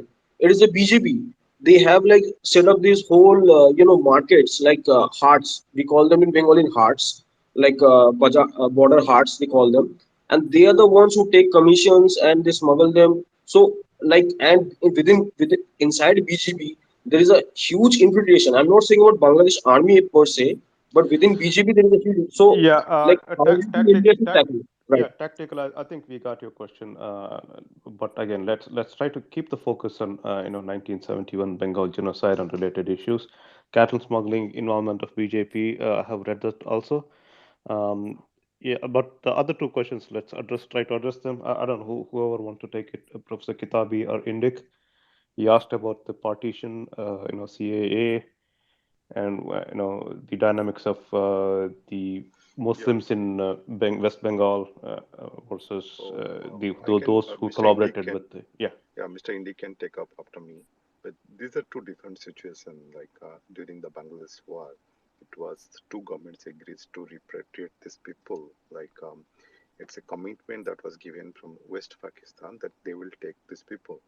So the Indian division is completely different. There is no commitment that there might be people might be voluntarily go from country X to country Y, but there is no commitment that people will go. That neither government gave a commitment saying that okay, this set of people will go from one country to another. People. That's the difference actually. Bangladesh, the Indian context. I cannot answer much about the law and order situation and cattle smuggling and all because I don't live there anymore. I don't know the exact situation. But I hope I answered your question about repatriation of Bihari Muslims. How it is different from Indian division actually, Indian subcontinent separation. Yeah, thank you, Professor. You want to take the Sheikh Hasina issue? Is it really secular? Why does Indian government pinning uh, all their hopes on Sheikh Hasina? Um, let's just say that India is going with lesser of the evil, because what's waiting on the other side is much more sinister. So at least Sheikh in Sheikh Hasina, I think that the present government sees someone that they can work with, and they can agree on at least majority of the issues. There will never be agreement on all issues, and there will always be those skirmishes, especially given the religiosity in Bangladesh, which has been increasing year on year. I mean, we've seen it every time there's Durga Puja in Bangladesh. There is some amount of attack, which has been happening. Even if I was to go back way back to 71, when there was the liberation war being fought, even during the Kali Puja, there was attacks on the Hindu Bengalis, uh, done so by the Bengali Muslims, not the Bihari Muslims. So that religious divide will always continue to linger on. I think Gautam Da is from Bangladesh. I think he'd probably give us a much more accurate picture on ground. Yes, go ahead, Gautamji. Sorry for keeping you waiting. Yeah, go ahead, sir. Yeah, thank you for allowing me. And actually, I joined in the middle. I'm not very much what I heard about. Just you, I want to make one thing clear: Bengali and Bangladeshi. Bengali, what we mean, it is actually culturally inclined to the Indian culture, or preferably say Hindu culture. So Bangladeshi people are now trying to avoid from this kind of notion or understanding that they are trying to make a separate identity. And then Bengali Muslims, they are not very much interested to um, they express themselves as an Indian subcontinent origin or cultural inclination. They are more inclined to religious identity. So when this religious identity, the same problem is lies everywhere. When they incline to the religious identity, unless they fight with other people, they always become Muslim rather than a ethnic identity like Bengali identity. So that's why um, uh, after liberation because I born in the liberation war, but so there was no proper history, that there is no proper statistics, but the perception is that when we understand that they said that 3 million people died, but there is no proper statistics. And then if we go by the statistics, then we will find that at least more than 80% will be the Hindu. So that's opportunity, or that focusing this numbers we lost, and there is no political force that to bring it up. And then we are talking about the Hindu, and after liberation, that Hindu people didn't. There was a sizable Hindus were there, and they were in the well positioned, like in the upper class or that job. So they couldn't make it happen that that separate political force. So that's why the now the number is coming down to the 7%. Like some speaker was talking about that West Bengal. West Bengal, that's Bengali culture identity. You see that if that Bengali, West Bengal Muslims never express themselves as a Bengali, or uh, they never that means proud of the that Indian or Bengali culture. So that's why that when they become a political force of the in the voting politics, they grab the power. They always know how to go near to the power. And then once the power is gone, like it's the 30% now, this 30% is a dangerous number. Now that's why it's very difficult to beat the Mamata or any other persons. And they never vote on the logic. They always vote on the religious minority. In Bangladesh also, Bangladesh is now Bangladesh peoples are also confused whether they will do the fundamental principles of the liberation war, and that liberation fundamental principle I don't believe now that people actually wanted it. They wanted to separate from the Pakistan or get something from the Pakistan. But actually, they didn't want too much liberation or the majority of the portion. Gautamji, what has been the fate of Bangladesh Hindus after 1971? You Or say, but we never felt that Bangladeshi Hindu is becoming a force because when there is no democracy or voting politics, that number doesn't work. So, but person-wise, the coercion, intimidation, land grabbing, that all peoples are across the board. They are involved in the all parties. But if we say majority of the land are grabbed by the Awami League, that is which is now Bangladesh Awami League party. But you cannot separate them. But they talk about the secularism. I don't think that it is in practice. I mean, this Noakhili and other things. I mean, See, was it this happening is before expression after 1971? Did you after feel threatened, 71 is or is it it is different not, now, or is it different then? because it's a social expression is very high now, like in the elite society or the educated society, they are also vocal about their religious identity, which was not before, but it was always there. But now the number is came down into such a small portion, like 5 to 7% Hindu. I think that Bangladeshi Hindu is now more organized than ever, at least consciousness wise or their identity wise. But Hindus were never bring forward their identity as a Hindu. That was the problem.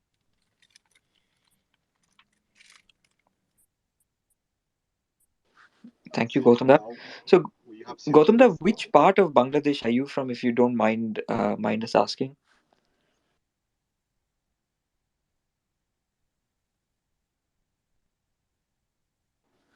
Gautam, da? Gautam? Okay, looks like he's probably has a weak connection. Abhijit, you probably had a question for Professor Kitabi. Do you want to go for it, sir?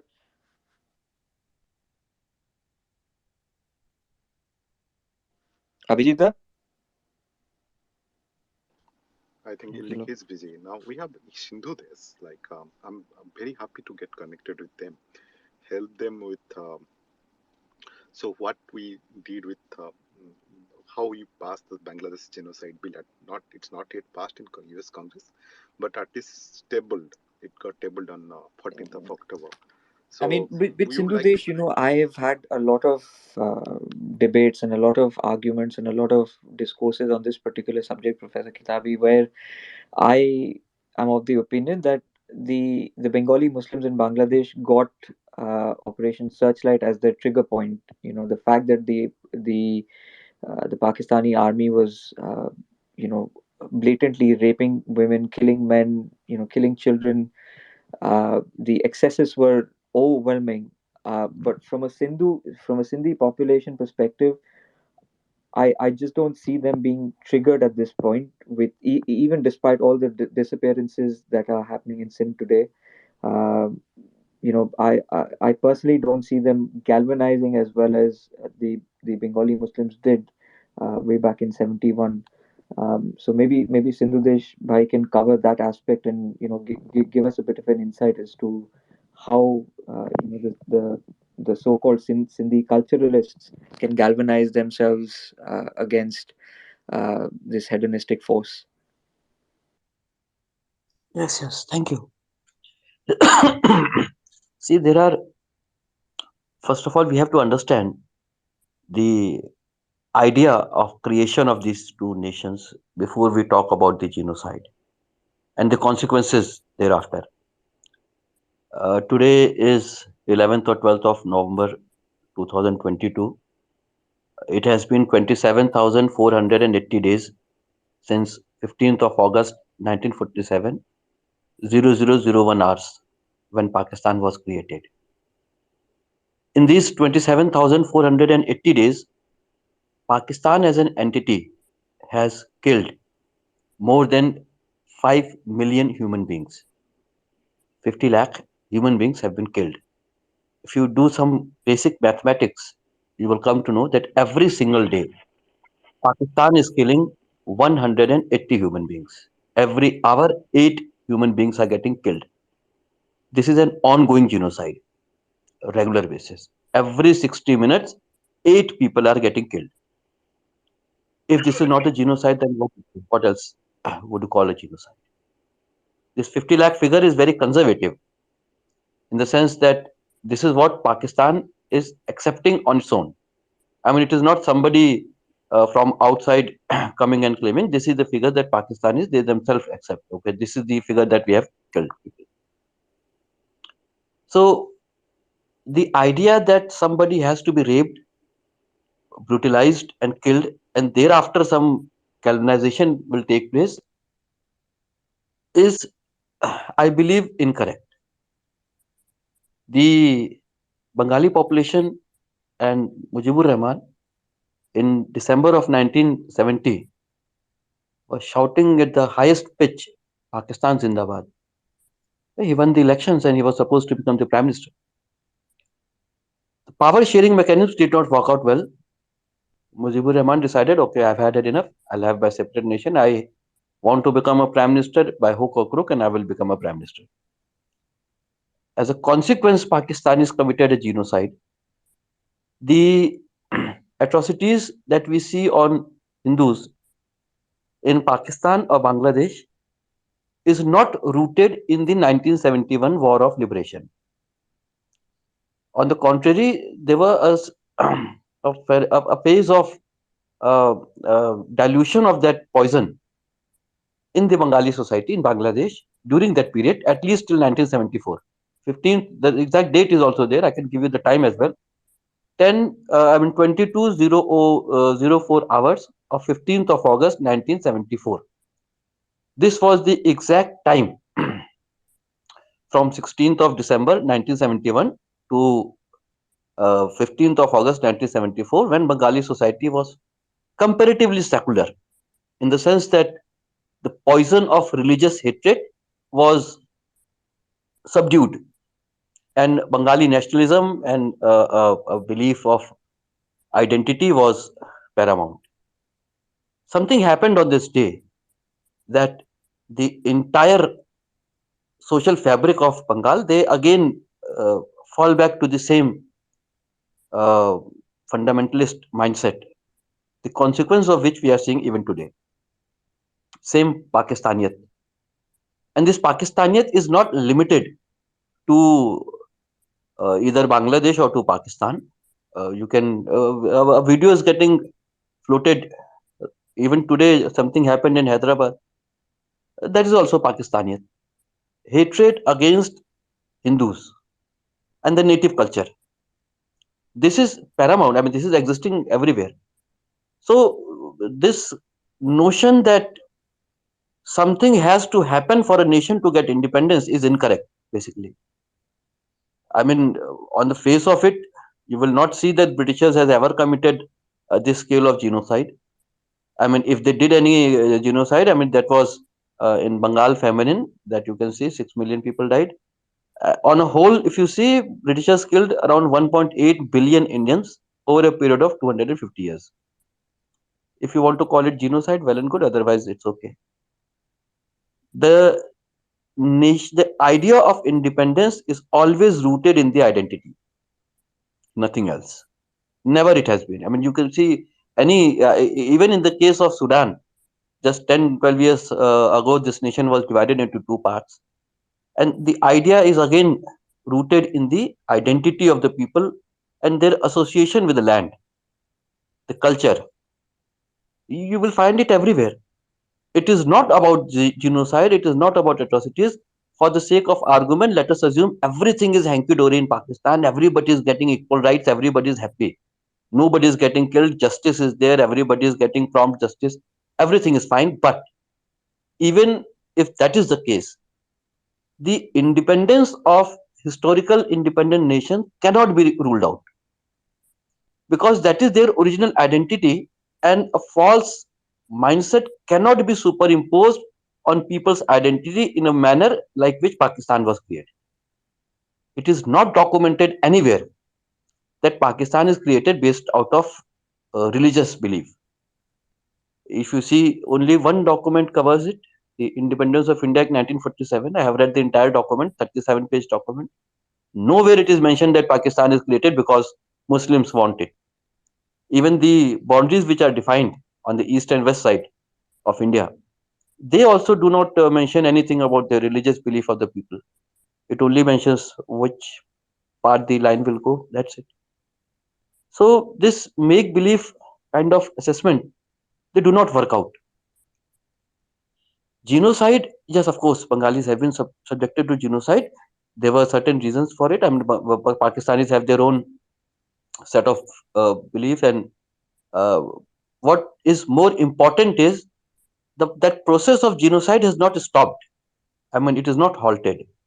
The moment these 93,000 soldiers of Pakistanis they were returned back to India, the first thing that they did was they started committing the same atrocities in Balochistan. Exactly same, nothing short of it. 10 years had not passed. In 1982, Pakistan started using their fighter jets against Sindhi population. Even the genocide of Bengali population was not committed at the scale that Sindhi population have been subjected to. We have been subjected to fighter jets, we have been subjected to helicopter gunships, we have been subjected to mass tanks. In Shakhar, in I believe the date was somewhere on June, 5th of June. Tanks were deployed at two crossing of the road, and there were around 500 people. And using these tanks and guns, 500 people were killed on single day when this MRD, this movement for restoration of democracy was going on. So that is not the point, that who is getting raped and who is getting killed in order to get independence. India became independence. I mean, Bangladesh became independence. Pakistan was artificially created, not because of rapes or murders or killings, but because these are historical nations. For example, last thing, Indik Bhai, and thereafter you can take. Britishers ruled over this place for around 250 years. Not a single, not one Indian became British by identity. Neither Britishers could become an Indian. I mean, they intermingled in some aspect. Similarly, even Pakistan is ruling certain areas, but not one Bengali can become a Pakistani or Sindhi can become a Pakistani, because these identities are, one is original native identity, one is superficial identity superimposed by some external power. And similar is the case for, as it was the case with the Britishers. Indians cannot become Britishers, like Imran Khan has very famously said that if you put colors on a donkey, it will not become a zebra. This is what Imran Khan has said. But I'm not going. This was he used a very derogatory term. But these are two different species. Even though they came with guns and barrels and they captured our land, but they did not become one of us. Similarly, we cannot become one of them. Identity is prime, and that has to be always remembered when we are talking about movement for independence. Yes, thank you. Indik, you wanted to add something. नहीं sir, मेरा छोटा observation था। आपने जब शुरू में जब आपने कहा कि Mujib, all in all, even till the election, he was crying out, Pakistan Zindabad, and suddenly when, election results didn't go, I mean, when the results were announced, and, despite that he didn't become the Prime Minister of Pakistan, that's when he changed his tone. But sir, मेरे हिसाब से that wasn't the correct way to see it, because अगर आप थोड़ा पीछे जाते हैं, अगर आप 1970 के आसपास जाते हैं, तो वहाँ पर अगरतला कंस्पिरेसी केस हुआ था, जहाँ पर he was arrested along with I think 40 odd Bengali military officers. Have apparently the suggestion was that he was colluding with Indian agents at the time to divide Pakistan and threaten Pakistan's national integrity. So I think the dissatisfaction with the concept of Pakistan, the जिसको आप पाकिस्तानियत बोलते हैं, या जो Urdu imposition है, that had seeped in a long time ago within leaders from East Pakistan, if one was to look at it from that perspective. Second, मेरा जो एक observation था सर कि you know Mujib comes into power. India helps him to become the new prime minister of Bangladesh. He promises, that it will be a secular state. Although from a constitution perspective, yes, it was. But then he goes on to, become probably the first Islamic leader of Bangladesh, so to say.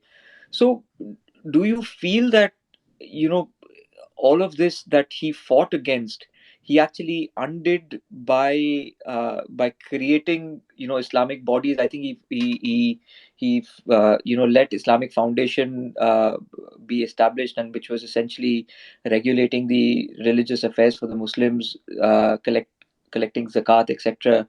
All of that was happening, and he essentially was the pioneer of it. Do you think there was a lot of pressure from the so-called religious hardliners in Bangladesh which propelled him to do this, or was he actually an Islamist in and out? No, Indik bhai, Agartala conspiracy case was taken back by the Pakistani state in 1969 itself. I mean, the case was filed, but the state took it back. So, I mean, that was not the basis. The question that you have primarily asked, that Islamic ideology was infused in the Bengali culture by Britishers. The Muslim League was founded here in 1906.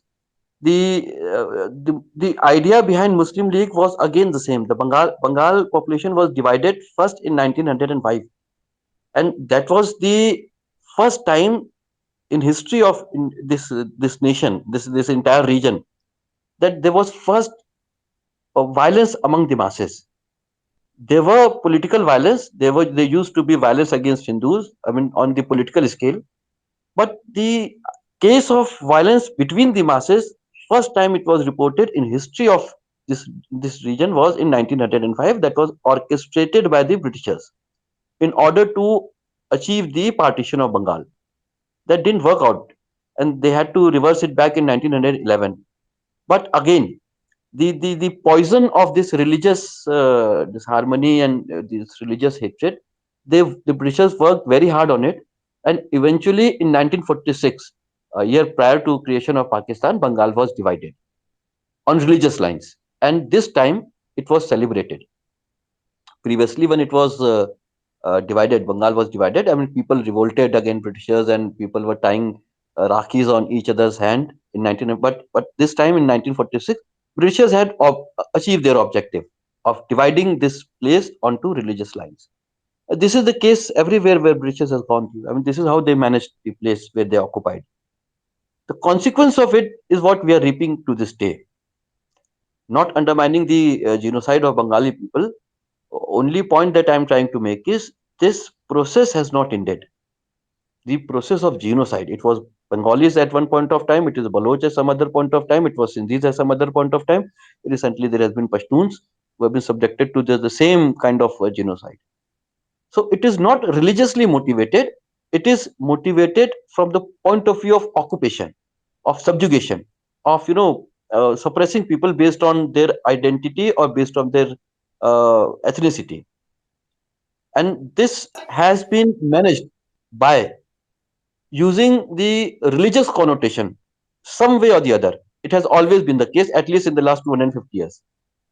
Using a religious connotation to suppress ethnic or racial minority has been the case in this part of the region since the time Britishers came, and it is continuing. At least not in what we call India today, but it is happening in other parts of India, which is we don't call India, like for example Bangladesh or Pakistan or Afghanistan. This all was India, right? It is still in India. Only difference is that here the political system is different. It is still the same British imposed idea of supremacy of one race over the other, and the process of dividing people based on three C's: club, class, and code. Gumurti Bhai wanted to say something. Thank you. Yeah, Jimurti, thank you for giving your insight. But let me tell you one thing very honestly. I come from Kashmir, by the way. If the truth makes you so uncomfortable, please don't blame the truth. Blame the lie which has been making you comfortable for so long. Look, Syria was a Christian nation. Iran was a Zoroastrian. We all know it. Pakistan was Hindu and Afghanistan was Buddhist at some point of time. There no more anything of that. So if you completely whitewash that religion has nothing to do that and the Britishers divided us, I think that is an absolute lie. That's an absolute lie. I'm not going to accept it because this is what happened in Kashmir. If you look at 2006 Doda massacre, how they were killed, how they were killed on religious basis. If you look right from 1947 till 2022, the massacres in India, they have happened on a religion basis. I'm not saying it hasn't happened. It has happened in every part of the globe. It has been on a religious basis. So Britishers were not everywhere. They were not in Syria. They were not in Afghanistan. They were not in Pakistan. If you look at the fate of the Hindus, even today in Bangladesh, you will realize it. You see, the problem is when we try to now when we try to cover the truth by one way or the other way, you just have to push. Somebody has to push one's narrative. I think that is bad, because that doesn't go right. Because it has been that there has been a religious connotation to all these things. There is nothing you cannot change. That's what I have been saying right from the beginning. You cannot change the definition of kafir in the book. Please, let's stop. Let us stop making these innocent Hindus victims of this nonsense again and again and again, because this has been a problem. Kashyap Rishi made Kashmir. We are the aboriginals of Kashmir. And there is not a single Kashmiri Pandit today. So I think this is inhumane. If somebody says that there are no religious connotations to these things, I totally disagree, and I oppose this movement, because this is like saying that no, the sun does not rise on the east, the sun rises on the west. No, it is not. It is not like that. It has always been like this. Let's be honest to ourselves, and let's be honest to everybody else also.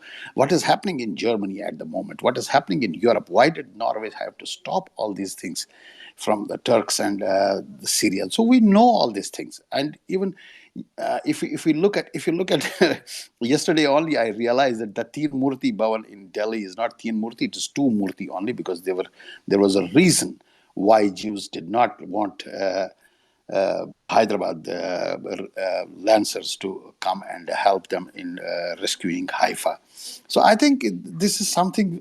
This is completely undermining the IQ of the majority of the population of India. I think, please, let us stop this. Let us stop this. Let's call spade a spade, and let us know that there is a religious connotation to all these things. Thank you very much. Thanks for that Kiran Bhai insight. wanted to say. Thereafter, I will elucidate a little bit on what Jimurti Bhai said, but first Kiran हाँ has raised बिल्कुल his आप hand. करते रहिए सिंधुदेश भाई. I was just asking Sandeep ji, आप वापस आ गए हो?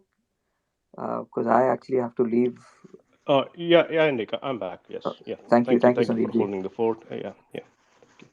So, let's go to Kidon. Before that, Professor, you know, you said that you want exchange notes with Sindhu Desh about the bill and how you guys went about it. Maybe it will be useful for them as well. So, We must yeah, do it. would you like I to will just give, give him some pointers? Yeah. I will try to give him a Google Doc, and let's do a separate room to discuss brainstorm on that idea. Okay? Okay. Yeah. Great. Thank you. Yeah, Kidon, I had a question, comment. Go ahead. हाँ मैं सिंधुदेव जी को ये बोलना चाहता हूँ, आप जो बोल रहे जे रायट्स पहले नहीं होता था, जो बाद में हुआ पाकिस्तानी की वजह से, पाकिस्तानियों की वजह से, ऐसा बात नहीं है। अगर आप शायद मीर निसार जो तितुमीर, आप शायद तितुमीर के बारे में सुना होगा, जो एक्चुअली एक रेडिकल वहाबी इस्लाम को सपोर्ट करता था। ये बाशर कल्ला গৌতম দাদাও জানে, অভিজিৎ দাও জানে বাশের কেল্লা, আমাদের ছোটবেলা থেকেই পড়ানো হয়েছে। তো তিতুমির ওয়াজ এ জেহাদি एंड ही वाज আমাদের हम लोगों का हिस्ट्री बुक में ये पढ़ाया गया है कि Titumir was fighting against only Britishers, but that's not true. Titumur was attacking Hindu Jamidars and as well as Britishers, and he was killing Hindus. He was raping Hindu women, and after that, when one of our Jomidar started mobilizing Hindus, and he started he built that Bashar Killa, the bamboo barricade around Baduria. It's just 40 minutes from my home. So Sindhudesh भाई जो जो बोल रहे थे, जो ऐसे पहले नहीं होता था, नहीं सर, रायट्स पहले भी हुए हैं, पाकिस्तान क्रिएशन में भी रायट हुआ है और रायट अभी भी हो रहा है। ये इस ऑनगोइंग प्रोसेस है।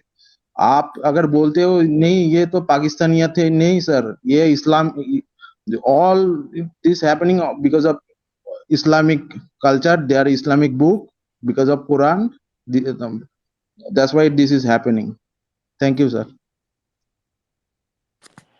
Yeah, thank you, Kidon. Just please be advised, this room is recorded. Just try to be civil and don't try Yeah, to attack okay, people okay. personally. No. I'm just trying Yeah, to yeah. make some No, point. no, I'm not saying that you did something wrong. I'm just Yeah. for the reference of others. Yeah, Okay, yeah, sir.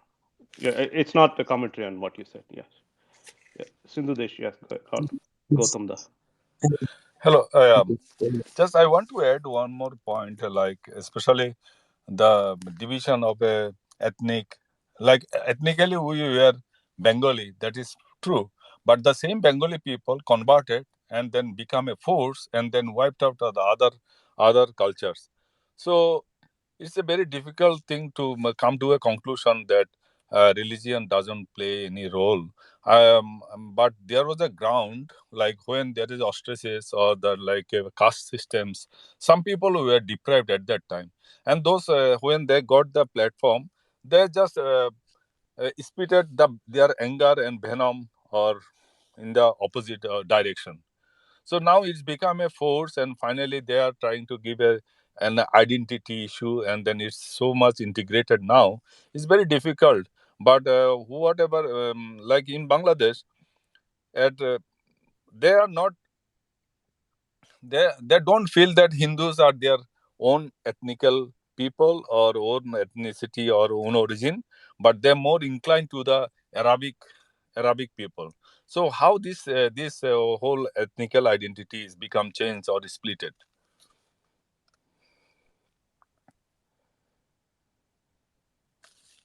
Hello. Yeah, Yes, yeah, yes, good Gautam point. Da. Yes, the same thing now. The West Bengal also, it is still because of number still they are claiming, but in the underground the whole identity is West Bengal culture. Quality of the culture is getting degraded. Like if we say that in the original Indian culture or Hindu cultures, so when they becomes a number, they're more affiliated with the Pakistani wing. So Pakistan is actually is a concept, political concept, religious concept. It's not only limited to the country. So same thing when they're more inclined or more feel affections to the Arabic nation. We don't have any relation with them at all. So how the one nations is become evolving and changes into the different direction. So religions plays a very vital role.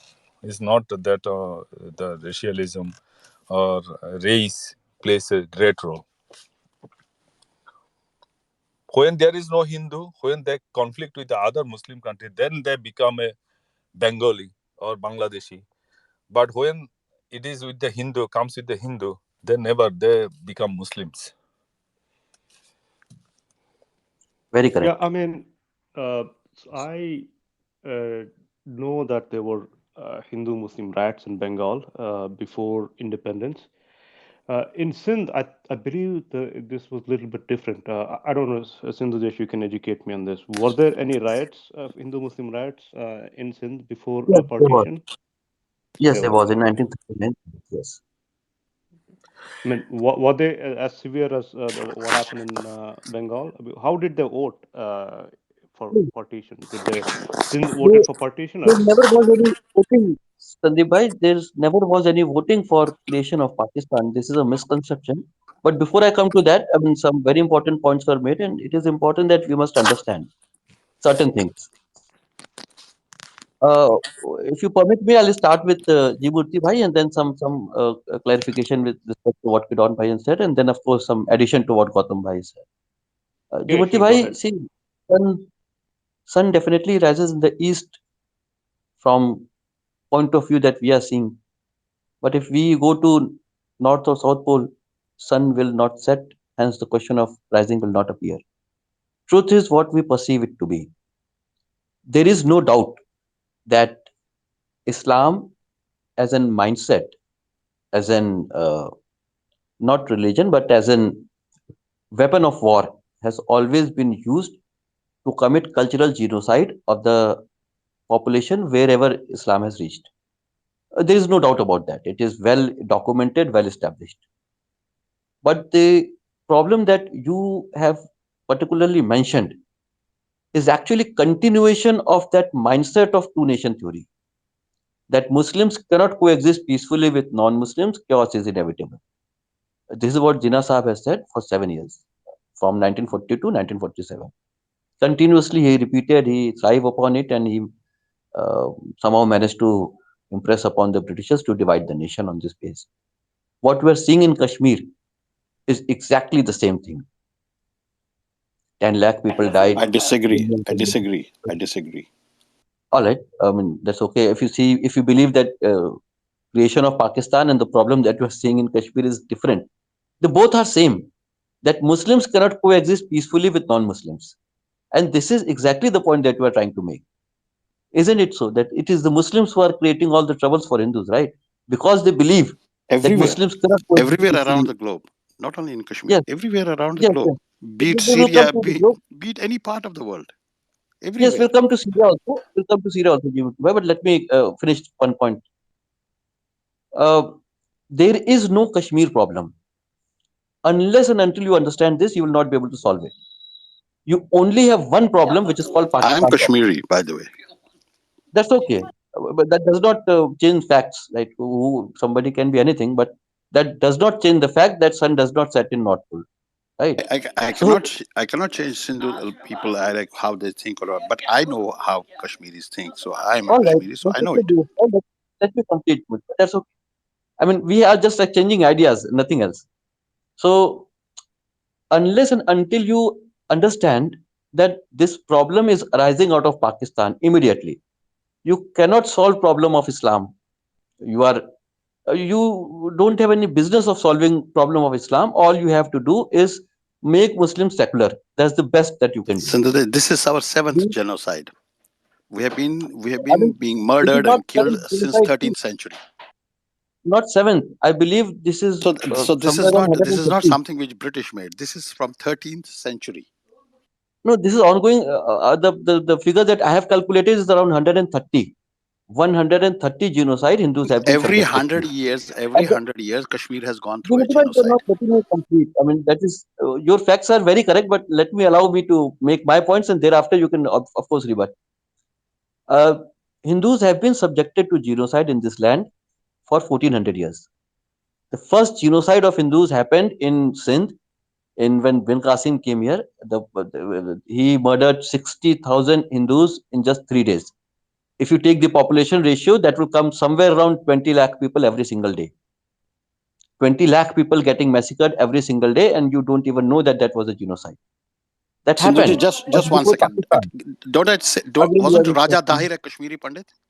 Wasn't he in Sindh Raja Dahir? Why was We'll he come to in Raja Dahir Why was also, but he in Sindhu Desh you and are not in jumping Kashmir from when he was a you are Kashmiri jumping Pandit? from Why? you are jumping from one point to another. Let me complete my statement.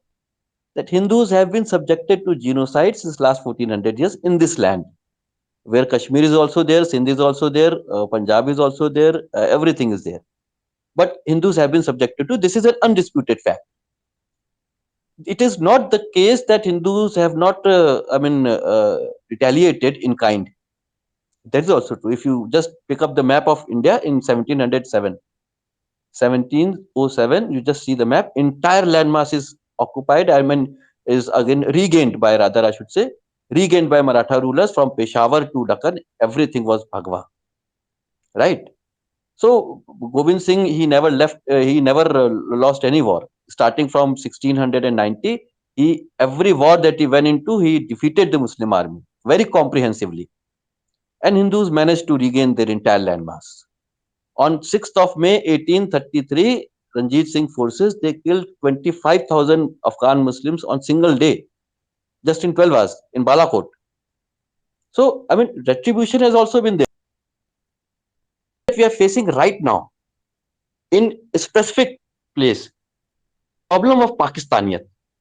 If you are not willing to fight against this, but you say because something is happening in Syria, therefore I will not fight Pakistan, this is the problem why you are not able to solve it. If you are able to manage your problem where it is, your problem is not in Syria, your problem is not in Saudi Arabia, your problem is in Kashmir because Pakistan is right next to it. Just imagine if there was no Pakistan, would you have been subjected to this kind of atrocities? Was it possible? No. Whatever is happening in Syria is happening on its own. But the problem that we are facing in Kashmir is only because Pakistan is there and they are infusing this idea that Muslims cannot coexist peacefully with non-Muslims. Chaos is inevitable.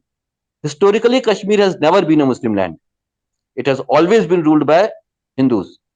So, idea of independence does not exist in this current phase of this so-called war that is going on. Muslims want that land to be a Muslim land and eliminate all Hindus. This is jihad.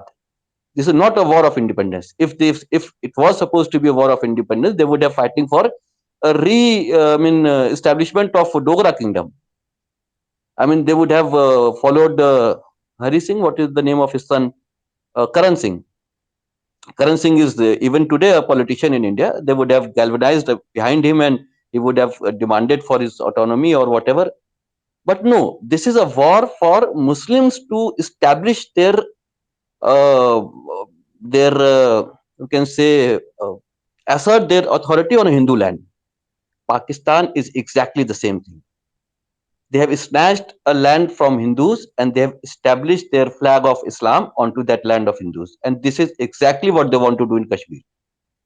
And this is the problem that you have to solve. You don't have to solve what is happening in Syria or Iraq or whatever. And and what is happening on the border areas of all over India, in Gujarat, in West Bengal, in UP, in all the border areas, Rajasthan, everywhere. What is happening there?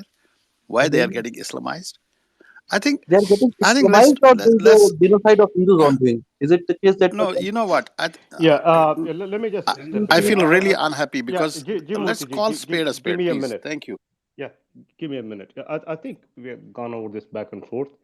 I do agree the larger point which G Murthy Ji is making. However, I think we need to look at what's happening in the context of today in geopolitical sense, right? We have to take little steps to achieve what we need. So, in that, basically, the larger goal, I think the disintegration of Pakistan should be our priority. That would not only help us in Kashmir, in all our border areas, and also, solve a lot of our geopolitical problems. So, I think that's the, kind of overall purpose of this room, to bring in the lessons of 1971 genocide and make that genocide known to the world, and also highlight the atrocities that are still happening in Sindhu and Balochistan, and make sure how do we take it to the world and make sure the world recognizes it. Because if you see whatever is happening in this war of narratives, Pakistan is winning, unfortunately. Not only they have gotten away with multiple genocides, they're still committing genocide in Balochistan and Sindhu currently happening, right?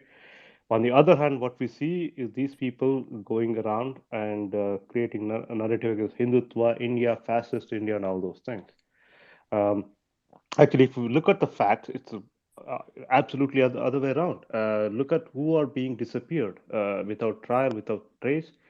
These are Sindhis and Baloch people in Pakistan. They're disappearing. Maybe I don't know. Sindhi can correct me if I'm wrong. Hundreds by month, and they're also kidnapping and converting minority Hindus and Christians and Sikhs in that land. So this is what's happening now.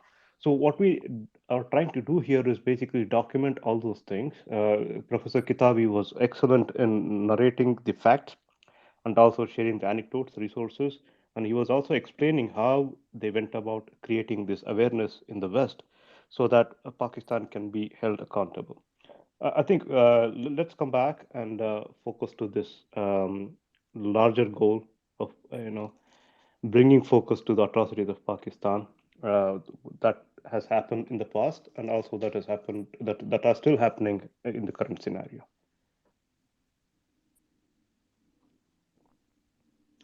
Yeah, Professor, if you're still here, yeah, please go ahead, sir. Uh, you know, any advice for Sindh and Sindhu Desh, so that you said that you'll catch up with him later, but for the rest of the people in the room, if we can talk about how can we kind of document what's happening in Pakistan. Ultimately, what it requires is when you want to take it to the international audience, it requires proof, it requires testimonies, it requires data. That's what we need to be concentrating on.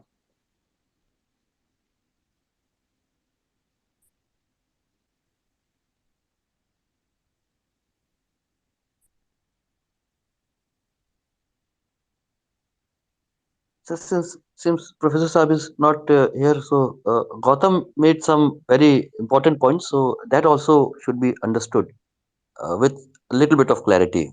Gautam, are you there, sir? Or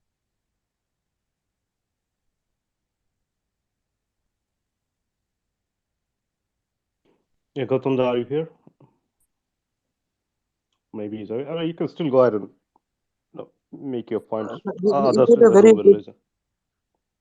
he made a very good point that Hindus are being subjected to certain atrocities only because they are Hindus. But when it comes to non-Hindus, they continue to fight among themselves. That's a good point. See, people fail to understand Islam fundamentally, and that is why this confusion about where to fight, what to fight remains. Islam is not a religion to reach God. I mean, if any Muslim, I mean, they do namaz 5 times, they always are doing dua and always praising Allah. But by chance, by mistake, if that God responds back to any Muslim, either directly or indirectly through any Jibril kind of farishta, entire Muslims they will come and they will behead that guy because any communication with God is forbidden. Direct communication. Getting the point? It is not about a religion as we understand religion to be. It is about being slave to the messenger and carrying out its objective of complete and absolute genocide of native population. This aspect has not been understood by a lot of our friends here who just want to blame certain things on other and kind of avoiding the real issues. when you when you're talking about Islam, you cannot compare it with any existing religion where the objective is to achieve a divinity or God or realizing the true nature of existence, something like that. It is not the case with Islam. I mean, with this example I will repeat once again so that everybody understands it clear, that the notion that a Muslim can realize Allah is forbidden in Islam. Nobody can be a messenger. There is a concept called Khatm Nabuwat. That means there will never be another Nabi who will come and inform people that La ilaha illallah, there is only one God and no other God. This is forbidden. Nobody is supposed to realize this truth, because that truth has been realized and you all have to do is to obey. What is the order? Order you can see in history of Islam, that Jange Badr, or as a consequence of it, the Jange Uhud, or all the 42,500 wars which have been fought in the name of Islam. The entire philosophy is to occupy and commit cultural genocide of that land. And as Gautam Bhai was pointed out, that you have to be more Arabic than what you are actually. This is the idea of Islam, that you have to eradicate any traces of nativity, and that is why Pakistan is existing today. If you see where in the entire globe where native population is still surviving and is in majority and it is still governing, except this Bharatvarsh from Afghanistan to Indonesia, it is everywhere else the native population have been totally wiped out. If you take the case of Africa, when they have been, their originality have been lost, they will either speak French or English.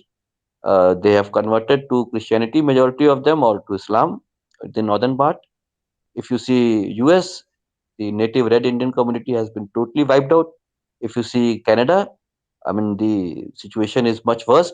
If you see Australia, the Aboriginal peoples, they have been totally cleared out of sight. So where are the original people still surviving and still holding on to their civilizational values? The Arabs, they were totally wiped out. I mean, the Thamud civilization, which was there since 5,000, 8,000 years, Muslims have completely wiped out. Even there is no traces of it, even to this day, in the Arab, their peninsula or the entire Arab region. So you feel what people miss out is that they blame and say that it is religion. No, it is not a religion. But you cannot fight it while declaring it as a religion. That was the whole point that I was trying to make, and G. Murthy, why he got a little agitated, because he did listen completely. You have to fight it step by step. We are fighting in exactly the same manner. We are giving students of madrasas a life story of Haridas Thakur. He was also a Bengali. Haridas Thakur, he just 300 years ago, he was, before Britishers came, he was in what we today call Bangladesh, and he was a very, I mean, a devotee of Lord Krishna, and he realized God. And our whole crux is that if you remain a Muslim, you will never realize God unless and until you come out of the shackles and really become a seeker. And for that, you have to either become a Hindu or a Buddhist or something else, but not Muslim. Unless and until, but this war cannot be fought on the basis of what is happening in Syria or what is happening in Iraq or what is happening in all the Muslim nations. No, you have to fight it with the enemy which is right in front of you, and that enemy is Pakistan. Nobody from Syria is coming to fight against you. Nobody from Syria came and commit the genocide of uh, Kashmiri Hindus or Sindhi Hindus or, for that matter, Bengali Hindus. It Can I? was people who believe. It was people who believe that Muslims cannot coexist peacefully with non-Muslims. An idea first inserted into their mind by Sir Syed Ahmad Khan, and he promoted this. He tried very hard to convert the Hindi heartland of UP. He failed. Then Britishers, then they tried and convinced the Bengalis, because that was their stronghold. It was there where the Britishers come first, and they succeeded there.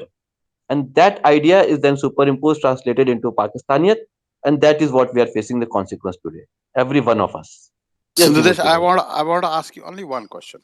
In 1947, if Pakistan would not have been disintegrated, let's assume in 1947, if Pakistan would not have been disintegrated, where would you see India today? Do you even see that India would have been there? Don't you think the whole of India would have been Muslim by now? What do you think about that? See, this fear psychosis that we cannot fight back, It we is cannot not. counter. It is not. It is Let me something complete. which we have suffered, which we have gone through, which our border states are going through. I mean, That is because you was are not willing to completely fight back. denying every time is not right. No, but that is because you don't want to fight back. Shivaji never thought like this. What will happen to No, us? you are Will wrong. this be our- Yeah, that's why I told you about the example of Raja Dahir. That's why I told you Lalita Diti Mukta Pira. The question is, it's not that we are not fighters. You have to have some understanding about the things. I agree that as a Sindhu Desh should have been. Balochistan was a massacre. I know what Khan Abdul Ghaffar told Gandhi, that you have given us to the wolves. I know that. I know it happened. I'm not saying that we cannot do good by doing one wrong over another wrong.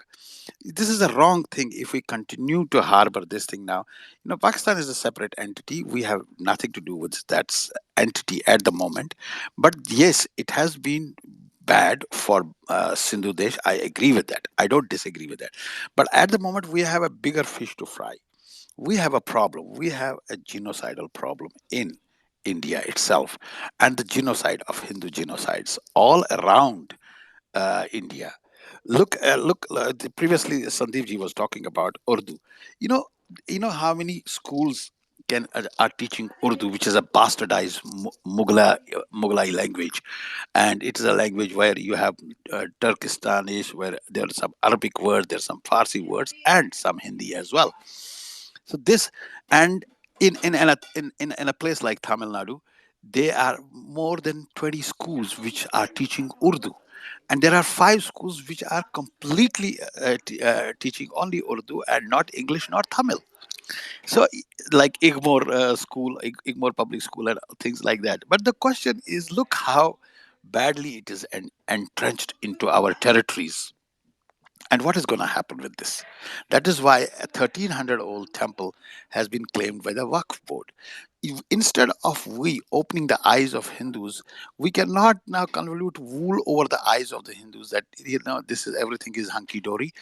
It is not because of this. It's because of our identity crisis. I know Pakistan has an identity crisis because instead of speaking Punjabi, they are speaking Urdu. That's a different, which is a bastardized, as I said, bastardized English. Mughal language.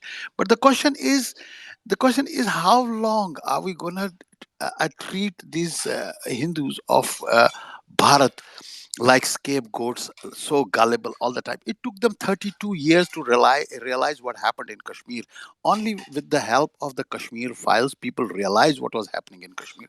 Before that, nobody knew. We have been trying to tell, because you see, we are an abject minority in a place. We were an abject minority. So you cannot tell these things that you continue to disengage with this thought process that this is a religious persecution, and rather go ahead with the identity crisis which Pakistan is suffering, which I know there is a suffering on that part of the world. But I don't think this is right, because this is a truth which we have been facing for for for generations. As I was telling you, every 100th year we have suffered a genocide. That is why Raja Dahir was a Kashmiri Pandit, and he reached to Sindhu Desh, and he was a king there. So please, I think we have to abstain from such blanket statements that it is an identity crisis. I strongly condemn and disagree with that, because I do agree that yes, you have been caused. I mean, Sindhu Desh people have been definitely undergoing a huge identity crisis. It was not their will to join Pakistan; they were forcefully put into Pakistan. That I do agree. I don't disagree with that. But at the same time, if we now try to disengage with this thought process that there is no religious prosecution, has not been happening in Bharatvarsh, then it would be a bad thing. That's all I have to say. Thank you very much, guys. Actually, Yeah, I Vibhuti bhai, mean, you are. yeah, Sindhudesh, one second. All we are doing is exchanging ideas. We don't have to agree with everything the other person says. Each one has their own lens of looking at things. Yeah, we appreciate all kinds of views. Well, again, let's agree to disagree. There could be some minor points or major points of disagreement. But again, overall focus, what I want to do is to bring it back to this entity called Pakistan and what that has done in the subcontinent. Again, So, the sooner it's dismantled, better it is for the rest of the world also. So that's a lot of advantages in doing that. So that's what we need to focus right now. so Vibhuti bhai, there is some confusion. It seems nobody has ever denied. I mean, at least in this space, nobody has denied that there has been a religious prosecution. In fact, we are saying that there has been a religious prosecution. Only thing that we are pointing out that the genocide in the current topic that we are discussing, that it is an ongoing process, and there is an element of religious connotation to it, even though the people dying or people being killed are from all the religious background. Only thing is the current genocide is on the basis of ethnicity, having a religious connotation to it. So, I mean, nobody has said anything contrary to what you are saying. Only thing is the solution. The solution, in our view, is that rather than fighting the entire Islamic emirate and then making enemy to entire Islamic population, we are fighting enemy in front of us. The enemy which is in front of us right now is Pakistan. Syria is not in front of us. Saudi Arabia is not in front of us. I mean, UAE is not in front of us. Any other Muslim country is not in front of us. As a matter of fact, well, who is in front of us? Pakistan. We are fighting against Pakistan, knowing very well that the problem that we are seeing today is originating from wherever you are pointing to. That's correct. Raja Dahir was the last ruler of his dynasty. His dynasty came and started ruling Sindh 300 years ago, Raja Dahir. And at that point of time, there was no Islam. There was a Gupta period, which is rulers from Gupta dynasty who were ruling most of India. And Raja Dahir was, I mean, his family rather, I mean, they were part of the dynasty which was ruling this area of India, which is called Sindhu Desh, for some 300 years. So, I mean, prosecution was ongoing. That's okay. Nobody is denying that. It is happening to this day. That is the point. It has a religious connotation to it, yes. But the target is not religious persecution in the global, I mean, overall scenario. The target is ethnicity. Wherever Muslims are in majority, the target of genocide is ethnicity, be it Baloch, be it Sindhi, be it Pashtun. Wherever Muslims are not in majority, the target are Hindus, obviously. Be, for the example, in Bangladesh or as you have mentioned correctly, in Kashmir. That is there. And for that, the background idea I have explained, maybe you were not here, that Islam is not a religion for realization of God. The Prophet Muhammad has already realized God, and nobody is allowed to realize God any further. That is fundamental difference between other religions and Islam.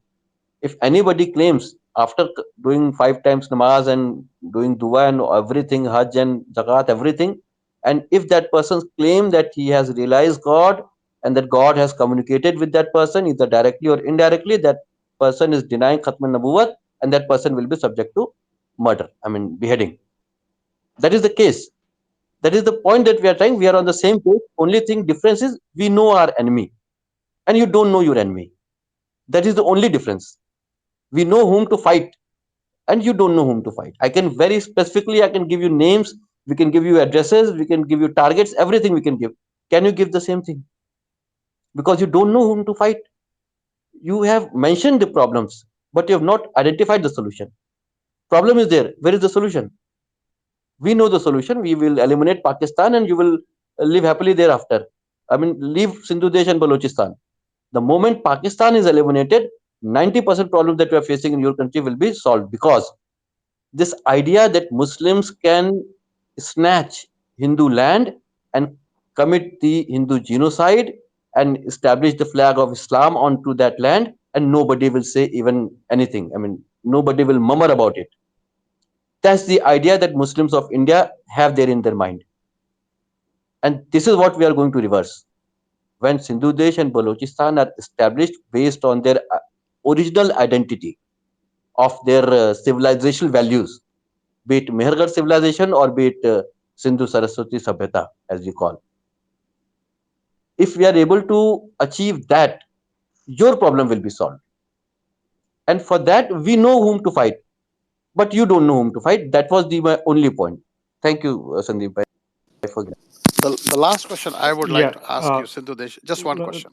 yeah. What Just happens to the G Hindu Murthy ji. girls who are being abducted in Balochistan and in Sindhu Desh itself?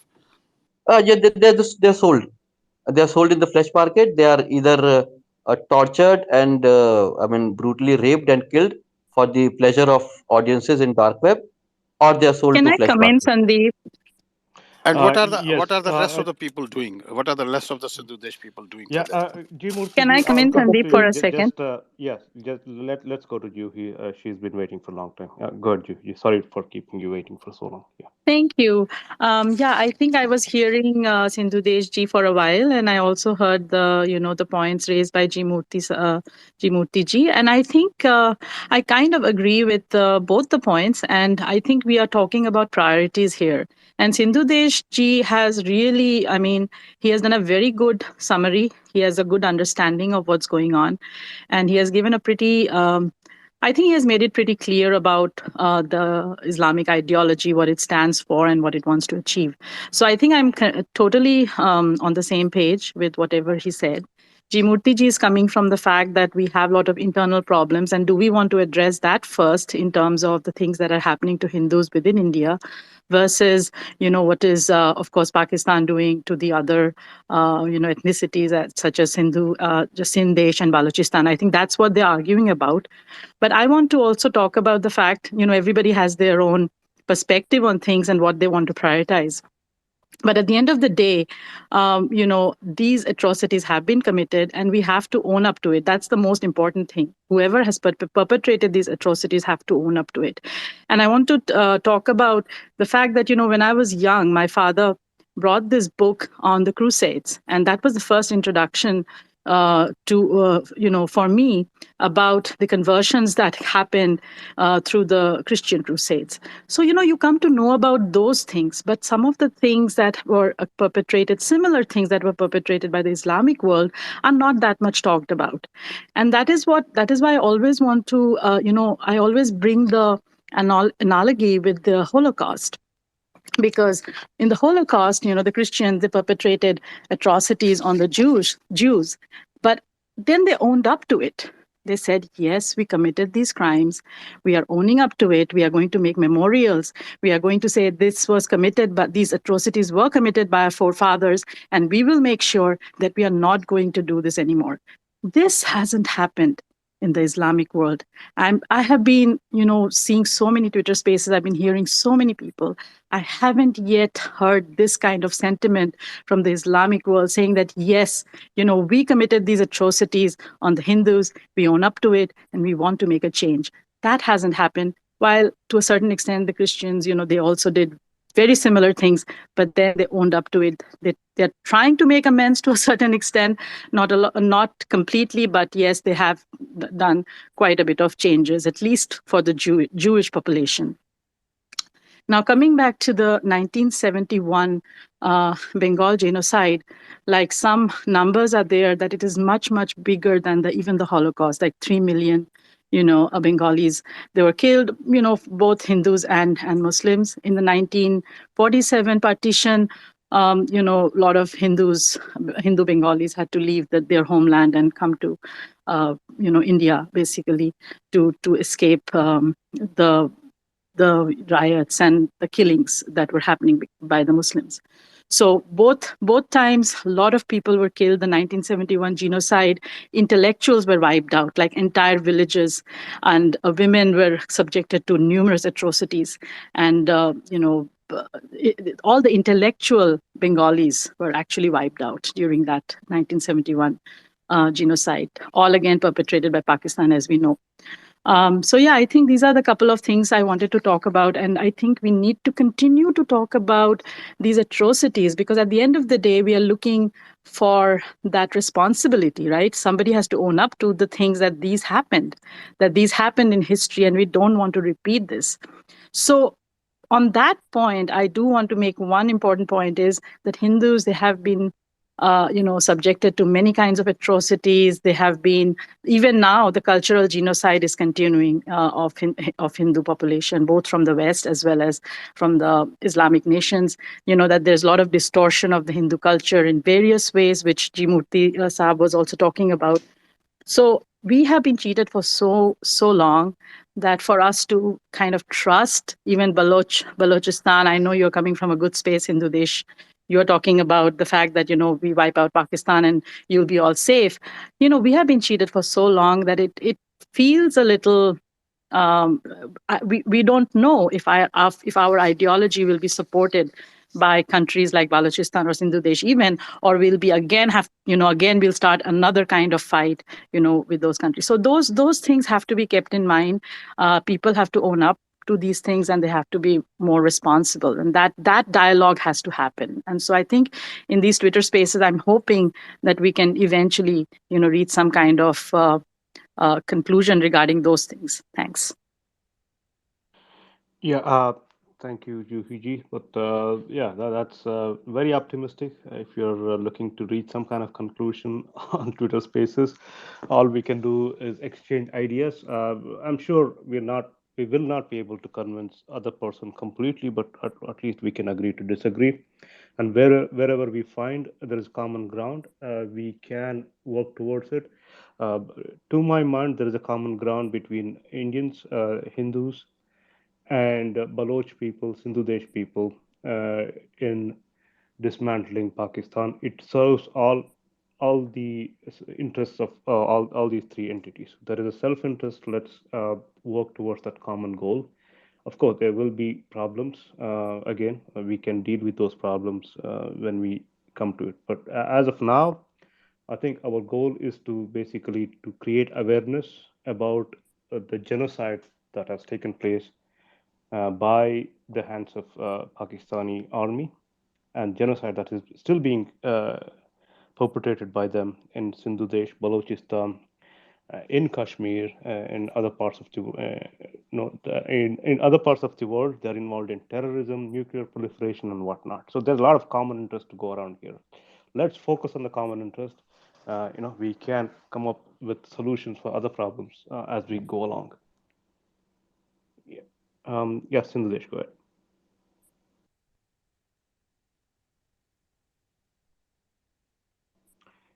Yes, Sindhudesh, go ahead. If you're here, you have your hand raised.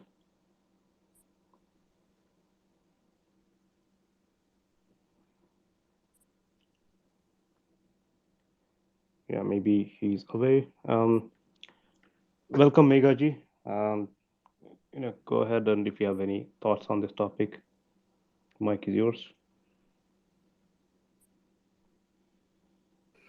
Namaste. I'm just more likely to listen for now because I'm not really sure what has been spoken about. But very, very interesting. Thank you. Yeah, fair enough. Yes, sure.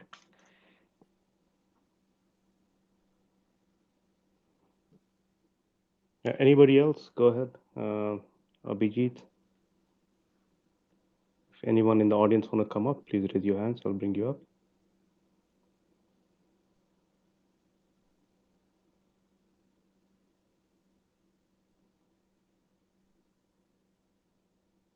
Yeah, Sindhudesh, let us know if you're back. We have been here for almost 3 hours, more than 3 hours. So I think the original topic was the 1971 Bengal genocide, and there is a bill which is recently introduced in the Senate by a couple of senators to recognize it as a genocide and hold Pakistan responsible for it. And also, we had Professor Kitabi here earlier. He spoke about how they achieved this, and also we spoke about history and all those things. If you have missed it, this is a recorded session. I'm going to post that on my Twitter timeline. Sometime later, you can go and listen to it. It's very informative. I would urge all of you guys to go back and listen to it. It gives you the actual history, the statistics, and anecdotes. He actually comes from that place, and he shared a lot of anecdotes with us.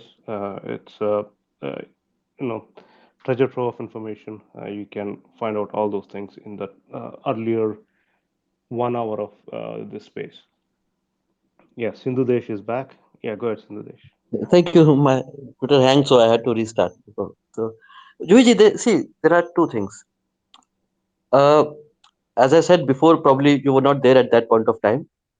Today happens to be 27,480th day that Pakistan has been in existence. And according to Pakistanis themselves, they have killed more than 50 lakh people. That means every 24 hours, every single day, Pakistan is killing around 180 people.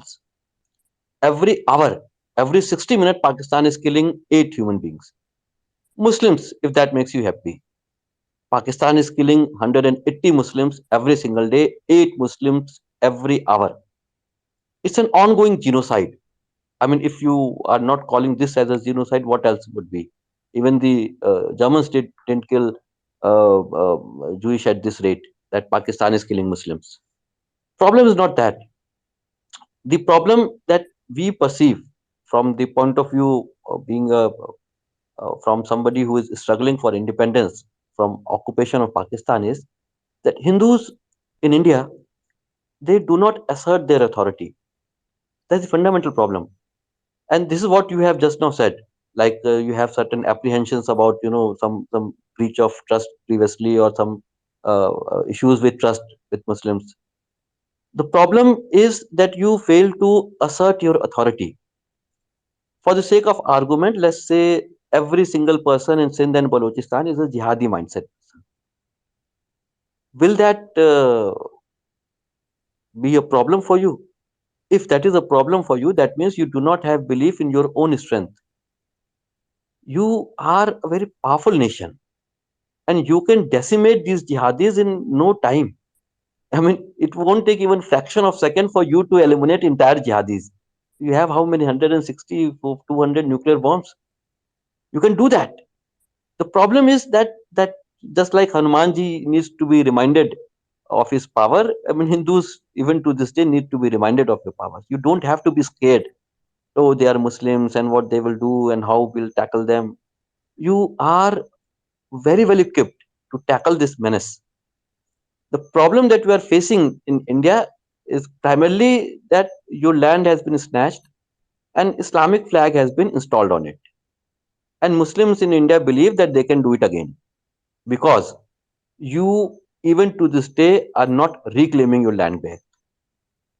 That is the strength that Muslims have, that you will not reclaim.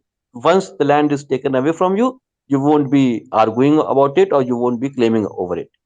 That is the problem. And once we solve this problem of yours, that we establish a nation based on its historical original identity. Desh is a Sanskrit term, it's not Islamic term. The name itself is indicating that we represent the original civilization of humanity. The Sindhu Saraswati Sabhyata, Sanatan Sabhyata, or Mohenjo-daro Sabhyata, whatever you want to call it. That is the original civilization of entire humanity. We sitting in this space are the people who have given human beings how to live. You take astrology, you take astronomy, you take science, you take mathematics, you take anything, town planning, civil engineering, everything has been originated in this pious land of Sindh. The problem is it has been occupied by jihadists and you are not reclaiming it back. And that is why all the problem that we are facing in your land. You are sufficiently powerful enough. All that you have to do is assert your authority.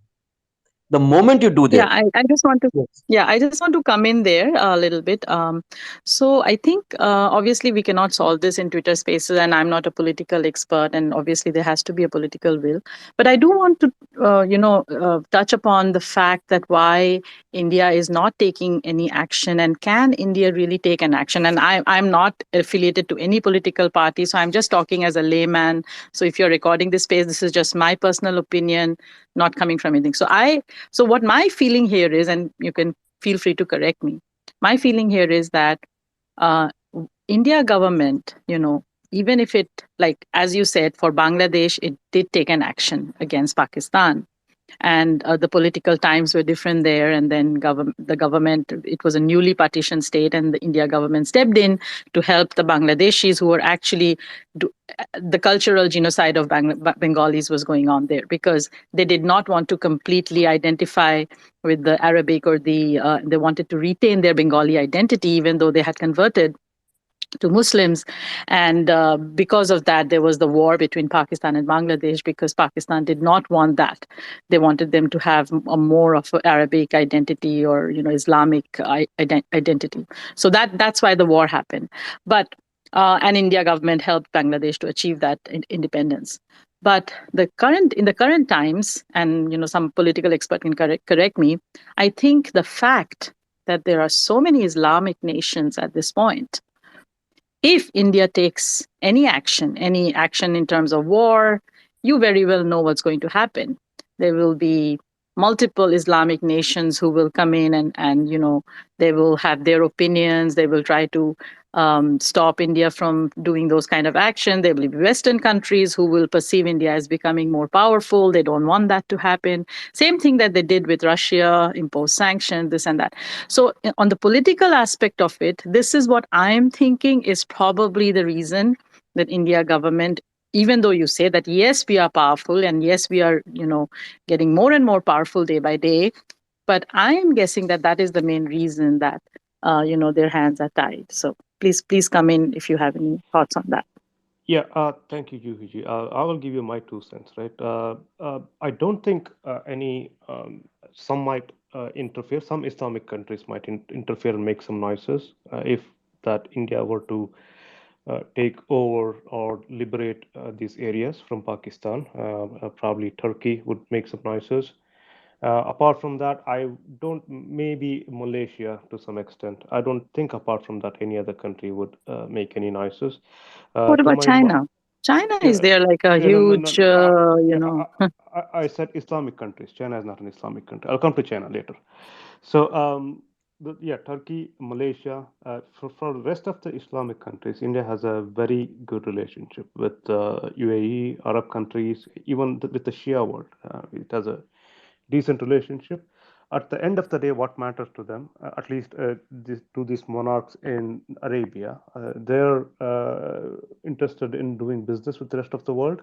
That's what their direction is now. So we also have an agreement with them. I2U2 is India, UAE, Israel, and US, right? So my assessment is probably Turkey and some other countries would object if this were to happen, hypothetically speaking.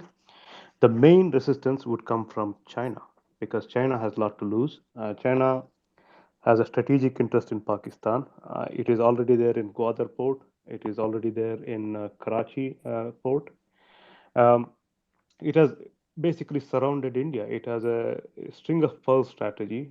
Based on that, it is doing all these kind of ports, taking over ports here and there to surround India. It has taken over a port in Sri Lanka as well. So it, to my mind, it would be China that would resist more.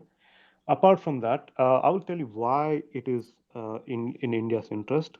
Not only it is in India's interest, I would think India would take some concrete steps within the next 10 years to achieve this. I'll tell you why.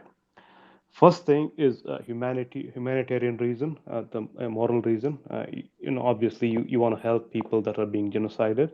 There are also Hindus disproportionately being targeted in Sindhu Desh, Hindu girls, minors, kidnapped, and what have you. So that's one reason. Another more important practical or economic reason is the energy security for India. right? So today India's economy is like 3.4 trillion dollars.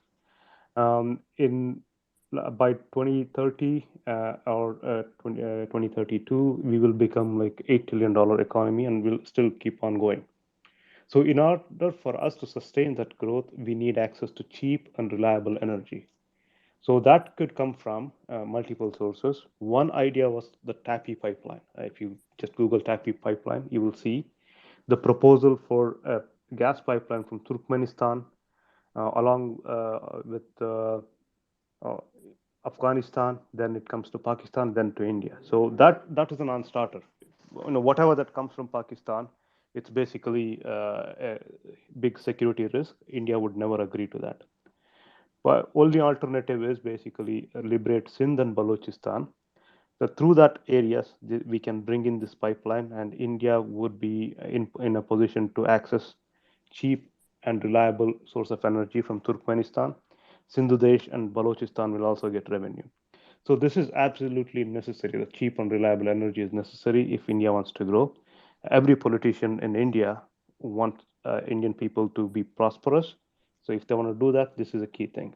The second reason is the uh, China aspect. China is already surrounding us. Whether you like it or not, there will be a major war between India and China in some time in future, because our economic interests collide with each other. We both want to be manufacturing, uh, hub of the world, and China wants to dominate the entire world. It definitely wants to dominate the Asian region, Indo-Pacific region. They have made it very clear. So for that reason, we would see some kind of a cold war. It's already happening, cold and hot. We'll see Galwan clashes, but that will intensify. Again, to cut off China from this string of pearls, and you liberate these two ports. Gwadar in Balochistan and Karachi port in Sindh.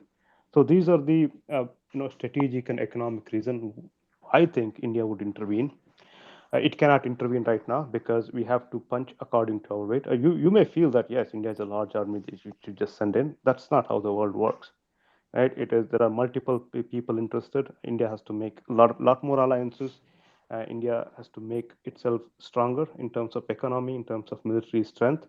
So all that is in the works. And if you look at the things which India has done over the past 8 years, everything points towards that. So this is my assessment. I don't work for any government. I am not in the government.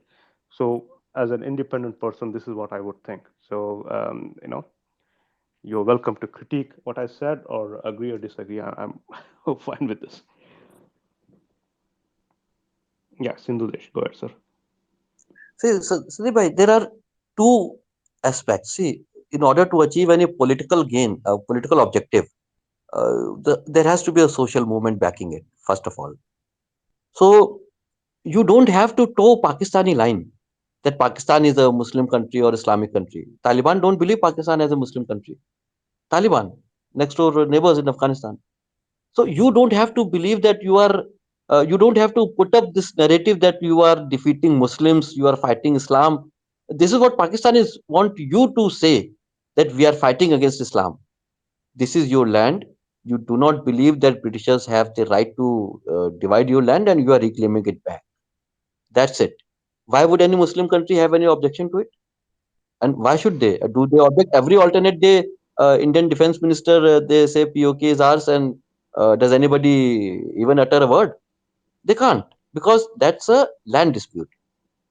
Even though your political objective may be what we have just not discussed, but the social objective has to be that this is our land, and we have to get it back. After 500 years of struggle, we have been able to rebuild our temple at Ayodhya. After 1400 years, we will take back our pious land of Sindh. That's plain and simple. The idea that this war is between Hindus and Muslims, and Hindus will occupy Muslims, this is what Pakistanis, they always paint the picture, and it is between Hindus and Muslims. You don't have to follow that line. You simply have to state the facts that this is our land, India's land, and we are reclaiming it back. Period. And to add, like Sindhudesh, I think I do want to say that the human rights aspect is something we really need to focus on a lot and create world awareness in terms that it is really keep hearing stories of things that are happening in Bangladesh. We keep hearing stories of all the atrocities being committed in Balochistan and Sindh. I think those have to be continue we need to continue to talk about. I think that is the bigger aspect that we need to focus on. And human rights, we know that at least the world notices it, and they do want to support that. So I think that's a much bigger aspect that we want to focus on. That will not Yes, yield see, desired yeah, results. Sindhudesh, one just addition to what you said. Yes, Pakistan does have a geography problem. Their interest is capturing territory, and they are basically they have a problem due to that. So they want to capture Kashmir, Indian part of Jammu and Kashmir, even Ladakh also. So they tried capturing it with the army. It didn't succeed. Now they're trying to usurp the services of Islam so that rest of the Ummah could come to the rescue and help it recapture or capture what it believes is its territory. That's J&K. So again, like you said, if you make it Hindu versus Muslim thing, again we would be strengthening Pakistan's hand. Uh, Even Muslim Pashtuns, Pathans from Afghanistan will fight Pakistan because they claim their territory to be till Atok. They don't recognize Durand Line. So there are a lot of Muslims who are willing to fight Pakistan. There are a lot of interest which aligns with what we want to do. India needs to align. I think India will align with them. We have some very smart people at the helm right now, and if you look at other things they have done, I would urge you guys to go and listen to the speech of Ajit Doval. I think it was about 6 months or 7 months back. It's very, very informative. Again, you have to read between the lines. Please go and listen to it, and probably you will learn something which I learned. Yeah, I just want to mention that. Yeah, go ahead, Sindhu, and then I'll go to the You see, real. human rights, this human rights aspect will not yield you the desired results. See, everybody knows that the worst kind of atrocities on human beings is being committed right now in Pakistan, but United States is having discussions with India about the human right violation. That's the fact. So these are political tools to obtain again the political objectives, the human rights and all those things. People are getting killed as I said, every hour 8 people are getting killed. Nobody cares.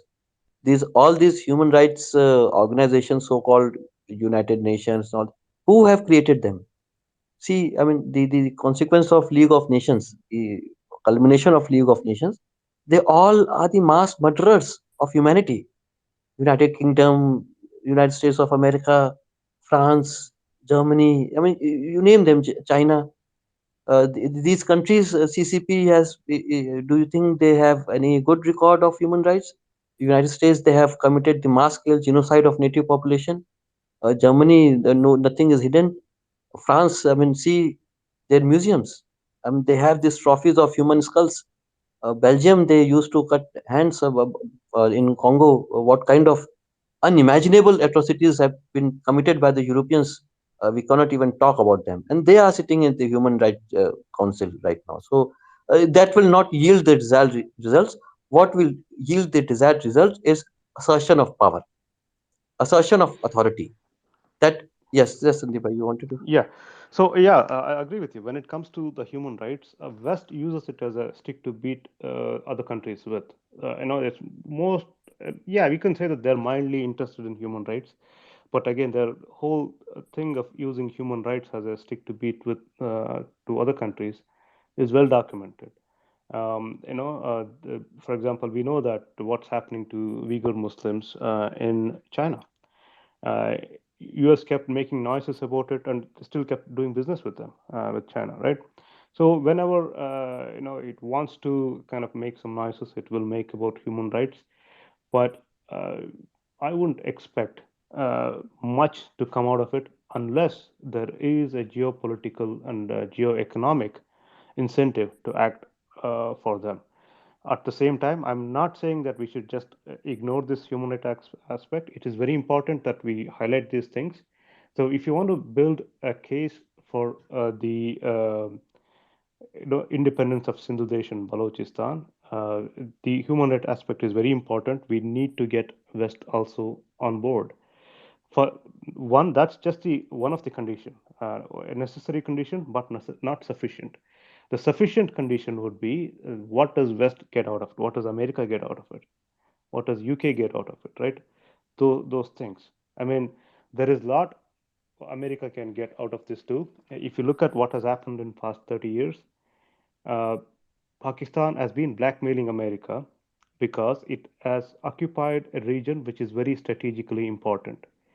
That strategic importance comes to Pakistan because it is occupied two very strategic land masses. One is Sindhu Desh, another is Balochistan. Without going through these two places, they cannot reach Afghanistan. So imagine if there was no Pakistan, um, and US did not have to depend on Pakistan to go to Afghanistan. Pakistan would have been bankrupt 20 years ago. Even now, there is a kind of reset in Pakistan and US relationship because it all started after the elimination of al-Zarqawi in Afghanistan. Pakistanis either provided them intelligence or provided them the flight, the drone flight access over their territory to go and attack this guy, or maybe both. They did the both. So even now, US needs Pakistan because if they want to keep an eye on terrorism in Afghanistan, they need Pakistan. They need Pakistan because they occupy these two important ports. If these two important ports become independent, they won't be US won't be subject to Pakistani blackmail anymore.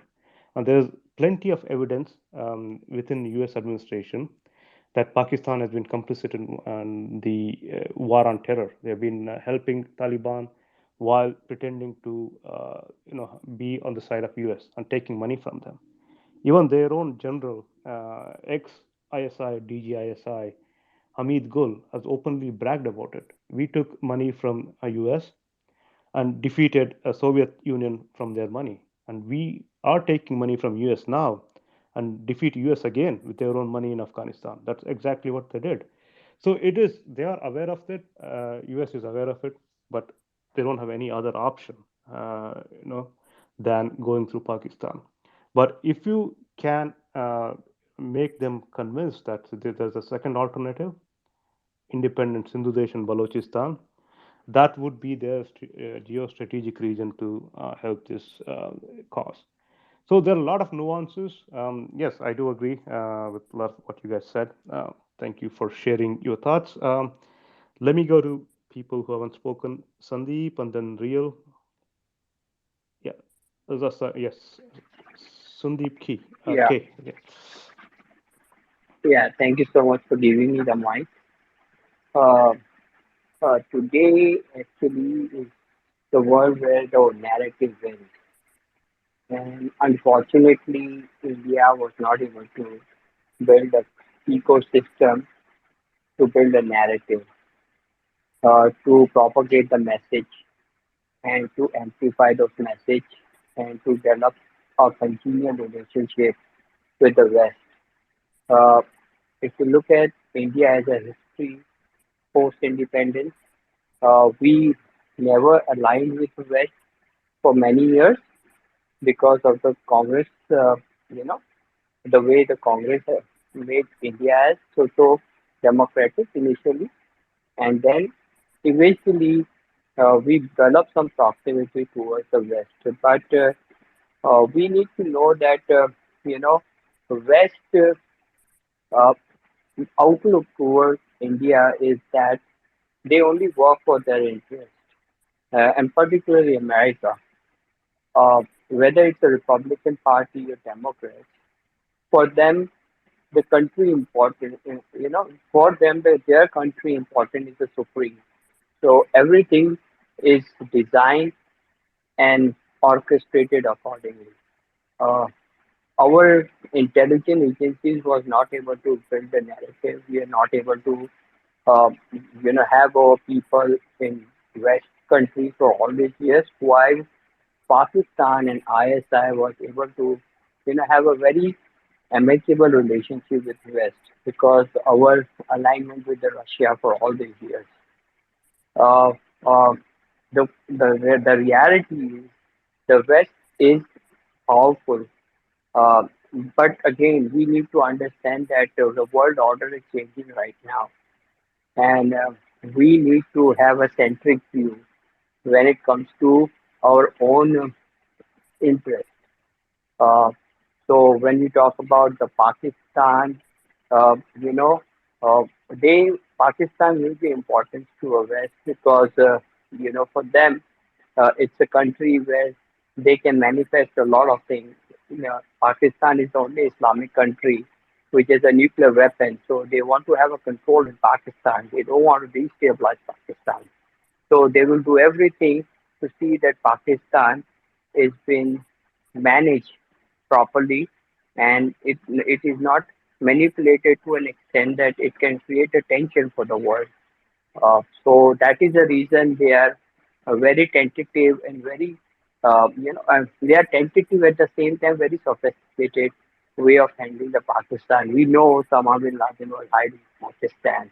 We know how Pakistan sponsored terrorism in Afghanistan. We know when Americans were there in Afghanistan, ISI was helping Taliban and other people to fight against America. But still, America understands this thing. They have to have a relationship with Pakistan. And the other thing is very important is that the Pakistan, is a country which, uh, which have relationship with the West, and they need it.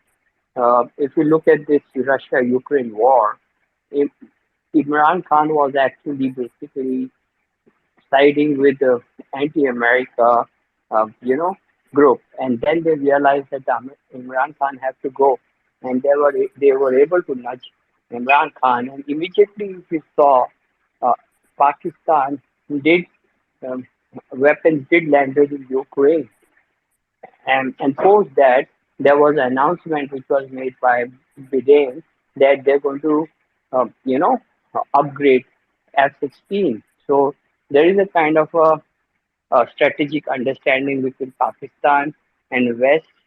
They ignore what Pakistan is doing to their own interest because it doesn't bother them.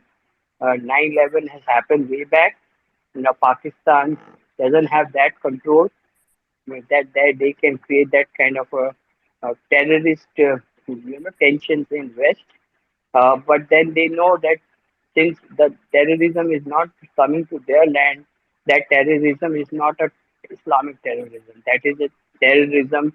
If India is facing the terrorism from Pakistan, emanating from Pakistan, that is a terrorism basically uh, concerned to India and their subcontinent. So here is the hypocrisy of Yeah, a West, which Sudeep, is yeah, would you mind wrapping up in 30 seconds, please? yeah, that I just want to know that I just want to make a submission that we have to have a centric view. We don't have to align with everyone, like what Modi government is doing. That we can we can stand with Russia, we can stand with US view based, and then we can take a step where our self interest are addressed. Thank you so much for giving me the opportunity. Yeah, thank you. I just want to remind everyone the topic of the room is 1971 Bengal genocide, and how do we create awareness about that genocide, as well as the what's going on in Pakistan right now, the genocide of Sindhu Desh and Balochistan. So I would appreciate if we can stick to that topic and anything related to that topic. Anmol, yeah, go ahead. Yeah, and then I'll go to the real. Oh, yeah. Thanks for giving me space.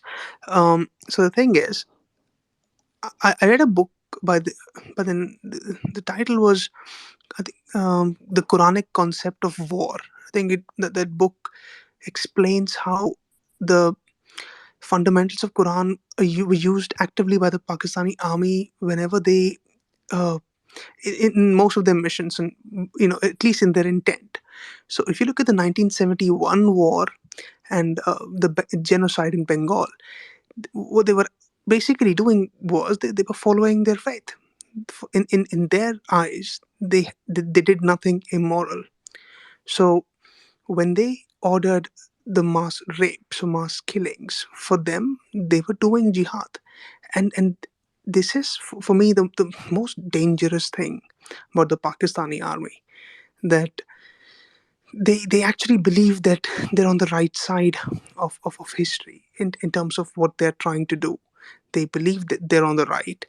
And I think it's important for India to understand that there is a religious foundation based on which Pakistani army functions. It's not like Pakistani army is bad and Pakistani people are good, and the political establishment is good, so we can talk with them, we can increase people to people contact, but only the army is bad. You have to understand that you have young children in Pakistan who are indoctrinated very early in their life, and they are being taught these kind of things. So it's almost a lost cause unless their schools and their madrasas stop teaching these things. This thing will continue. The only reason we don't have terrorist attacks now happening in India is because Pakistan doesn't have money. If you remember, I think before the 1965 war, I'm sorry, I'm just diverting a little bit, US gave Pakistan, I think, around $750 million at that time, 1965 se pehle, they gave that money. And the first thing Pakistan did was buy weapons with that money, and they did Operation Gibraltar in 1965. So the moment these people get money, the first thing in the mind is war. So when they had disagreements with with East Pakistan, then their leader, for them, it was fair game, and they're doing the same thing in Balochistan. Is if India is not able to call a spade, and we are not able to link these genocides of Pakistani army with Islam, I think we'll not be able to sort of win the broader war of narrative. It's about winning the war of narratives. And if we're just saying that, okay, it's only the Pakistani army that's bad and Islam is fine, I think we're kind of Yeah, defeating the okay. purpose. Anmol, Yeah. yes, I kind of got your thing. But again, let me ask you this. If you want to link Pakistani army with Islam, and are you saying that we should go up against the rest of the Islamic world, like Saudi Um, Arabia, Iran, UAE? we cannot right now. So We yeah, cannot that's right now isn't that the because smart thing to do, to we get oil separate from these them. two? Yeah. Yeah, So the thing is, don't you think we should be sticking to doing smart thing and speaking smart things? yeah. So for the time being, the government Yeah, the that's what the government room can about. continue to do that, focus on Pakistan, but the people, we so if the overseas Pakistanis, they are able to create the narrative of the Hindu, for what do you say, Hindu nationalism and radicalism, radical Hindus, or Leicester mein jo bhi hua, stuff that happened in Birmingham and Leicester, they were like Hindu radicals and all that stuff. I mean, if they are able to create a false equivalence between the stuff that happens on Hindu side and Muslim side, that you have to understand that this is like they are winning the war of narratives, because we know what's the truth, they know what's the truth, they're still able to create that false equivalence. So as people, we need to I think speak against Islam as well.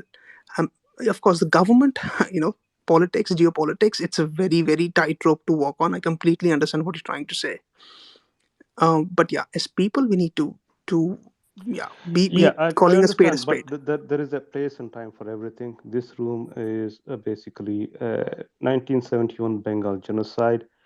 We are trying to create awareness about this genocide, which is perpetrated by Pakistan, and also they're trying to create genocide now in Sindhu Desh and Balochistan, and most of those victims are Muslims themselves. And of course, there are a lot of Hindus in Sindhu Desh were being kidnapped, subjected to all kinds of atrocities. So the focus here is to create awareness about these topics.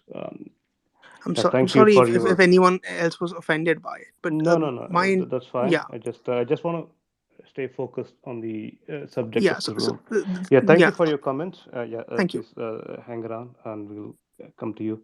Yeah, Sindhu Desh, you want to quick Yes, I want rebuttal to or add, but something? the real wanted to say something. Let's hear him out first, and then I'll. It's important Yeah, that both the gentlemen who have said I mean, this has to be understood with clarity. So please hang on. I'll respond to both of your comments, but first let realistic make his statement. yeah. Go ahead. Realistic. Uh, is it me, host, you are pointing? Relentless? Yeah, sorry. Yeah, Oh, yeah. okay. Okay. Thank you very much, host, for giving me this opportunity. I start with my solidarity with my brothers and sisters in Balochistan and Sindhu Desh, and in whatever part in Pakistan they are being oppressed. I hope that one day oppressors will be defeated. Now, pivoting to the main topic of 1971 Bengal genocide, I am from Bengal and my roots are from Bangladesh. And my family, my ancestors went through this. I have heard these stories so many times from my elder relatives that I can even see those pictures in front of my eyes. Now I will tell what has happened, what I have heard from them. So if first of all there were, I think, around 30 lakh people were killed, and they were not picked like by religion. They killed all Bengalis. So it was a, a difference between Bengalis and Punjabis. At that time, East Pakistan and West Pakistan was there. East Pakistan, they were Bengalis, and West Pakistan, the Bengalis used to call them Punjabis. So, and before 1971, 70% of the GDP was coming from East Pakistan, and that was siphoned to West Pakistan.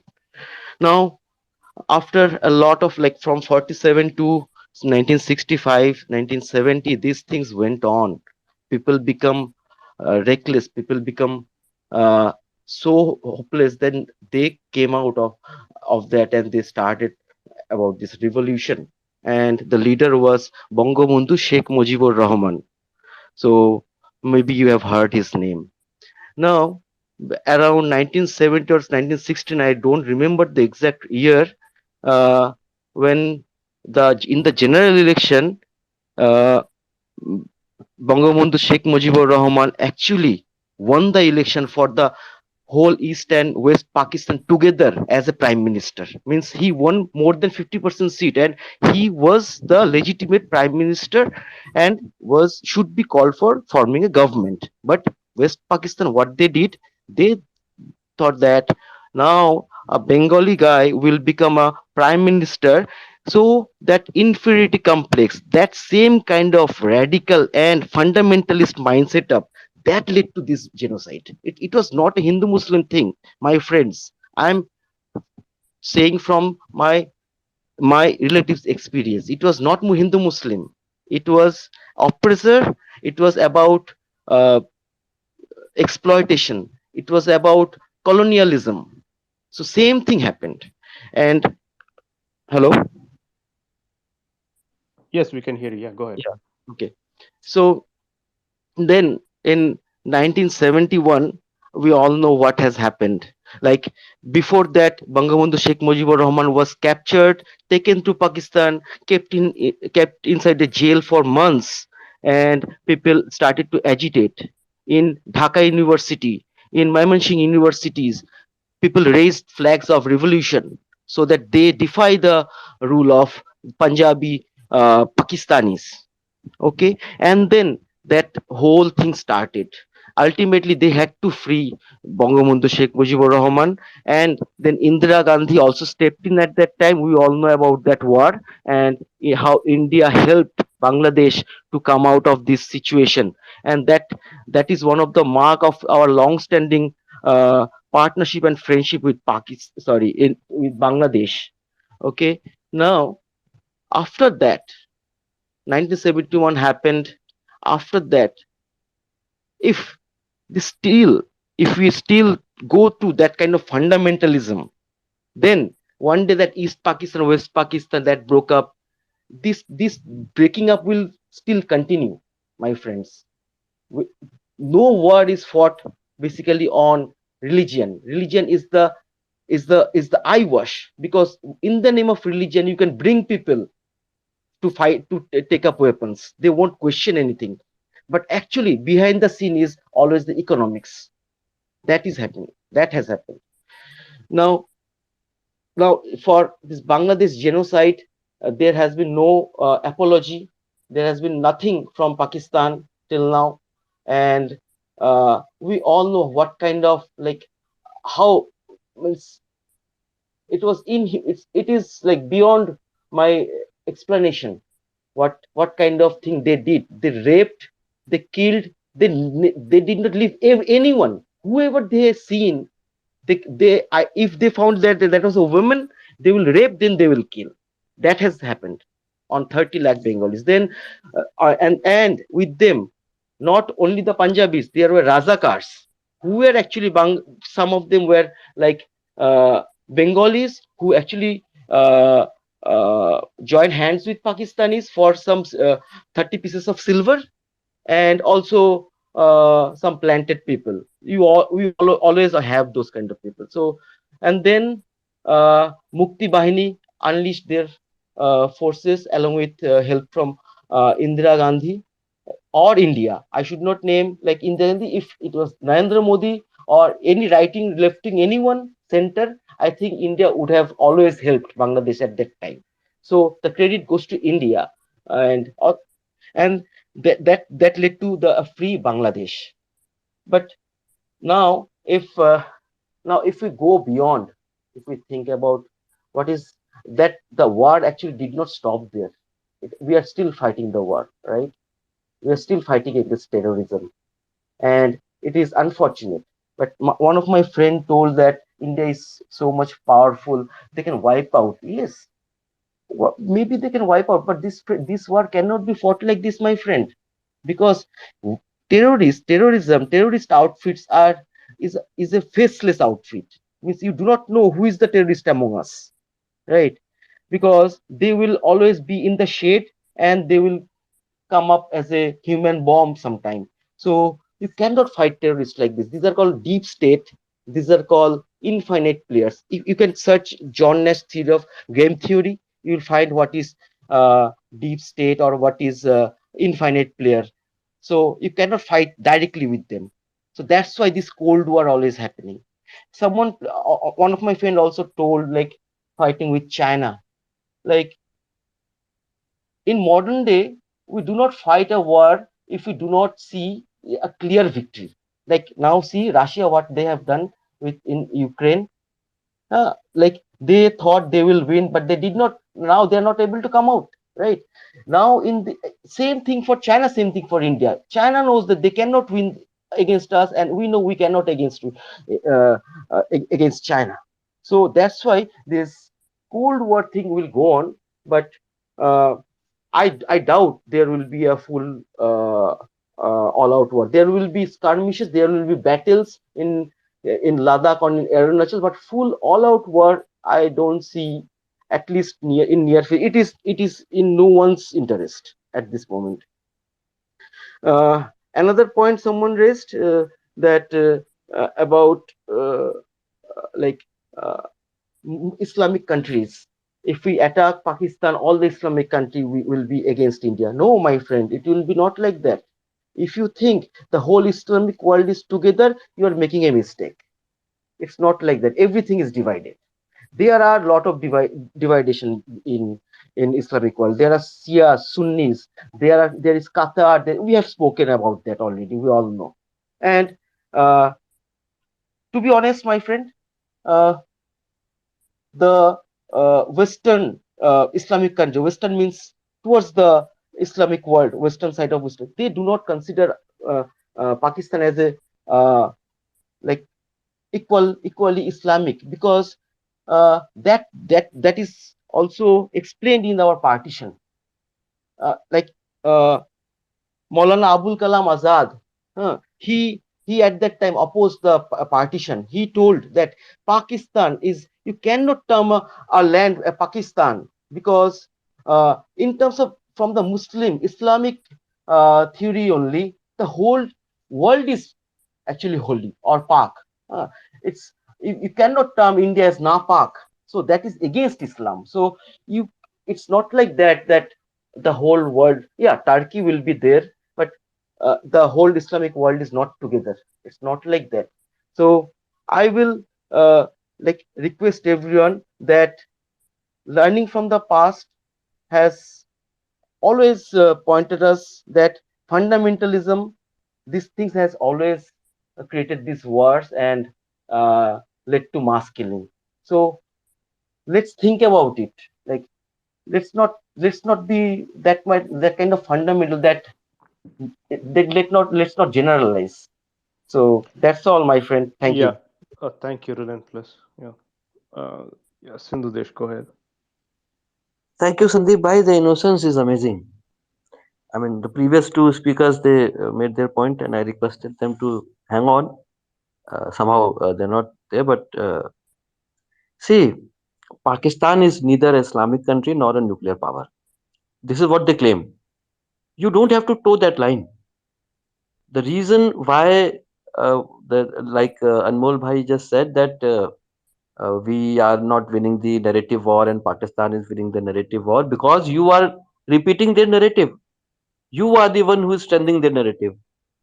See, Pakistan is simply a criminal enterprise which is committing mass genocide of human beings. Statistically, Pakistan is killing 8 human beings every single hour, 180 human beings in a single day. This is what Pakistan is doing. Let Pakistan claim that they are Islamic country. Let Pakistan claim that they are doing jihad. Let Pakistan claim that this crime against humanity is committed because they are following a certain kind of book. Thereafter, all you have to do is to supply arms and ammunition to countries like Saudi Arabia, Muslim countries, and they will seek their justice. You don't have to fight their war. Unfortunately, my Indian friends, they are fighting the war of Pakistan, of course, through innocence and through their how should I put it? Um, Understanding is not at that where it should have been. You never, I mean, you don't have to declare Pakistan an Islamic country. Let Pakistan declare it. Why are you doing that? Even why is Taliban fighting them? Because they don't consider them Islamic. Why are you consider them Islamic? All you have to do is declare Pakistan as a criminal enterprise, and this is a fact. You won't be lying. Pakistan has committed crime against humanity. Pakistan is committing crime against humanity. As long as Pakistan remains, it will commit crime against humanity. And it is Pakistan's point of view, or it is Pakistan's responsibility to come and claim that they are doing jihad, they are doing following the book, they are doing it because they are Muslims, and the reason why they are killing Muslims is because they are Muslims. Let them settle it out. Why are you interfering in that? And that is why you are unable to win the narrative war.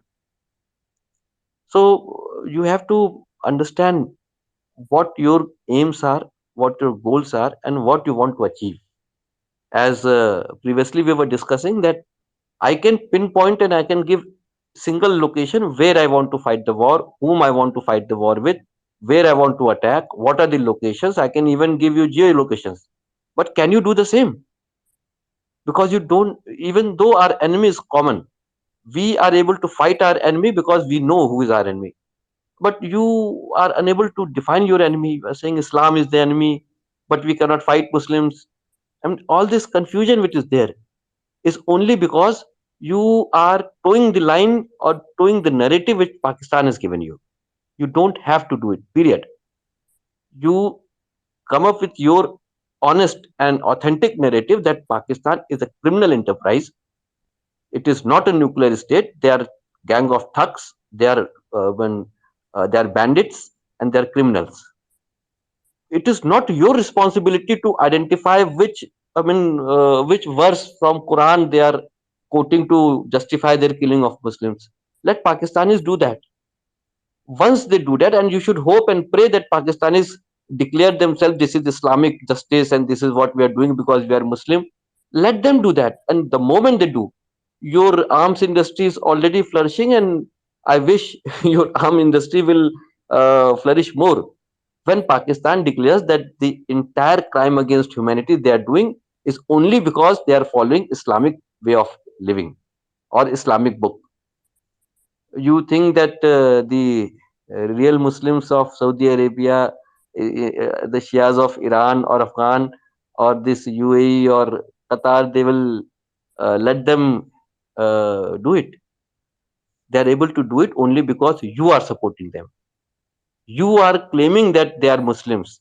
Therefore, their killing of Muslims is justified. That is why nobody is coming to your rescue. Don't do that. Thank you, Yeah, Sandeep Bhai. I agree with Sindhu. Of course, I don't hear you what you said. I don't know if any Indian knows there are 5,000 Shia Muslims get killed in Pakistan every year. Forget about Bhora Muslim, Ismailis, and all. They got all massacred. You must have had 2019. They had a bombing in Shia mosque, and where 200 people got died. This is pretty regular. I don't. It's you. I agree with you. It's you who tell that Pakistanis are Muslim. Uh, I don't understand how do you tell they are Muslims? You saw the other day 500 dead bodies which are eaten by cats, crows, and dogs were found on top of a hospital. Now, can you tell me, which Muslim will, the, any dead, we should have given a respectful burial. Okay, these people were Sindhis, Baluchis. Mostly, I think they are um, kidnapped by Pakistani army. They got killed. After that, they just thrown up their bodies on top of. They don't have money to. I believe they paid some money. What I got to know, they paid some money to the municipality worker to bury the dead. But the worker took the money. They never buried the dead. Can you believe any Muslim in this world? I might be your Professor, enemy. just one addition. You can continue. Just one minor addition. Their organs were stolen. Their organs were stolen. They were all missing persons, and their organs were sold off. And the remaining part of the body was thrown on the rooftop of the National Hospital, Multan. Yes, Yes, continue. Thank you. thank you for correcting me. Yes, you are correct.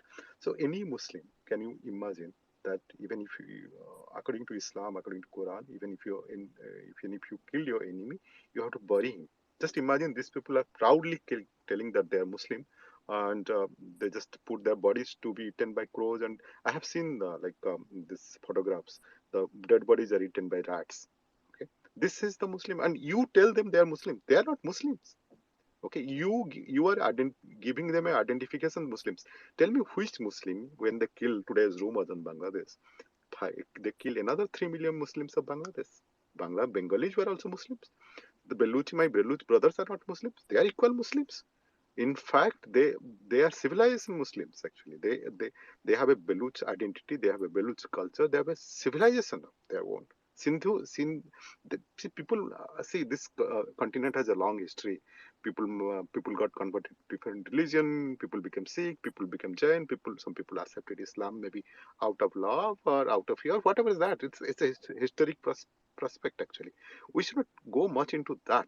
What we should do is that highlight this Pakistani government hollowness actually. What it's doing with its, see, minority doesn't mean only Hindu minority or Christian minority. Baluchs are minority, Sindhis are minority. See, the Pashtuns are minority in Pakistan, right? So what it is doing, its own people. We should highlight that, right, in front of an international audience. We should make sure that, see, I have someone who has seen the genocide. Actually, I was 14 years old that time when Bangladesh happened. So I could relate exactly what's going on in Balochistan, Sindh, what Pakistan, the same, the playbook they are doing actually. They used to kidnap young people in Bangladesh, and you get your dead body. You used to get family used to get their dead body after 2-3 months. Maybe the head or one hand or some dress used to identify them. But they're doing the same thing. So, see, it's not a Muslim, Hindu, or this thing. I agree with my brother from Sindhudes. It's Pakistan is the creation of Pakistan is a mindset, right? It's like it's a hate-filled state actually. State doesn't have any uh, state is filled with hate. He's correct when he said that every day Pakistan, every hour, 6 people get killed in Pakistan by the state. Eight, State eight, kills these people. eight people. Eight Yeah, people. Yeah. Every hour, 8 people, 180 people every single every day. hour 8 people. Yeah, that's by Pakistani journalists and Pakistani. They admitted it. If imagine if they are admitting every hour 6 to 8 people get killed. Imagine how many people they are not disclosing actually, unofficially getting killed. That's the point actually.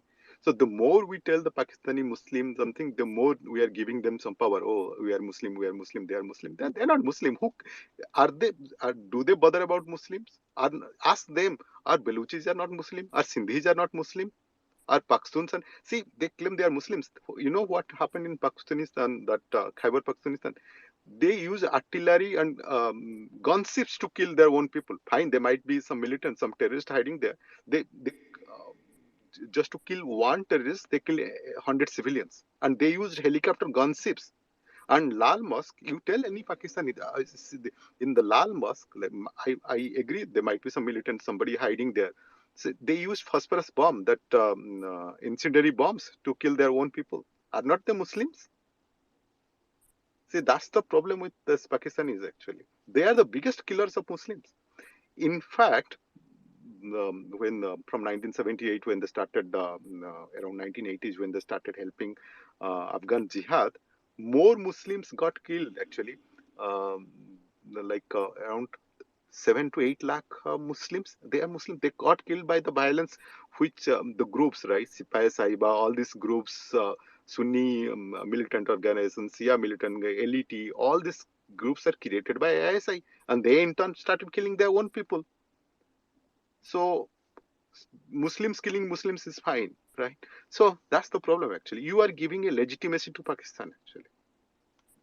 Thank you, No, Pranav, Sindhu Des. Pranav, Yeah, the point that I was making was that we have to declare that Pakistan is a criminal enterprise.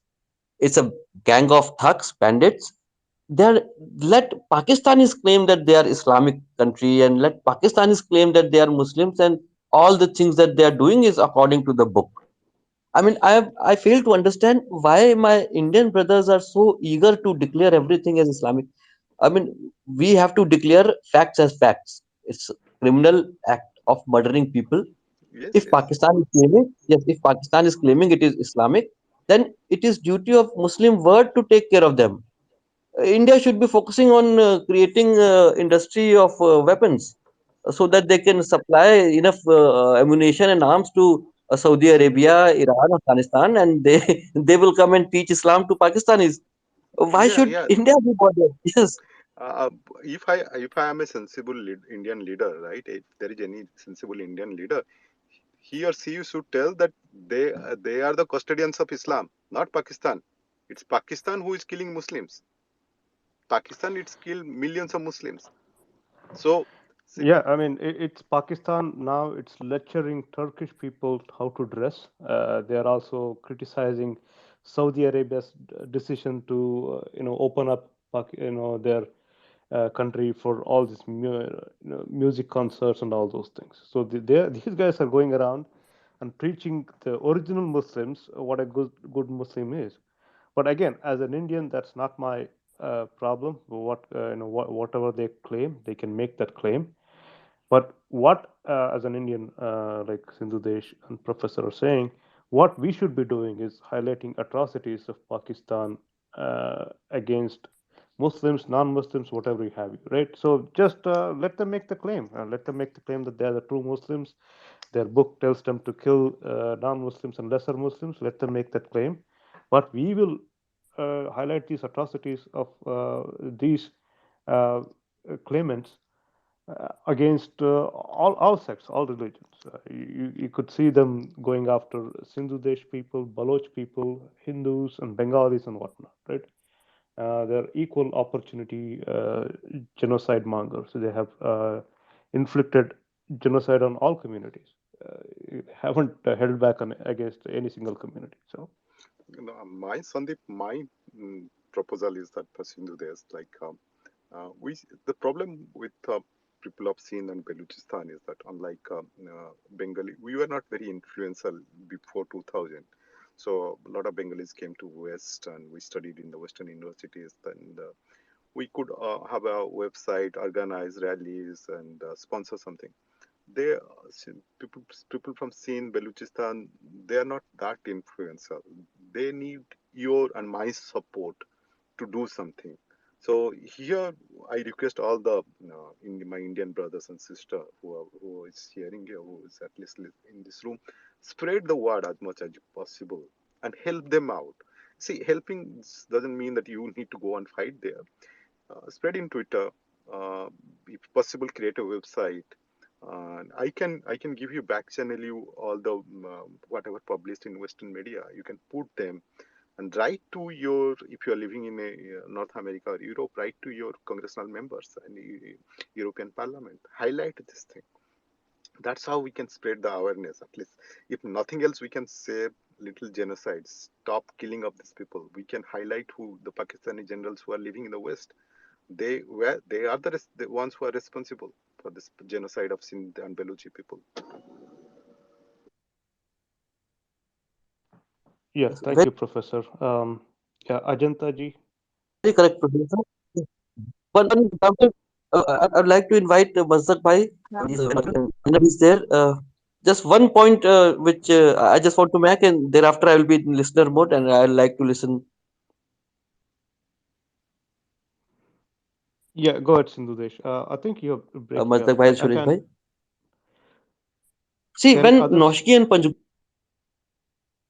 You're Sindhudesh. You're breaking up. happens, like how to help? Like, Can others hear am I audible Sindhudesh? now? Is it better? Am I audible? You're still breaking up, Now but it's little better. Yeah. Yes, now better. yeah, now you're a little bit better. Yeah. I'll reconnect. Wait. Okay. Yeah. By the time he reconnects, let's go to Ajanta ji. Is Ajanta it ji, welcome. Hi, Go ahead. is it thank better you now? so much. Hi. Okay. Okay.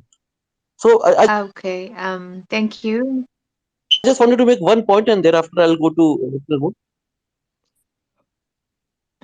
Yeah.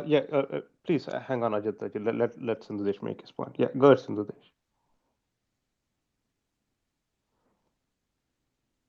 Looks like he has connection problem again. Can others hear him? No, we cannot hear him. No. Okay. No. Okay. Yeah. Go ahead, Ajanta ji. Okay, thank you.